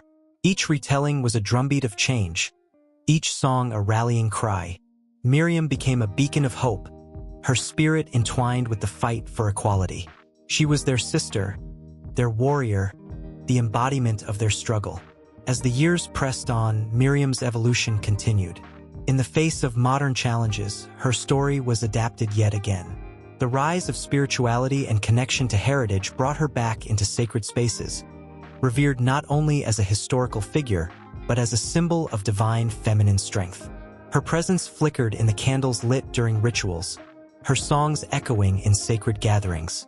She became a part of the spiritual awakening, a reminder of the power that lies within every woman, every person longing for freedom. In this new age, Miriam's story swirled through social media, captured in digital art, and ignited new conversations. She was a trending topic, her legacy woven into hashtags that echoed around the globe. Each post reverberated with emotion, stirring feelings of pride, sorrow, and an unquenchable thirst for justice. Young women adorned themselves with bracelets and necklaces inscribed with her name, a talisman of empowerment. They shared her story, not just as a lesson from the past but as a guide for the future. Yet, with every evolution came the weight of expectation. The pressure to live up to Miriam's legacy, to embody her strength, felt daunting. Each woman who picked up the torch felt the flickering flame, a reminder of the battles fought and those yet to come. But within that weight lay the resilience of a collective spirit, a determination to carry forward the essence of Miriam's story. As the clock ticks on, Miriam's tale morphs once more. In the quiet corners of a world still grappling with inequality, her spirit whispers, urging the next generation to rise. Chants of defiance fill the air, echoing her strength. A new chapter waits to be written, one filled with challenges yet brimming with hope. The river still flows, carrying with it the essence of Miriam, her trials, her triumphs, her unwavering resolve. With every heartbeat, her story pulses on, a living testament to the power of remembrance. Each generation feels the weight of the river's flow, the stories that ripple outward, igniting sparks of change. And in the silence that follows, the world holds its breath, poised to witness the next evolution of Miriam's story, ready to embrace whatever comes next. Miriam stood on the edge of a desolate battlefield, her silhouette stark against the crimson sky. The tension in the air was palpable, a symphony of unspoken stories and emotions woven into the fabric of history. The echoes of the past hummed softly around her, a haunting reminder of the strength and resilience that had defined her existence through the ages. As the sun dipped below the horizon, it cast an ethereal glow, illuminating the path that had led her from the shadows of ancient monuments to the dazzling lights of modern cinema and the soulful notes of music. From the earliest days of storytelling, Miriam's name has danced on the lips of those captivated by her spirit. Legends whispered about her bravery during the Exodus, where she led her people through unimaginable trials. Her voice was not merely a sound. It was a beacon of hope, a call to arms that resonated through the ages. Today, that voice continues to echo, influencing artists, filmmakers, and musicians who feel the pull of her timeless story. In film, Miriam's presence is nothing short of magnetic. Directors and producers have embraced her character, drawing inspiration from her strength and complexity. In 1956, the biblical epic The Ten Commandments introduced audiences to a version of Miriam that was both fierce and nurturing, portrayed by the incomparable Martha Scott. The film captivated viewers, and Miriam's role as a leader and protector shone brightly, igniting a spark of curiosity about her life and legacy. With every scene, audiences felt the weight of her courage, the warmth of her compassion, and the burning desire to fight for freedom that mirrored the struggles of many throughout history. Fast forward to the 21st century, and Miriam's influence continues to thrive. In the 2014 film Exodus, Gods and Kings, a modern retelling of the ancient story, Miriam emerges once more, portrayed by the talented actress Maria Valverde. This iteration brings a fresh perspective, showcasing her as a fierce warrior and strategist, ready to challenge the status quo. As viewers watch Miriam navigate the complexities of loyalty, faith, and family, they are pulled into a whirlwind of emotions, feeling her pain and joy as their own. The cinematic portrayal of Miriam transcends time, resonating with those who have ever fought against oppression and injustice. Beyond the silver screen, Miriam's essence pulses through the rhythm of music. Artists have long been inspired by her story, weaving it into songs that speak to the heart of those who listen. The haunting melodies of folk music often echo Miriam's struggles and triumphs, creating a bridge between the past and present. In the 2000s, singer-songwriter Lorena McKennitt released a song that pays homage to Miriam's journey, capturing her spirit in lush, poetic verses. Each note seems to carry the weight of history, drawing listeners into a world where Miriam's resilience becomes their own. Miriam's story is not confined to the realm of film and music. It spills into literature and theater, where her character continues to be a source of inspiration for playwrights and authors. Adaptations of biblical stories often flesh out her personality, portraying her as a multidimensional figure with fears, dreams, and desires. In the play, The Last Days of Judas Iscariot, for instance, her character is explored in ways that challenge conventional narratives, revealing her inner conflicts and the sacrifices she made for her people. This evolution of her character invites audiences to connect with her on a deeply personal level, reflecting their own struggles and triumphs back at them. Through the decades, Miriam's story has also sparked conversations about gender roles and power dynamics. Feminist scholars have delved into her life, analyzing her actions and words in the context of a male-dominated society. They celebrate her as a precursor to modern feminist icons, a symbol of strength and defiance in the face of adversity. This reinterpretation resonates with young women today, who see in Miriam a reflection of their own battles for equality and recognition. She becomes not just a historical figure but a modern-day heroine, inspiring movements and igniting change. Artistic interpretations of Miriam's story have also found their way into visual art, where painters and sculptors have immortalized her image on canvas and in stone. Each brushstroke tells a tale of her courage, inviting viewers to lose themselves in the layers of her narrative. In galleries around the world, her presence looms large, a testament to the enduring power of her story. Visitors stand before these works, captivated by the emotions that pour forth from the art, feeling as if they are peering into the very soul of Miriam herself. As the years go by, Miriam continues to evolve, her story adapting to the needs and aspirations of each generation. A recent trend in television has seen a resurgence of interest in biblical narratives, with shows like The Chosen inviting viewers to experience the lives of those who walked alongside Miriam. In this contemporary retelling, she is portrayed not just as a figure of the past, but as a relatable character with dreams, doubts, and desires that resonate with viewers today. The creators breathe new life into her story, inviting audiences to walk alongside her as she navigates the trials of love, faith, and leadership. Even in the realm of social media, Miriam's spirit thrives. Hashtags and campaigns inspired by her resilience have taken flight, creating a digital community that celebrates her legacy. Young activists draw parallels between her fight for freedom and their own struggles against injustice, using her story as a rallying cry for change. In this interconnected world, Miriam's voice echoes across screens, reminding all who listen that the fight for justice and equality is a timeless endeavor. On the cusp of every new adaptation, every note of music, and every brushstroke of art, there lies a heartbeat, a pulse that connects the ancient past with the vibrant present. Miriam's story, rich in emotion and depth, continues to inspire and provoke thought, drawing on the complexities of the human experience. As her legacy weaves its way through popular culture, it beckons the next generation to join the dance of history, carrying her spirit forward into uncharted territories, where the power of her narrative will echo for years to come. In a dusty corner of ancient Egypt, where the Nile whispers tales of famine and feasting, a young girl peered through the reeds, her heart pounding like a drum. Miriam, a name that would reverberate through history like thunder, stood with her breath held, knowing that the world around her was changing. The sun cast a golden hue over the water, illuminating her fierce determination. She was not just a sister, she was a protector. From a tender age, Miriam learned the weight of responsibility. As the daughter of Amram and Jochebed, she was woven into the very fabric of a family burdened by oppression. Her brother, Moses, had been born into a world that saw him as a threat, a beacon of hope that Pharaoh feared. It was Miriam who stood watch as their mother, in a moment of desperation, placed Moses in a basket and set him adrift on the Nile. Every ripple in the water mirrored her anxiety. Every rustle in the reeds echoed her silent prayers.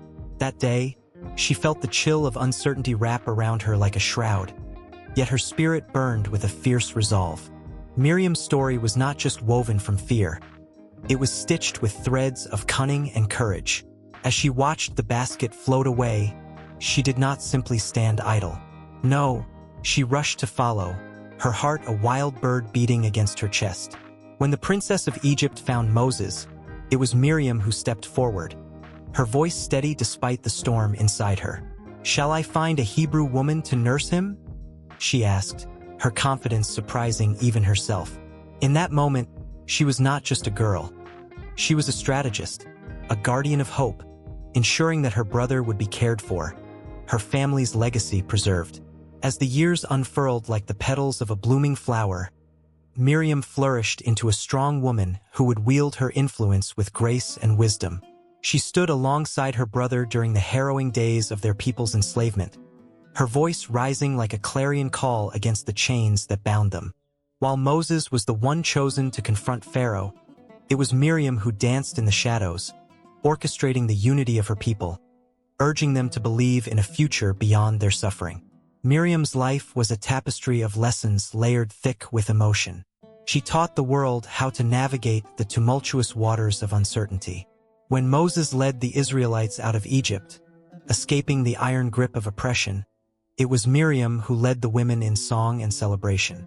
"Sing to the Lord, for he is highly exalted," she sang, her voice soaring above the chaos. The joy in her heart was infectious, igniting a spark in every soul present. In a moment that transcended time, Miriam became a symbol of faith and resilience, teaching everyone that even in the bleakest moments, joy could rise like a phoenix from the ashes. Her leadership did not waver, even when the path grew treacherous. The desert stretched endlessly before them, filled with fearsome trials. Yet, when the people grumbled, voices filled with doubt and despair, Miriam was there, reminding them of the miracles they had witnessed. She was a storyteller, her words weaving the past into the present, illustrating how faith could illuminate the darkest days. "Remember the Red Sea," she urged, eyes sparkling with fervor. "Remember the plagues that freed us." Through her, the people learned that history was not merely a collection of events but a roadmap guiding them toward hope. But life was not without shadows. Miriam faced her own challenges, her spirit tested by jealousy and misunderstanding. When her own brother spoke against her, questioning her authority and wisdom, it was a dagger to her heart. Yet, in that moment of betrayal, she did not succumb to despair. Instead, she turned to God in prayer, her faith unwavering. The resulting consequences, her moment of leprosy, were not a punishment but a profound lesson in humility and grace. Even as she faced isolation, Miriam learned the importance of community, the necessity of leaning on others when the weight of the world bore down. Through her life, she taught a generation about the power of forgiveness. When she was restored, it was not out of bitterness but out of love. She welcomed her brother back, embodying the strength of unbreakable family bonds. Her journey was a reminder that reconciliation was possible, that healing could arise even from the deepest wounds. Each lesson Miriam imparted was etched into the very soul of her people. Her legacy extended beyond the pages of history, spilling into the hearts of those who would come after her. Generations would look back and find inspiration in her courage and wisdom, her ability to lead with love rather than fear. In a world often filled with conflict, her story became a beacon of hope, guiding the lost back to the shores of faith and trust.